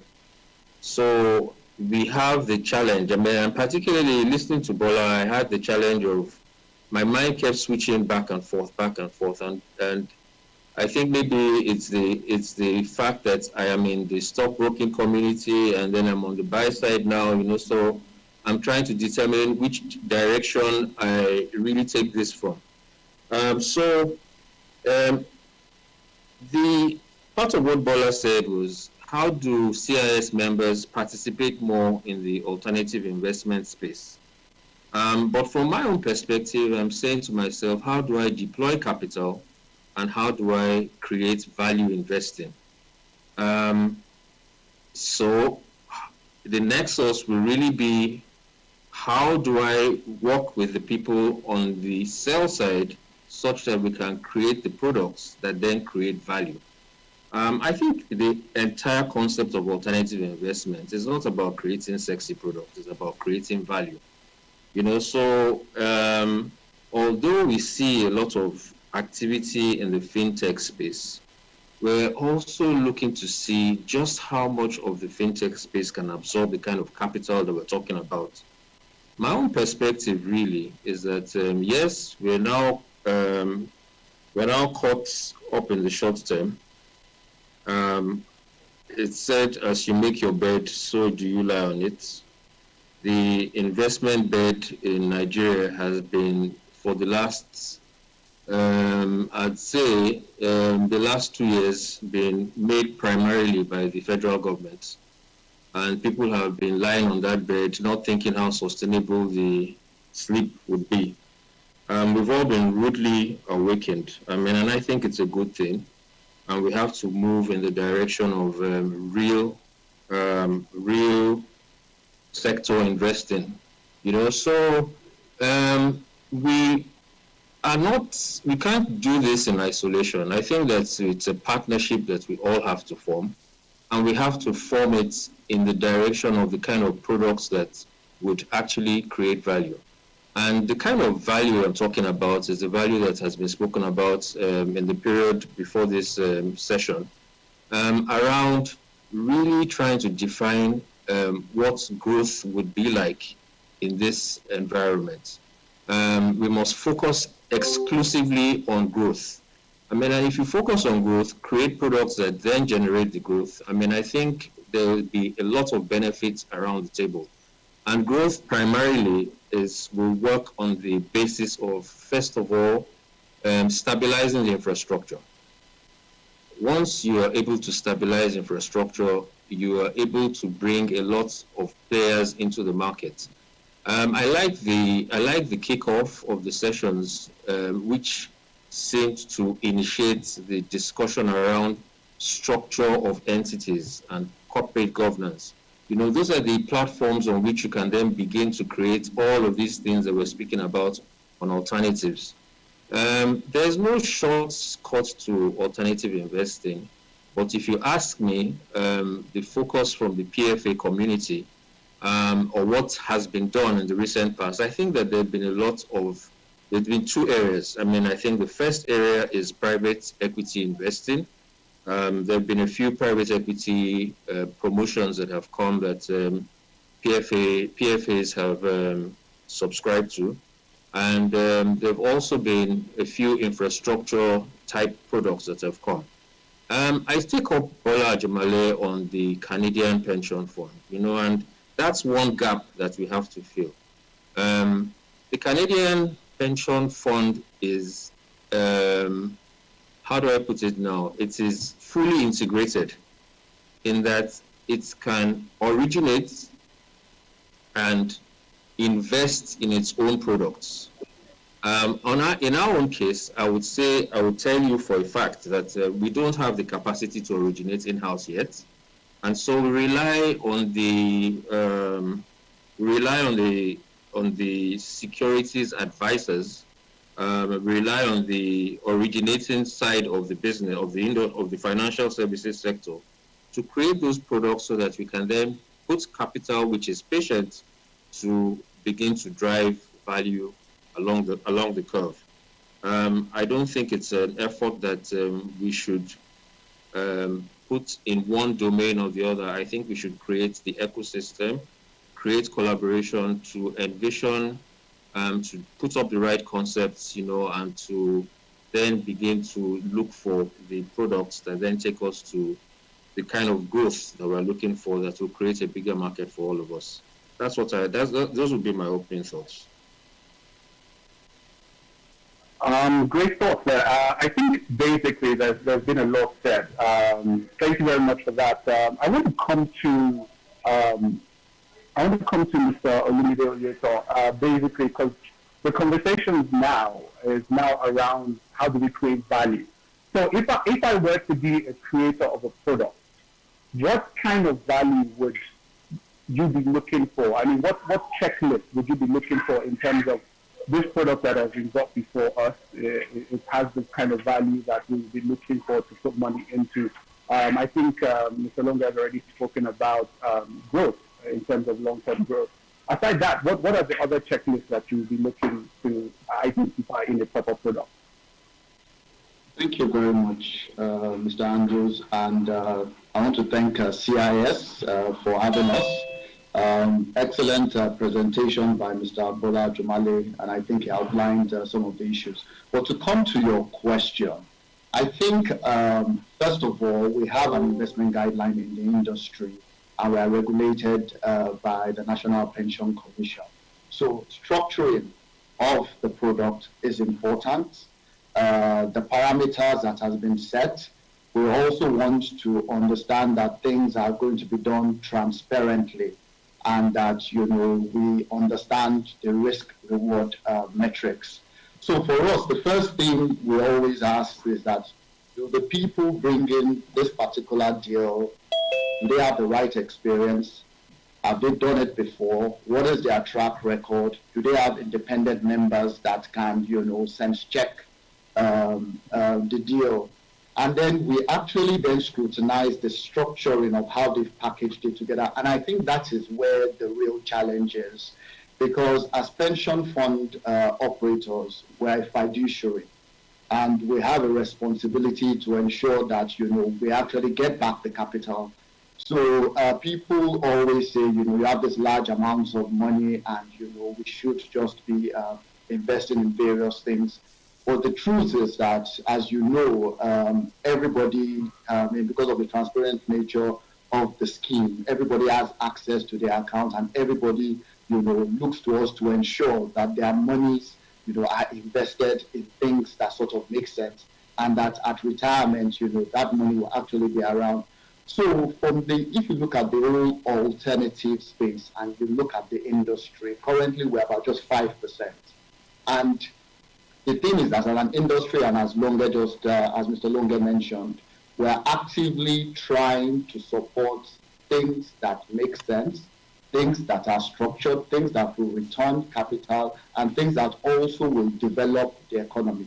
The economy is in a difficult position as we're coming into 2020 was already difficult for the Nigerian economy. And then, by March, the full impact of COVID, also came to bear. And the indices were outlined at the beginning of the paper. So, things are actually challenging. But in spite of that, we see some promoters come up with, well-structured, well-thought-through products. And for those ones, they get rewarded by actually allocating or committing capital to those. And we understand that these things are long-term. We are not in it for a year or two. Most times, the commitments are 10 years or longer for the gestation. But we don't see enough supply of the well-structured ones. So that's what I would say. Thank you. Thank you for that. Really appreciate those comments, because it's always very clear to know exactly what we're going into and knowing the kind of products that are in the market. And I wanted to ask about investing in technology companies, Nigerian technology companies. We all, as Mr. Ajamale also said in his paper, we all experienced, or at least have heard of the Paystack story. It's now like one of those stories that everybody can easily relate with. Everybody is seeing it from the perspective of this was a success.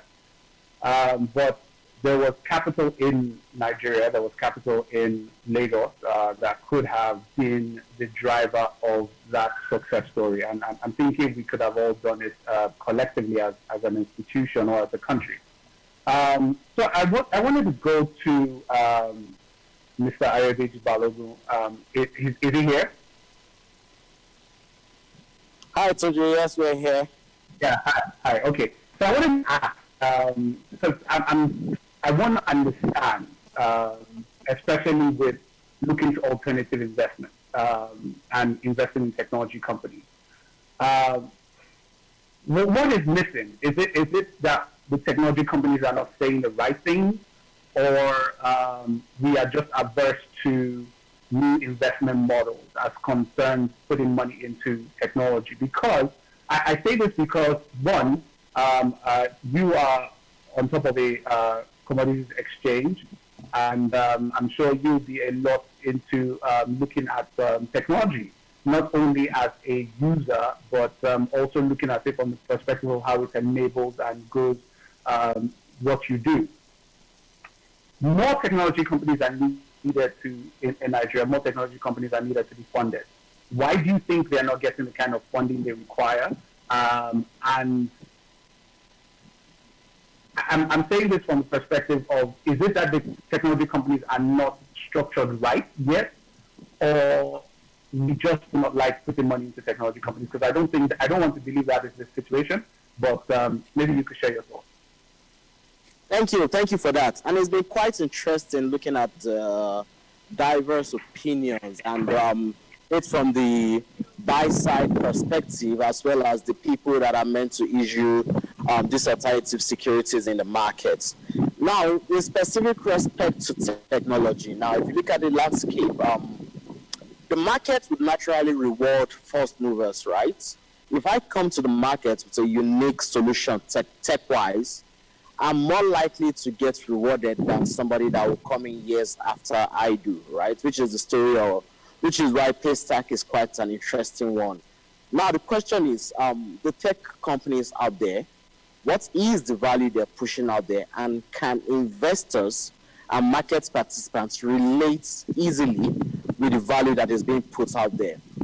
Technology is one of the very, very key areas that we put a lot of investment around in Nigeria, because we have a lot of young folks in Lagos, in Abuja, playing technological work about its unique solution.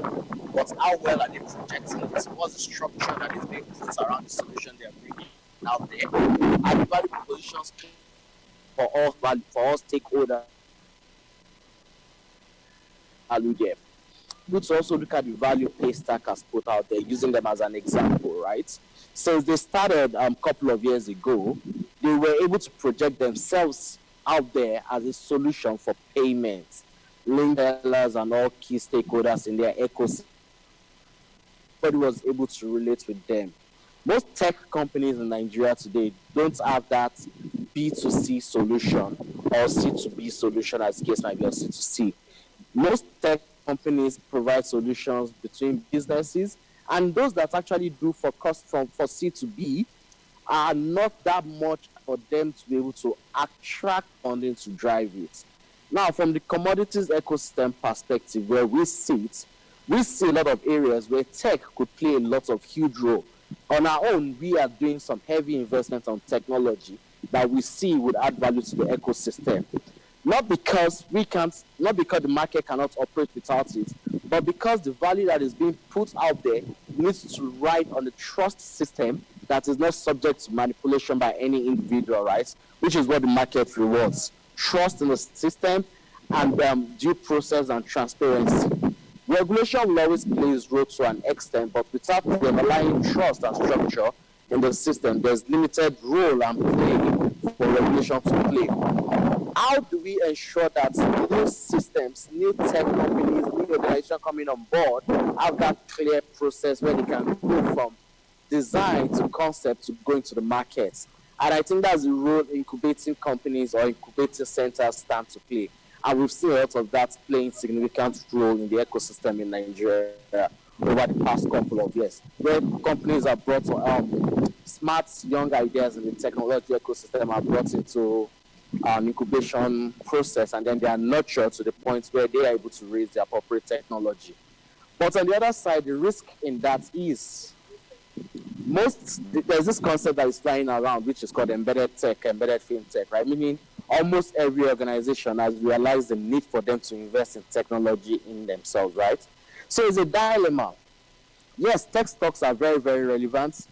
Having them in the market will boost the credibility of the market, and we stand to attract a lot of financing. But is it possible for every single technology out there to acquire the right funding?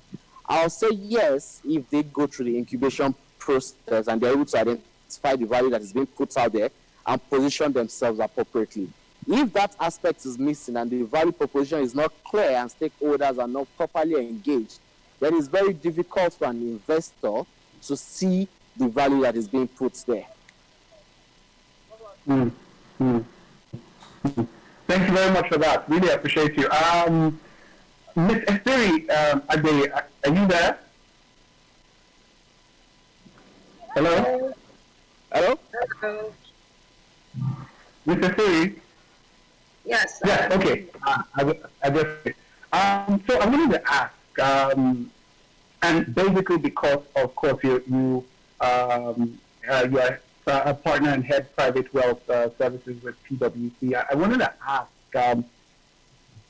I'm asking this because I believe that your clientele is a more sophisticated clientele, is a more educated clientele as concerns investing. Because of course there's one thing to relate to retail investors who are usually very finicky about putting their money into investment, but also you want to look at private wealth and those people who are looking to have long-term money into investment. What are your customers more open to at this particular time? What kind of investment options? Because I do know that everybody's probably concerned about the debt market. It's not as vibrant as it used to be, at least on the Nigerian space. It's probably still the best place to put your money if you're just looking to put idle cash away. But if you want to be actively involved, a lot of people are probably looking to alternative investment sources. What is interesting your clientele at this particular time? Yeah, thank you, Tunji. I think most of the investors that we're speaking to are increasingly looking outward of traditional investments, especially given some of the trends we're now seeing following the volatility in the market from COVID. We're seeing reductions in crude oil price, which drives to a large extent economic activity in Nigeria. And so there's a lot of questions around what other investment opportunities are available. In some of these discussions, we're having to also pull in foreign operators because for the most part, there's a lot of quest around diversity and stability of returns, so that as much as possible, you're avoiding or managing any exchange fluctuation risks that could happen. So those are some of the things we're seeing. And I think one of the main things why the topic is even available now is on alternative investments. We're seeing a lot of attraction there. And just to put that into perspective, alternative investments cover, and I think Mr. Adamale had looked at it, private equity, private debt, infrastructure, which is a very big need in the country. Commodities, yes. And then we're looking at things like even art, interestingly, which it's very hard to find prices on art, but again, those are luxury assets that are collectible, that high net worth individuals are interested in. Now, where do you find that information? How do you get the right investment, to put your funds in? Those are the questions. And I think some of the challenges that present itself really are just maybe around, the depth, would I say, of our traditional platform, and also the availability of information on some of these alternative investments. Yes, to some extent, you might find information out there on them, but not necessarily. So if I ask the question around some of the big deals we've been seeing, and I think, we've seen that in the previous presentation, we saw Paystack, we saw Rentsource. There were other big startup companies that attracted huge investment from foreign investors. What would tend to happen then is that the exit of those foreign investors will only happen in those foreign markets. On a very daily basis, I always advise on structuring of such deals from a tax and legal efficient perspective. And what you then tend to find is that the only people who are coming to shake hands on those deals are the foreign participants, and you're not seeing that exchange on those kind of investments with the local participants. Whereas we do have high net worth individuals, strong family businesses that are looking to diversify. During the COVID period, there was a family that I spoke to that has most of their funds sitting in real estate. Now they wanted to look at transferring those funds into other asset types. Where is the platform to do so? And I think NASD actually offers an interesting platform that I think can grow. And it takes me back as well to some of the activities in the US. The US used to have something we call the second market, and that was acquired from NASDQ. Now we have NASD in Nigeria that's looking at private markets, I believe, shares in the private industry. And I think that's a very interesting platform to just expand upon. If I look at the Nigerian Stock Exchange, we have about 147 or so companies that are listed, or 161. Whereas on the Johannesburg Stock Exchange, which is a bigger economy, we have 500 listed entities. So there are lots of questions that brings to bear. What is the requirement for entry? How low can it go to accommodate a lot more players? And if it can't, what are the alternatives? And these are some of the discussions we're now beginning to have on alternative investments and why they are right at this point in time and very attractive as well for long-term investors. So I do think that whilst we're getting some of this feedback from high net worth individuals or family businesses who are looking to diversify and stabilize their investments, what beholds on us as operators is really ensuring that those opportunities for exchanging hands and making sure that some of this capital also stays back here is important to have. We have a huge deficit in infrastructure. Do we have a platform that would allow for multiple funding of those infrastructure deals? And I think I like also some of the amendments that have come through from CAMA. We talked about limited partnerships, which now allows for as much as 20 partners within a partnership. That could probably be likened to our master limited partnerships in the US. And those are usually some of the structures to fund infrastructure deals, whether it's laying a big pipeline in terms of the gas and oil and gas industry, or building a very big road, and making sure that you are, getting in touch with some of those huge returns that are available in this space. Because what kind of returns are we looking at? Returns higher than inflation. And some of the PE firms are looking at returns that exceed 20%, for instance, whereas the traditional instruments are not giving you that.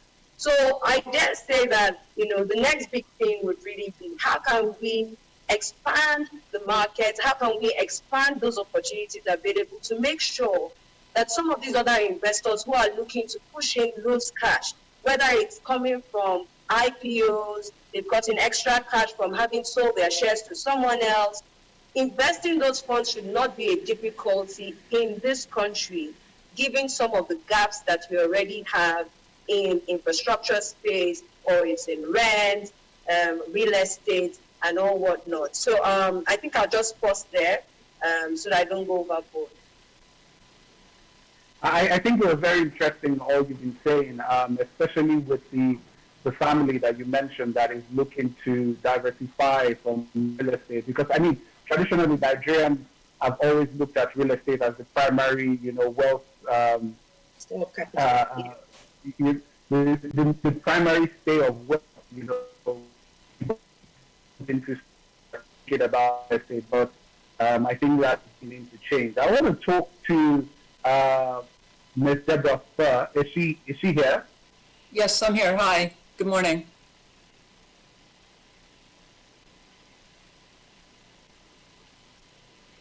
Can you hear me? Hi, do you hear me? Yes, we can, Deborah.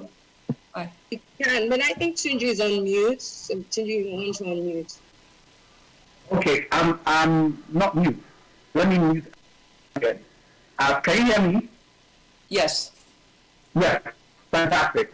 So I wanted to ask, I think this is very crucial. There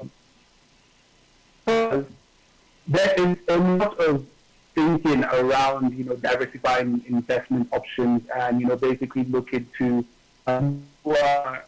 new in terms of creation in the world, but at least new to a lot of traditional investors in Nigeria. So we're looking to new options. We're looking to anything that at least can give us return above inflation. And if you know, our inflation rate is like 12+%. So we're looking for annual returns above that, so that at least we can have some sort of profit at the end of the year. How has the Nigerian market responded to your services, and because there is one thing around the Nigerian market. There's because of the fact that the traditional options have not been able to give us the kind of returns that a lot of people want. We've seen a lot of people diversify and go into options that are maybe not as realistic or as true as they would want to be, and it turns out to be some sort of Ponzi or scam at the end of the day. But then there are options like yours, which still give good rates of returns, but then are not very traditional for a Nigerian investor. How have you been able to get people on board with your services? So thank you for that, and thank you for inviting me to this session. So my company does research on the global ETF and exchange traded product industry. And so if I talk about the industry and the products they offer and how investors are using them, that's probably the most appropriate thing. So as you know, there are some exchange traded funds listed on the Nigerian stock exchange.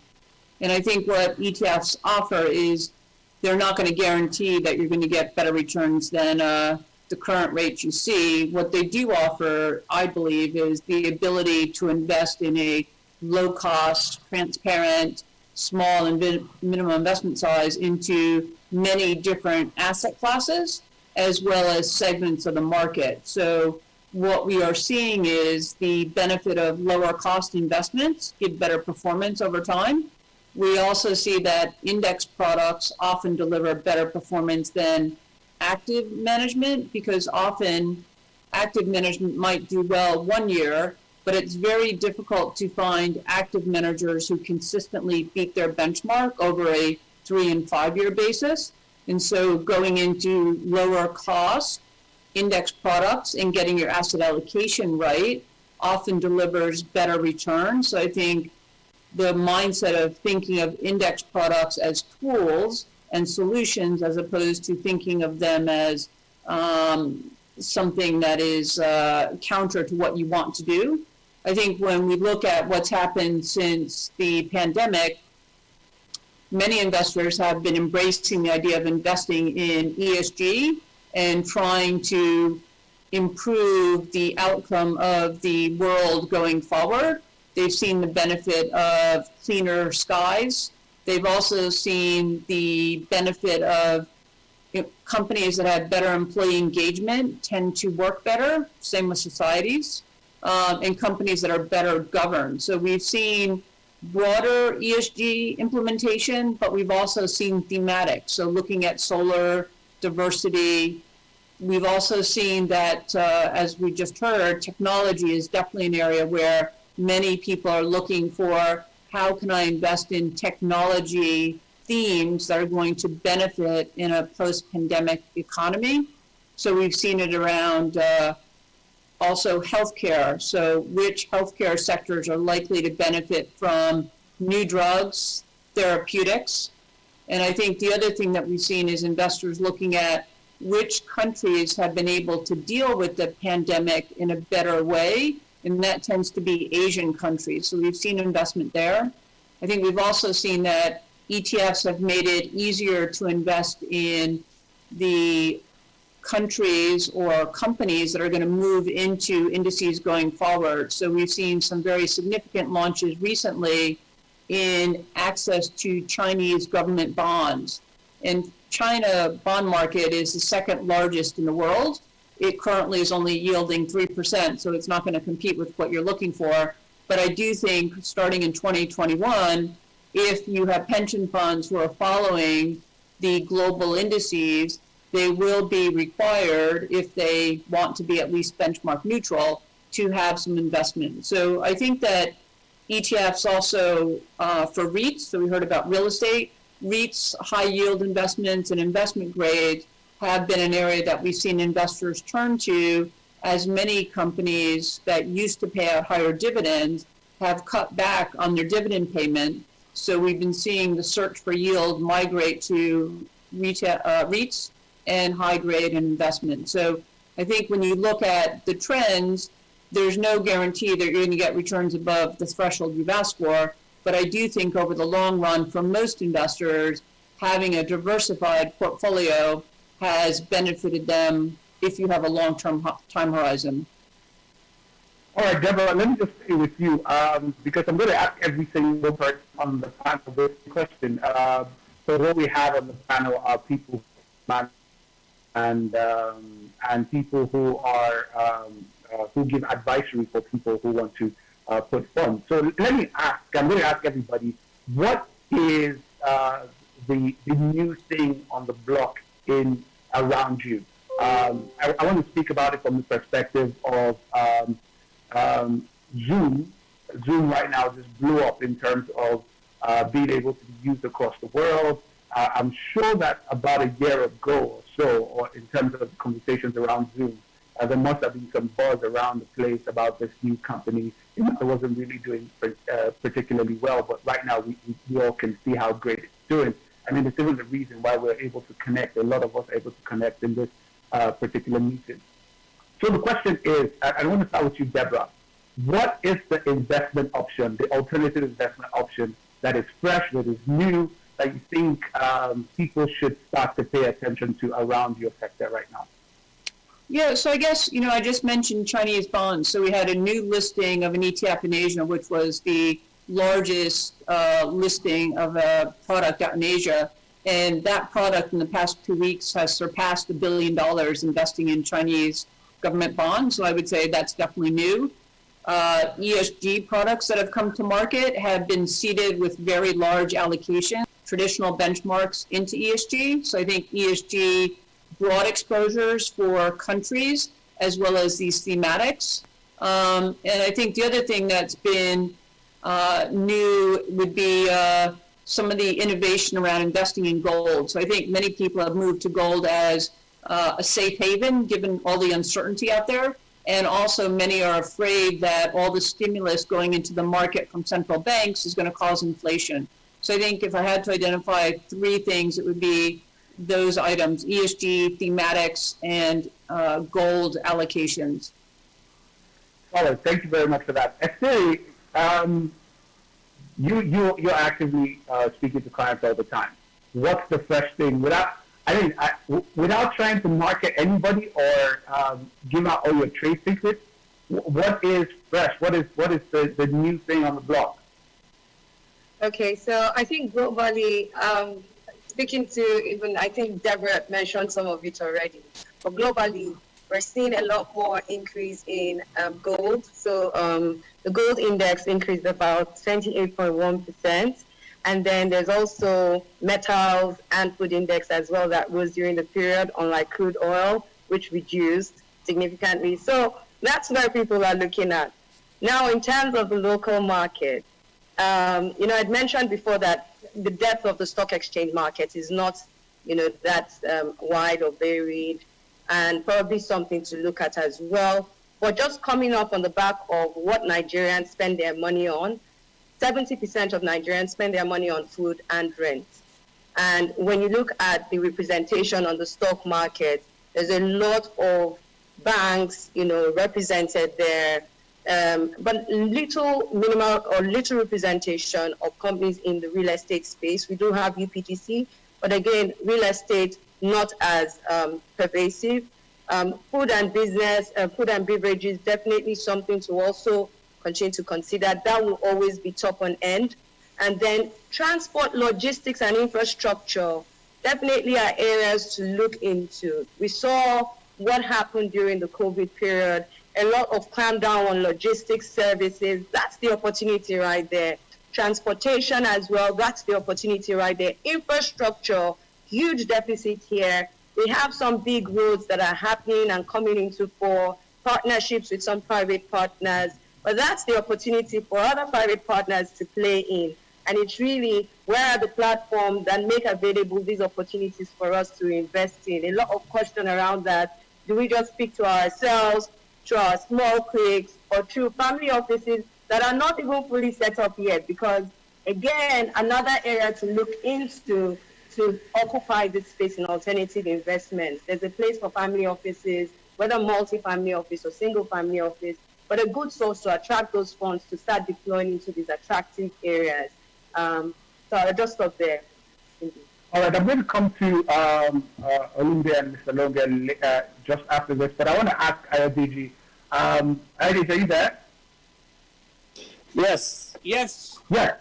What is the buzz around you? What is everybody saying in hushed tones? What is that thing that we're all speaking in hushed tones around you?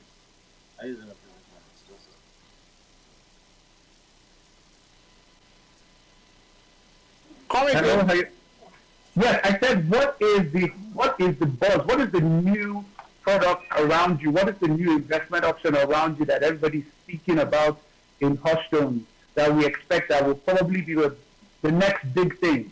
What is that option around you at this particular time? My view is that the next big thing will be on derivatives for the market. So if you look at the volume of trade and the value of trade across all markets, so while all asset class that we have today in the market, debt plus equities plus commodities, it's probably around 50, 60 trillion naira. If we have a derivatives market, we could easily be doing 10 times of that. Now the scale is still very limited in the market, both from the operators, the regulators, and the players. So we really need to ramp up on skill development. My bet is on derivatives. Solid. All right, let me come to you, Mr. Longe. I know that you are on buyer side right now. So, but what's that thing that you think around you that is something that you think is the upcoming buzz around? Because I mean there is the talk about products and the value products can offer. Maybe the product doesn't exist yet or doesn't exist in the form you would like it yet. But what is the buzz around you that you think could be the next big thing if it could get a few tweaks here and there?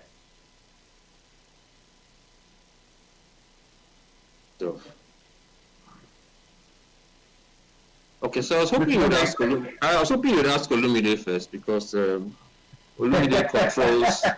Olumide's business controls about 39% of the 11 trillion that we speak about. Get ready. So it's fair to ask him first. I mean, I'll just be scratching the surface. But what I'd say is,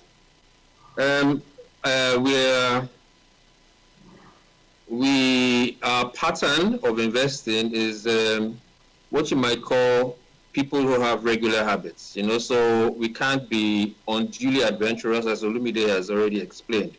We're constricted by regulation in a certain kind of way, but within the constriction, there's opportunity and there's space.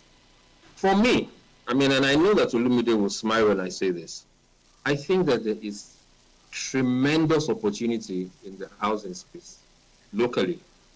And so that we don't have an unduly long gestation on this, we only need to go to the Nigerian Mortgage Refinance Corporation and refinance some of those assets that they are carrying. They are carrying assets that are significantly in the money. And I know that there are quite a number of people from the family offices that Siri has spoken about, and other pockets of people who are looking to improve their yield from the nearly sub-1 yields that they're having. I mean, you can spin off some of those assets and begin to create a mortgage. You can refinance those mortgage contracts. And on the back of that, you can then begin to finance the mortgage firms that are properly set up, right? And you can spark off a mortgage revolution in the housing sector. If you're going to get, say, yields of perhaps 9-10% on mortgage securities, it compares very, very favorably to what we have in the financial markets today. I'd really like you say, for us to explore that and see how we can make that happen. And it can happen in the near term. And it is an opportunity for those who are practitioners in the capital market today. It's not just an opportunity for those who are looking to, who are hunting for alpha. That's what I'd say. All right, coming to you, Olivier. Talk to us. What is buzzing around you? I think everybody has spoken great. I also agree with Mr. Longe as concerns housing. I think that there's a massive space in that area. But what do you think is the buzz? What's the next big thing? So, I mean, for us, we took a view that anything that will give us exposure to the real sector, so whether it's infrastructure or to real businesses, private equity, that we're going to, increase allocation to that space. And we have had series of engagements with players, trying to understand, and it requires, a bit of due diligence. For us, the market is a cycle. We know currently we are in a difficult patch. So we are fundamentally looking at how we are actually allocating capital.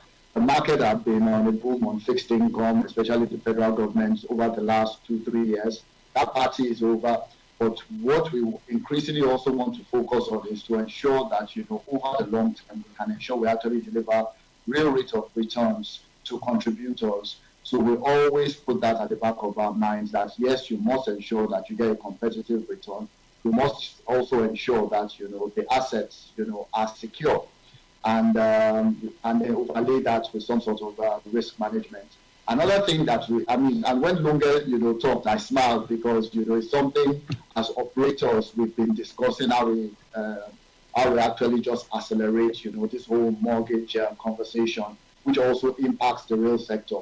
So I think those are some of the things. Infrastructure, and there are a few players that, offer infrastructure debts that invest in things like power and the likes that, we also increasingly are sort of excited, and the returns are not exactly correlated with the traditional asset class. I think the last conversation that we'll also talk about is that for us as a pension fund, we're also increasingly concerned that a lot of the money has been, domesticated.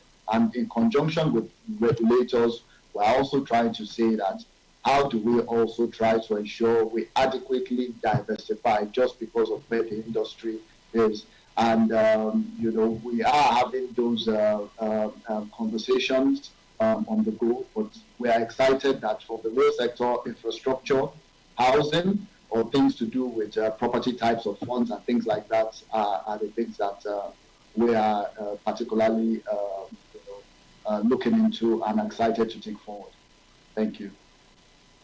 Awesome. So I think there will be questions from the audience. So please, if you have questions right now for the participants, just please go to the, there's a chat room underneath. You can just put your questions there so that we could take them.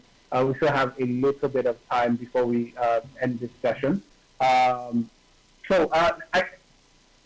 looking at some of the items we've brought up, and I think, I might as well ask it, News over the last couple of days speaks to the fact that the ECB is beginning to look at cryptocurrencies and try to look at them from a discussion point of view. Not adopting it, but beginning to properly even look at it. The second part is that a few other central banks across the world are beginning to look at it also. I use cryptocurrencies as the most significant standout outlier. Standout outlier is a bit of a tautology, but you get what I mean. It's what probably represents everything that is not traditional to the investment space. It is completely virtual. it is something that we've not had we didn't have it in the last 10 years or so. So I'm asking the question of, is this a conversation in any of our spaces? Is this a conversation that has come up at any time?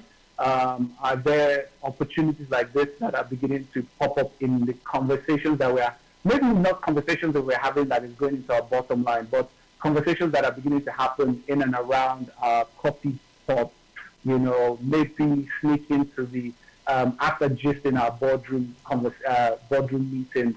Is it a conversation that is happening? And I want to, I think, I don't know. Olumide, let's start with you on this.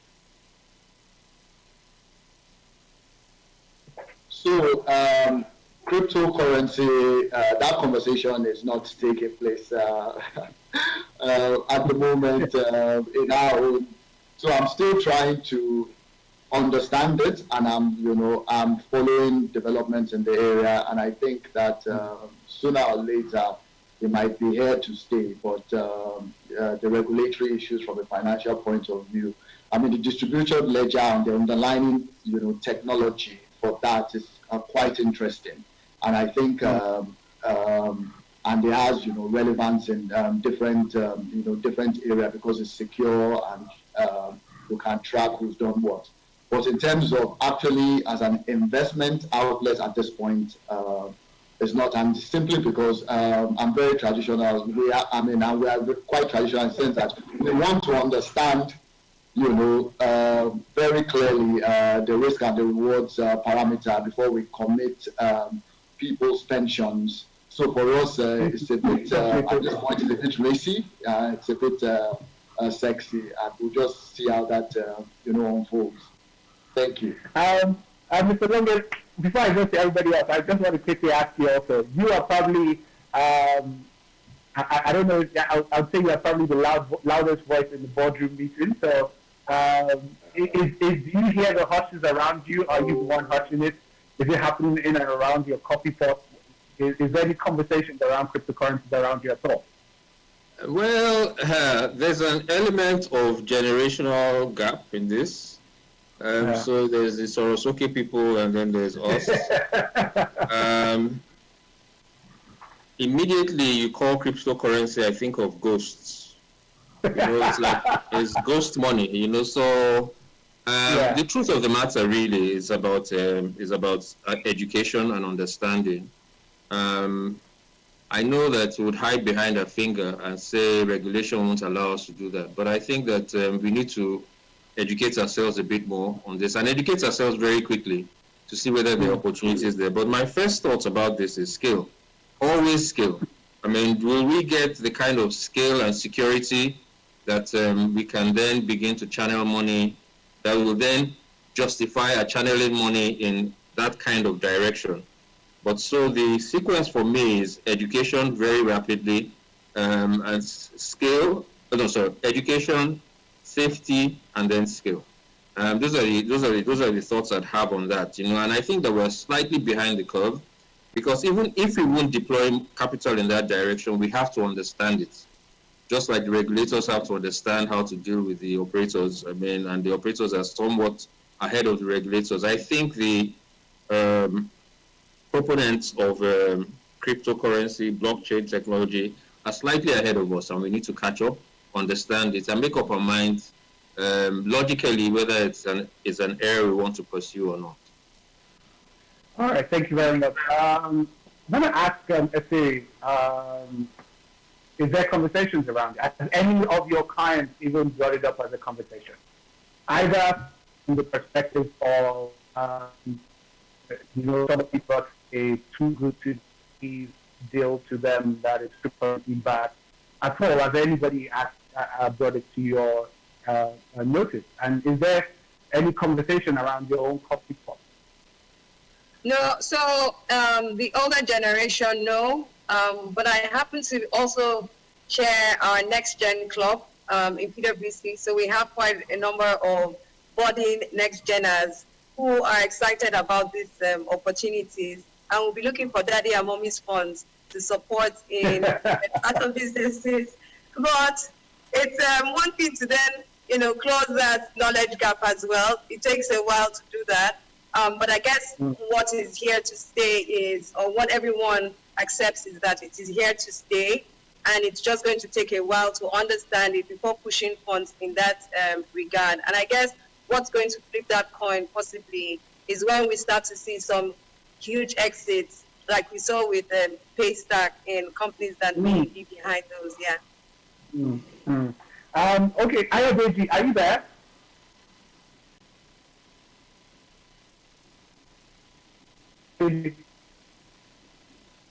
Maybe I could share something from an ETF perspective. Yes, I wanted to come to you last because I know that you will be very open to it. I think you could just go ahead.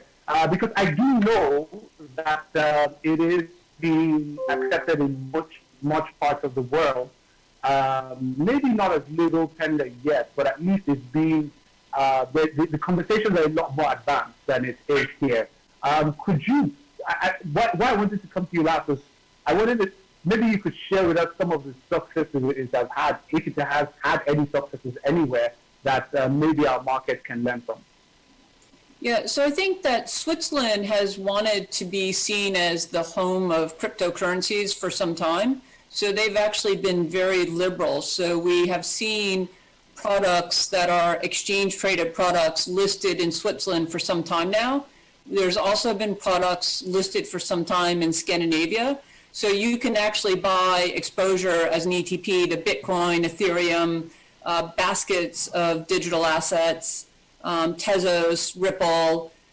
We have seen, though, that for many, one of the challenges when you think about ETFs and ETPs is, unlike many investment products, they don't pay investment advisors or private banks to sell them, whereas structured products do. So when you look at the use of exposure to crypto, it has tended to be more through structured products or structures that allow the private bankers to be paid for selling these products. We have seen in other jurisdictions, the US as an example, there's been real concern and reluctance around moving forward with offering products or allowing products to come to market. A lot of it due to concerns around anti-money laundering, around the custody of the products, and other product structure issues that they're not yet comfortable with. Although more recently, the Commissioner Clayton has come out saying they are now looking at this. And so I think that we've seen a view that's changed slightly from being quite critical and negative to one of let's investigate. I think we've also seen adoption and investment into crypto products in some of the Latin American countries where people felt they needed to leave where they were living and needed a way to take that money with them and put their money into a crypto wallet, which you would just be taking your password. So I think it's been interesting to watch the slow evolution. There are some products listed in the US that are not ETFs, and we've seen those products trading at premiums of up to 20% for probably the best part of 2 years. So I think the benefit of an ETF is that because of the unique creation redemption process, they do trade in line with the value of the underlying. So I think if an ETF came to market or ETP in the US, I think it would give people comfort that they understand the structure and that they wouldn't have to worry about the custody and they could be comfortable in the pricing. But I would say it's really hard to understand how the price of these digital assets move around. I've been at presentations where you'll see the price move very quickly and no one's been able to understand or describe why the price movement actually happened. Thank you very much for that. I'm going to be handing over to the event anchor, basically, to go into the Q&A session. But I wanted to just quickly say this for the seeming number of retail investors that at least we have in Nigeria, and there are a large number of the Sorosuke generation, that's your Gen Z generation, who are looking to come into the investment space. It is a space many of them do not understand. They want it to just be as simple as possible. but they're also looking to have as many options available to them as possible. The feedback is that the options that we have now just do not cater to them, not only basically as returns, but also in the robustness of those products, in the relevance of today of those products for them. So I'm just saying this to everyone listening, especially because this is also a platform speaking to stockbrokers across the country who are in charge with leading the conversations that concerns investment. I say that there is a cry for more robust products that will cater to that sector of the market. They might not have as much legacy money in their pockets, but they will be the ones that will have legacy money going into the future. So I think this is the time to catch them. So when they just hand over to the moderator to take the Q&A.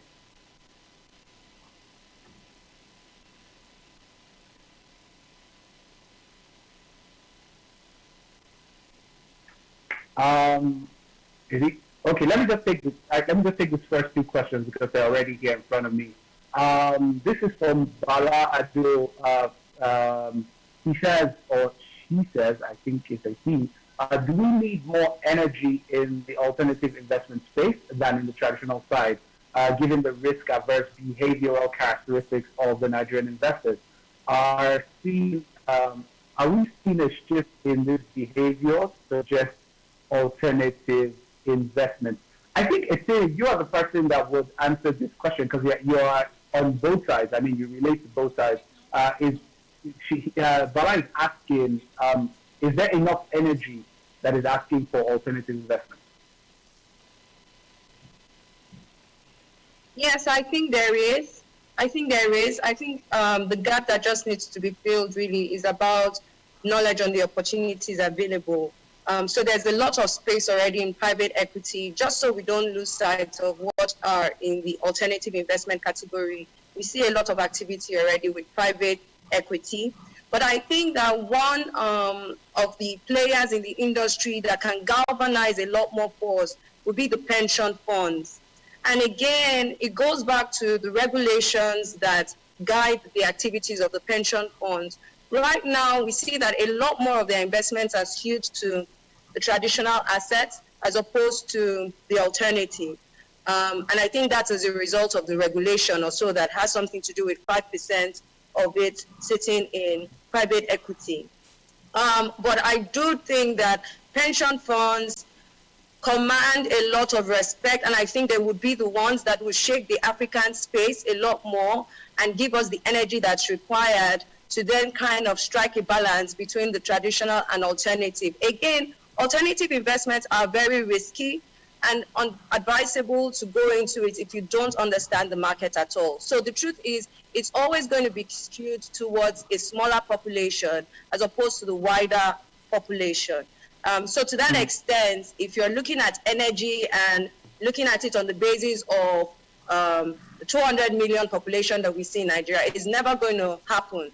The place that's going to give you the answer to that would be the very segmented parts of the market, which are just a few of those represented here. And I think once we add on the pension funds, that gives a wider exposure to people who would not ordinarily have invested their funds directly because they are not within reach for them, and because the pension funds manage or command a lot more funds coming from retirees, those of us still serving in employment, and that's the way we can get access to it without them having direct access to the alternative investments. So please, if you have any questions for the panelists, please do put them in the question and answer box so that they can take the questions now.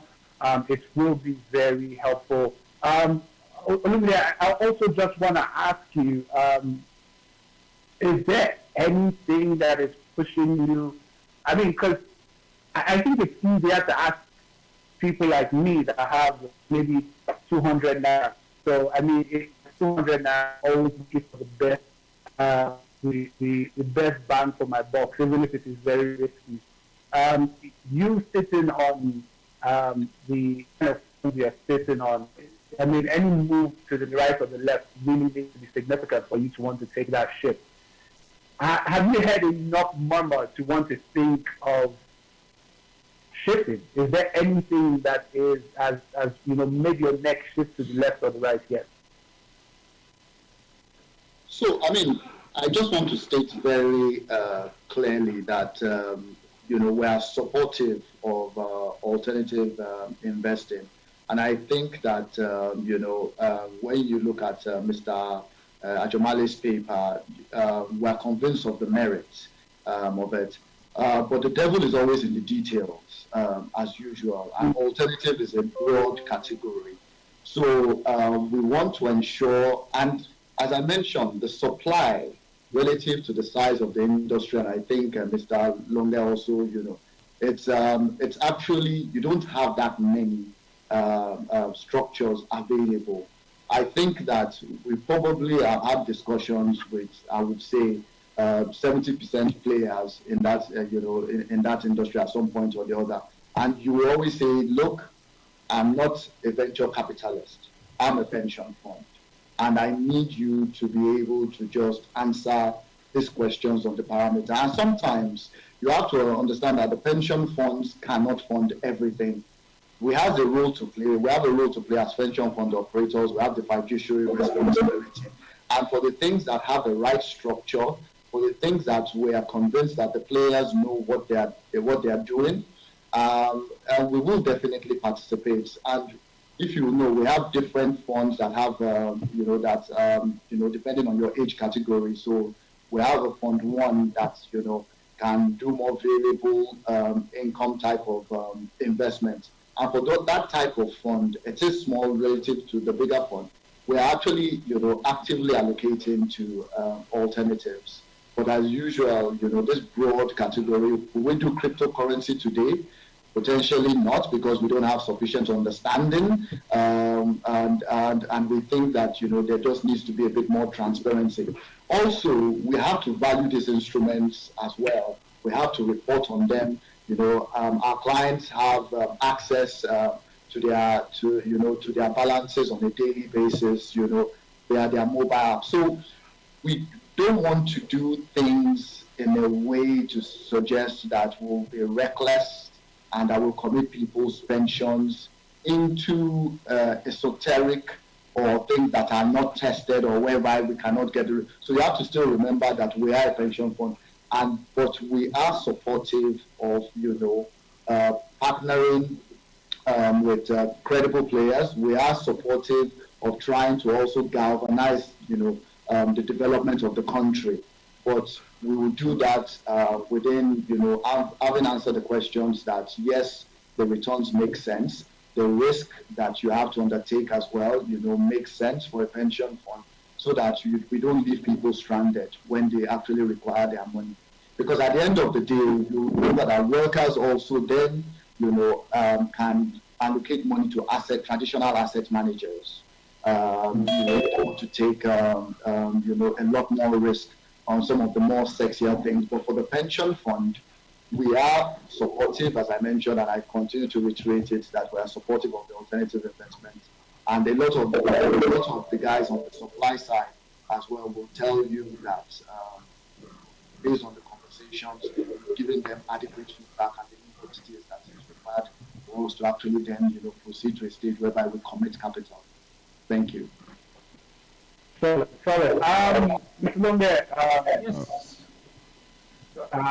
let me ask you also, is there anything that is drawing your attention? I'm going to even ask this question behind the scenes after we finish this. I'm probably going to send you a private message. But what is getting your attention? Maybe not getting your attention. Is there something? Is there enough clamor? Is there enough conversations to get you to even pay attention? Is there enough request that is making you want to even look in the direction of any alternative at this particular time? Is there enough demand? Because it's one thing for us to be talking all about what can be done, and then another to even have demand for those things that can be done. Well, I would say very easily that the rules are at the door. I mean, there's no day you don't read in the papers, you don't hear somewhere, that's 11 trillion, what are you doing with it? No, just bring it, let us go and use it to do some harebrained projects. You know, so we're an endangered species, and everybody has a different idea of what pension money should be used for. And they think that we're sitting on our hands and we're lazy, we don't have the smarts to deploy the capital optimally. But what I'd say is, I mean, the agreement I have the departure I have with my colleagues is that we are wrong in thinking that we should sit on one side and wait for people to come and do a dog and pony show for us to decide whether we would put our contributors' money there or not. The events of the last few weeks have shown us that the environment we're living in is not patient. So there's no time for that, you know, so we need to go and get the ball from our half and try and score. That's where we are, you know, so we can't sit pretty and be the only person in the neighborhood who has a generator where there's no electricity. We need to be sensitive to our environment. And what I'd say, so that we don't leave this place talking so much and not achieving anything, I think that the Chartered Institute of Stockbrokers, providers of, originators of products, should for once be serious, and we need to demonstrate seriousness about what we are trying to do. Stop throwing accusations across the table. Let's sit down and let us articulate what needs to be done, the size of what needs to be done, and how it can be done. You know, and if we need to form pressure groups to get certain concessions in certain directions, we need to do that. I must say that in the last 18 months, I've seen that the CIS has been engaging in the intellectual front and has been speaking to the people who can make things happen. That's what we need to do. We need to become leaders of thought, and not just leaders of thought, active leaders that put solutions in front of people who can make these things happen. And I think that that way we would be able to fashion solutions in critical areas. And that's why we need that collaboration. We need to set up kind of committees, an ecosystem. You know, so if it's housing that we need to deal with, who needs to do what? Infrastructure in such a vacuous way. What infrastructure needs to be done? How do you build a road? How do you build a railway? How do you set up power? I mean, if you're talking about healthcare is hardly viable because we haven't set up a system on how to pay for healthcare in a structured way. That needs to be cured. So those are the kind of engagements that we need to have. We need to be serious about what we're doing. Think these things out. I mean, and that's why I say envision, conceptualize, and then engage. If we don't do any of those things and we just think that things are going to happen, nothing is going to happen. So we can talk alternatives for all until we go blue. I mean, and nothing is going to happen. So that's what we need to leave this place with. An engagement pattern, engagement process, engagement strategy for how we can at last begin to see these things work. And we need to move away from the short term. Stop looking for fees and brokerage at the snap of a finger. We need to build, we need to develop, we need to change things. If we don't do that, we're going to continue to walk, we're going to continue to swim in a very small pond. And we'll be having these conferences every year and speaking about the same thing, and nothing will develop. That's my contribution. I think you're very spot on that. Mr. Bola Jamal, are you still with us, sir? Yes, I am. Good afternoon, sir. Your paper is, if you check the chat room, you will realize that it is trending. Your paper is well received. And I want to direct this last question to you. It's from Ubong Udo. I think I got that right. It says, how can potential startups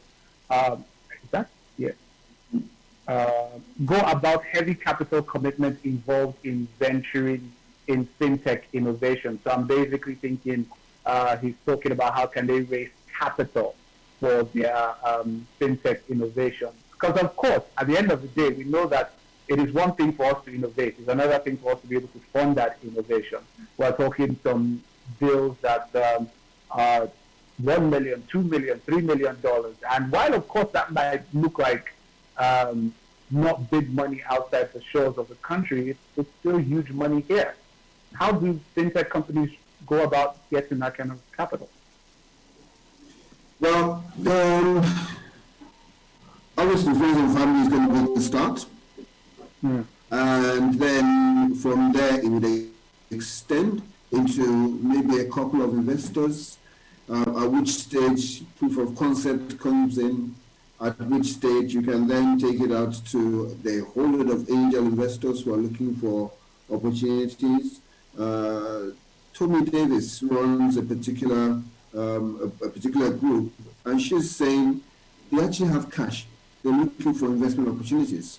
There are quite a few organizations who are in that position where they have got the funds and they're looking to take that risk in what they think might be a safe bet.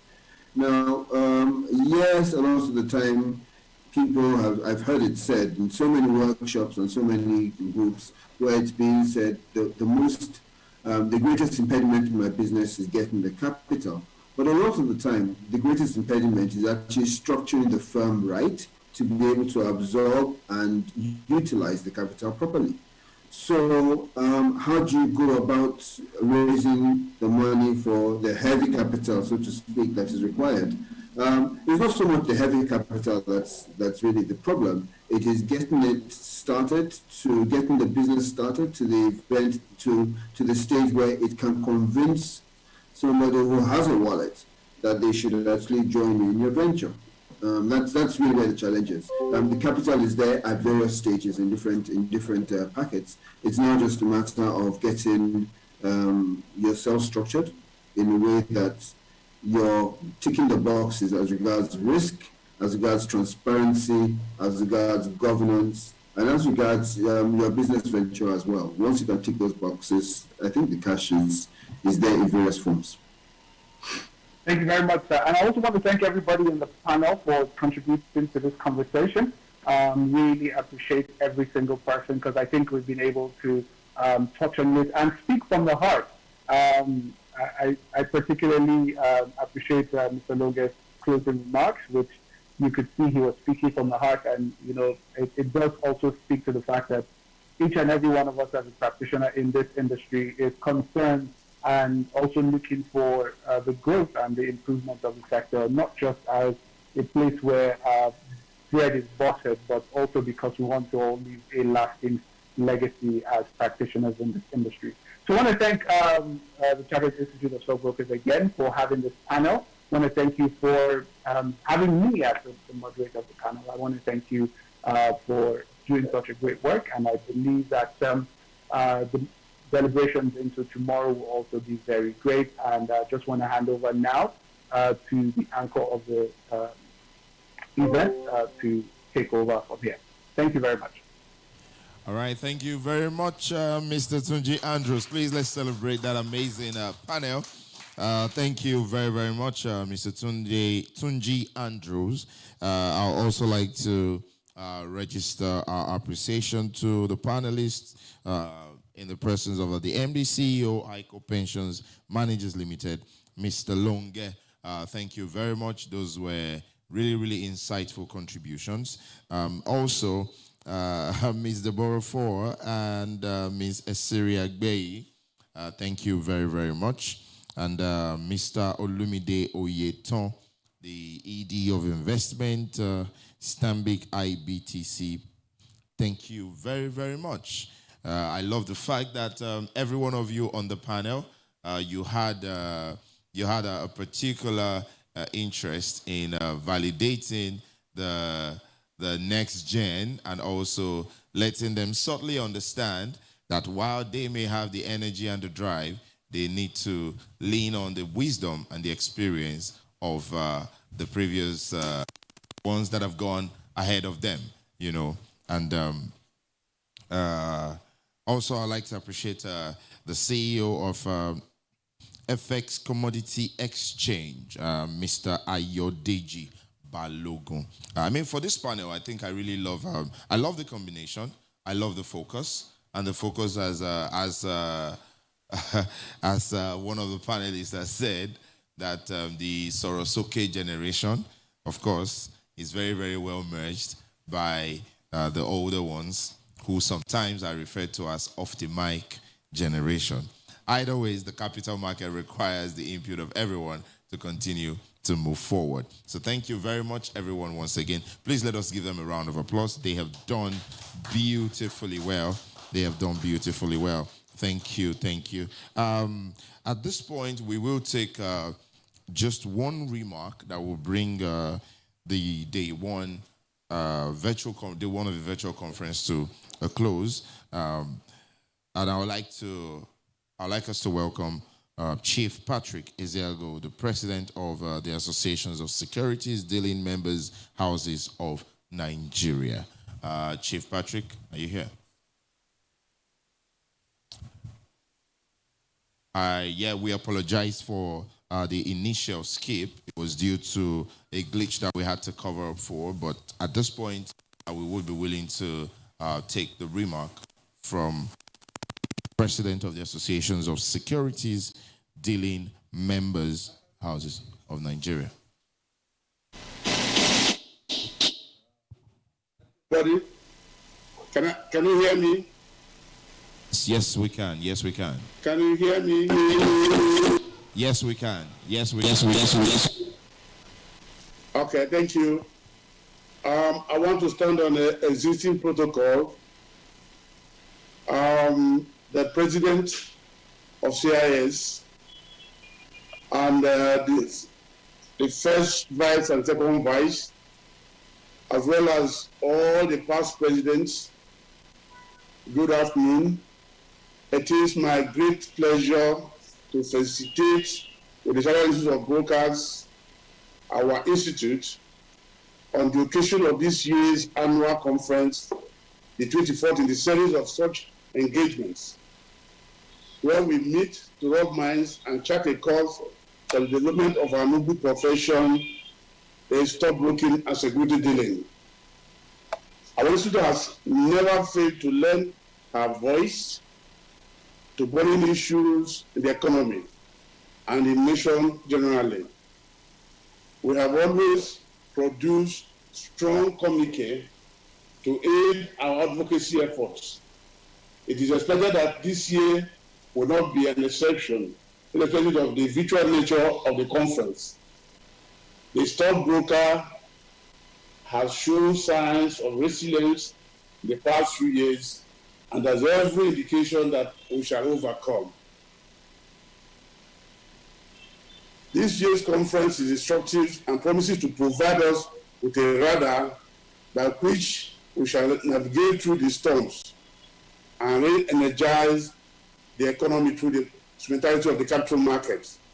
And it's a very genuine team that we are choosing for this conference, because after the pandemic, as well as the crisis we have in the not too distant future, it's important at least we should begin to now show that there is a ray of hope for us to be able to restart and virtually get the economy running. The institute in itself and Action have a very wonderful and healthy symbiotic relationship, and that has helped the capital market all through the years. On behalf of the Governing Council of the Association of Security Dealing Houses, which I'm the president, we wish to congratulate the presidents, the council members, the board of fellows, past presidents, elders of the market, the city gentlemen, as well as all the inductees for tomorrow and those who are being elected to fellowship on this occasion, and for the successful planning and hosting of this conference, despite the challenges posed by the coronavirus pandemic and the recent civil disturbances following the NSAS in the protest. So we are with you, both physically and the spirit, and we believe that together we'll be able to uplift the market and ensure that this our noble profession is one to reckon with going forward. I want to thank you and God bless you.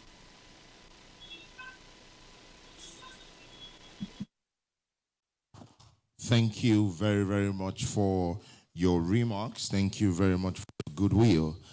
Today has been as excellent as the word itself, and I'd like to quickly give us an anticipation of what to expect tomorrow, Thursday, 5th November 2020, being day 2 of the virtual conference of the 24th annual conference of the annual Stockbrokers Conference of the Chartered Institute of Stockbrokers.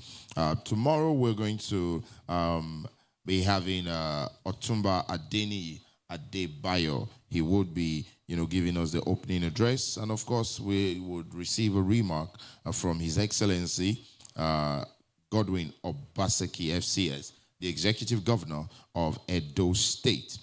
We would also have the Chief Executive Officer of the Nigerian Stock Exchange, Mr. Oscar N. Onyema, OON FCS. He will be with us tomorrow. We have a very beautiful session that is packaged, that promises to be as insightful, as expository, as educating as everything today combined. That session would have the keynote speech taken by the Chief Executive Officer, the World Federation of Exchanges Limited, that is Miss Nandini Sukuma. And on the panel for tomorrow, we're going to have CNBC Africa, Mr. Oluwole Famurewa as the moderator. And we would have the Association for Advancement of the Rights of Nigerian Shareholders, Dr. Farouk Umar. We would also have the dynamic MD CEO of CSCS PLC, Mr. Haruna Jallo Waziri. And we would also have a Capital Banker Chairman, CIS Board of Fellows. That's the Chairman, Capital Banker, also Chairman, CIS Board of Fellows, Mr. Olutola O. Mobolurin. And on that panel tomorrow as well, we would have the head Solution Delivery Core Assets, Johannesburg Stock Exchange, in the person of Mr. Robin Tucker. And then we have a Deputy General Counsel, the co-head of European Surveillance, NASDAQ, Mr. Jimmy Vanston. So tomorrow, that is just one half of tomorrow that promises to be as comprehensively enlightening as today has been. The second bit of tomorrow will be the fourth session of the conference. The keynote speech will be taken by the Managing Director, Cyfax Shipping Company Limited, and immediate past CEO of the Infrastructure Bank PLC, Mr. Adekunle Oyinloye. And then the session would have panelists that include the co-founder and director of Budge IT as the moderator, and that is Mr. Oluseun Onigbinde.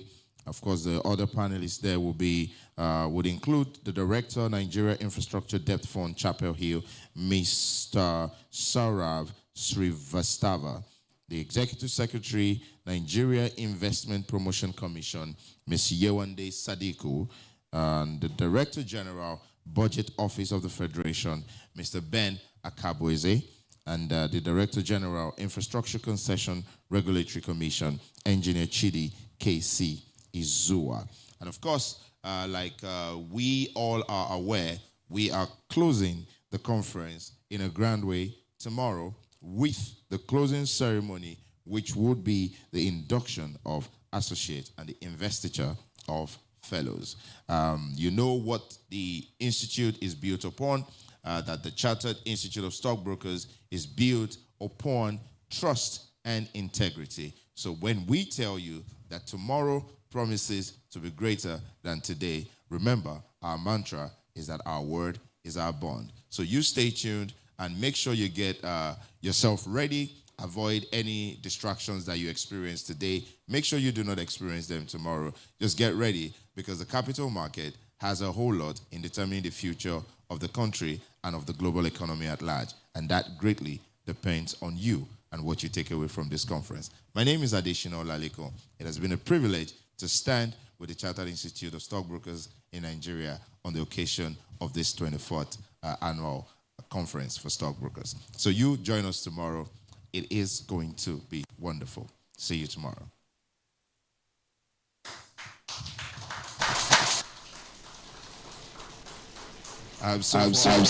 So for everyone who is around here, lunch is served downstairs. Let's maintain our health, safety protocols, even as we wine and dine, and we look forward to tomorrow.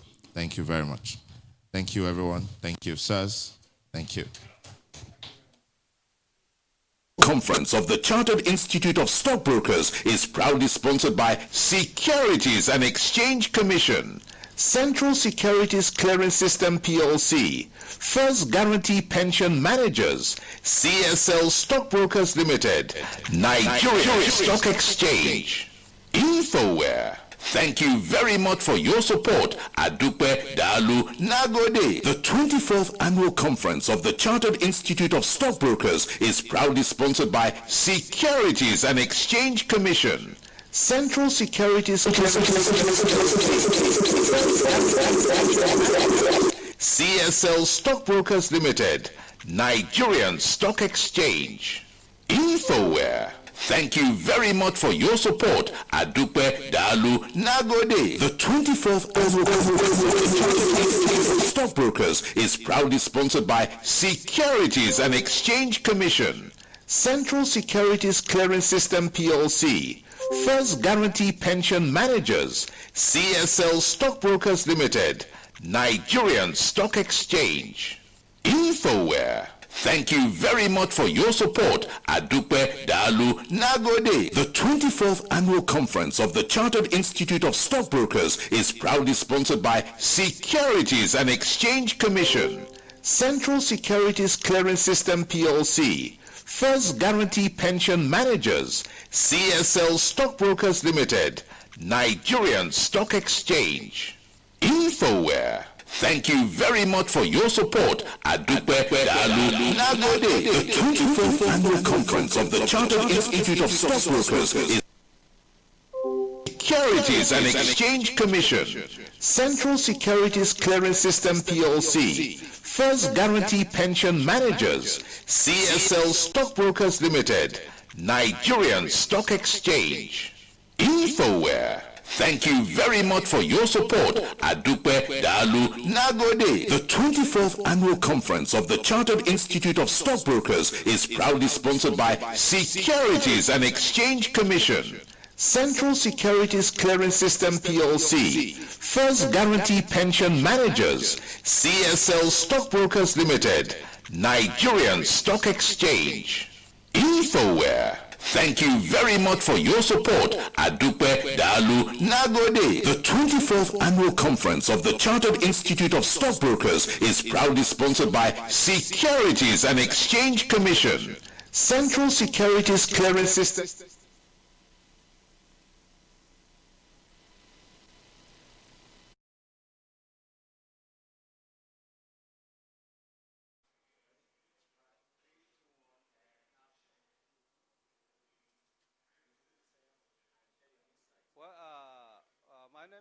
My name is Ibrahim. I'm representing Malamfashi Kafur Federal Constituency. I'm from Katsina State. I'm the chairman House Committee on the Capital Market of the House of Representatives. This is a very important program. It is an annual event. What happens every year? That's why they call it annual conference. And the theme of this year's conference is very strategic. Strategic in the sense that we're all aware of the effects of COVID-19 and how it affects the Nigerian economy. And before then, we're also aware that we have a lot of challenges in investors' confidence in the market, where a lot of investors have a lot of reservation especially as a result of the previous capital market crash, where most of the investors lost their investments and which are yet to recover. So I feel this discussion, the theme of this year's annual conference, is timely and is strategic in the sense that discussion will be done today and tomorrow. A lot of issues will be raised and solutions will be provided. And at the end of the day, there's going to be a communique. We believe that whatever resolutions that's going to happen during this conference, I want to advise that we should religiously follow off the resolutions because a lot of professionals are invited to discuss on the nation's economy and the role of the capital market, how you move the capital market, how you boost investors' confidence. So I want to advise that all the resolutions that will be done at the end of this conference should be religiously followed up.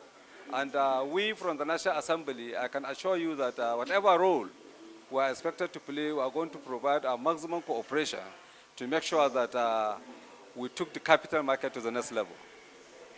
Thank you.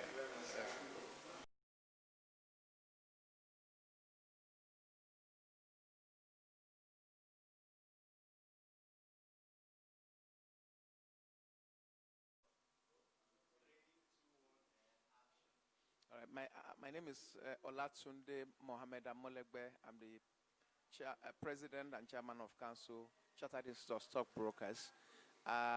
We are here today at the 24th Annual Conference of the Chartered Institute of Stockbrokers that for the first time is being held virtually via Zoom.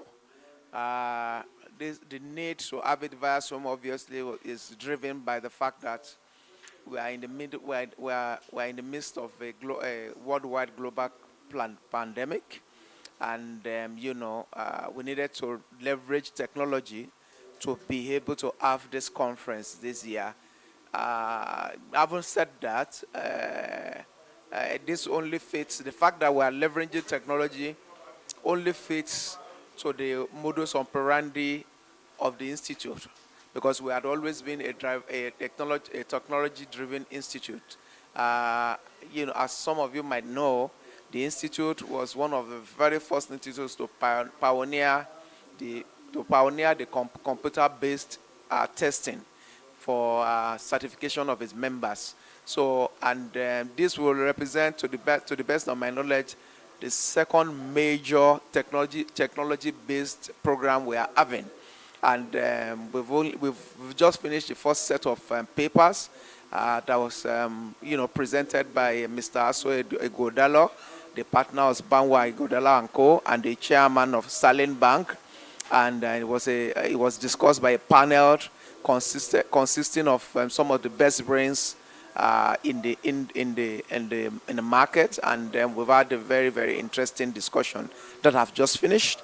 And the institute conference continues up until tomorrow. And I've been asked, okay, why did you choose the theme for this conference? Obviously, the year has been 2020 has been a very interesting year, obviously, because we are in the midst of we're still in the midst of a global pandemic. And because of that, there has been quite a bit of disruption, both in economic activity and possibly even in people's lives.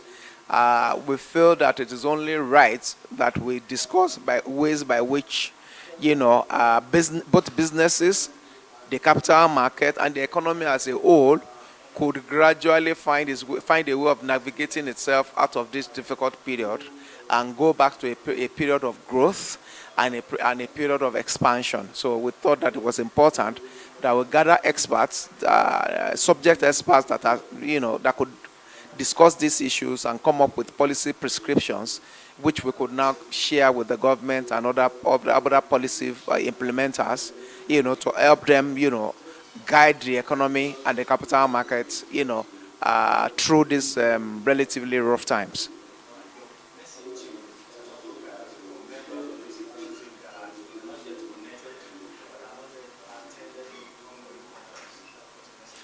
Well, my understanding is we have quite a significant number of our members online already. Some are also watching through YouTube. But for those that have not joined, we've just finished the first panel discussion. We still have about 3 or 4 to go. You still have an opportunity to join us, and enjoy some thought-provoking discussions, and that and you could come up with knowledge that could not only help you in your business, but that could help you in all your affairs generally. So I will encourage you as much as possible to hook up if you have not hooked up. If there's any issues you are having technically, you have the numbers. You could reach the officers of the institute, and I'm sure they will be able to sort your technical issues out for you. We would very much like all our members to join us at this conference, be it wherever it is you are, around the world. It's a virtual conference. It's a webinar. So, you could always join us. Do find time to join this conference before it finishes. All right. Thank you.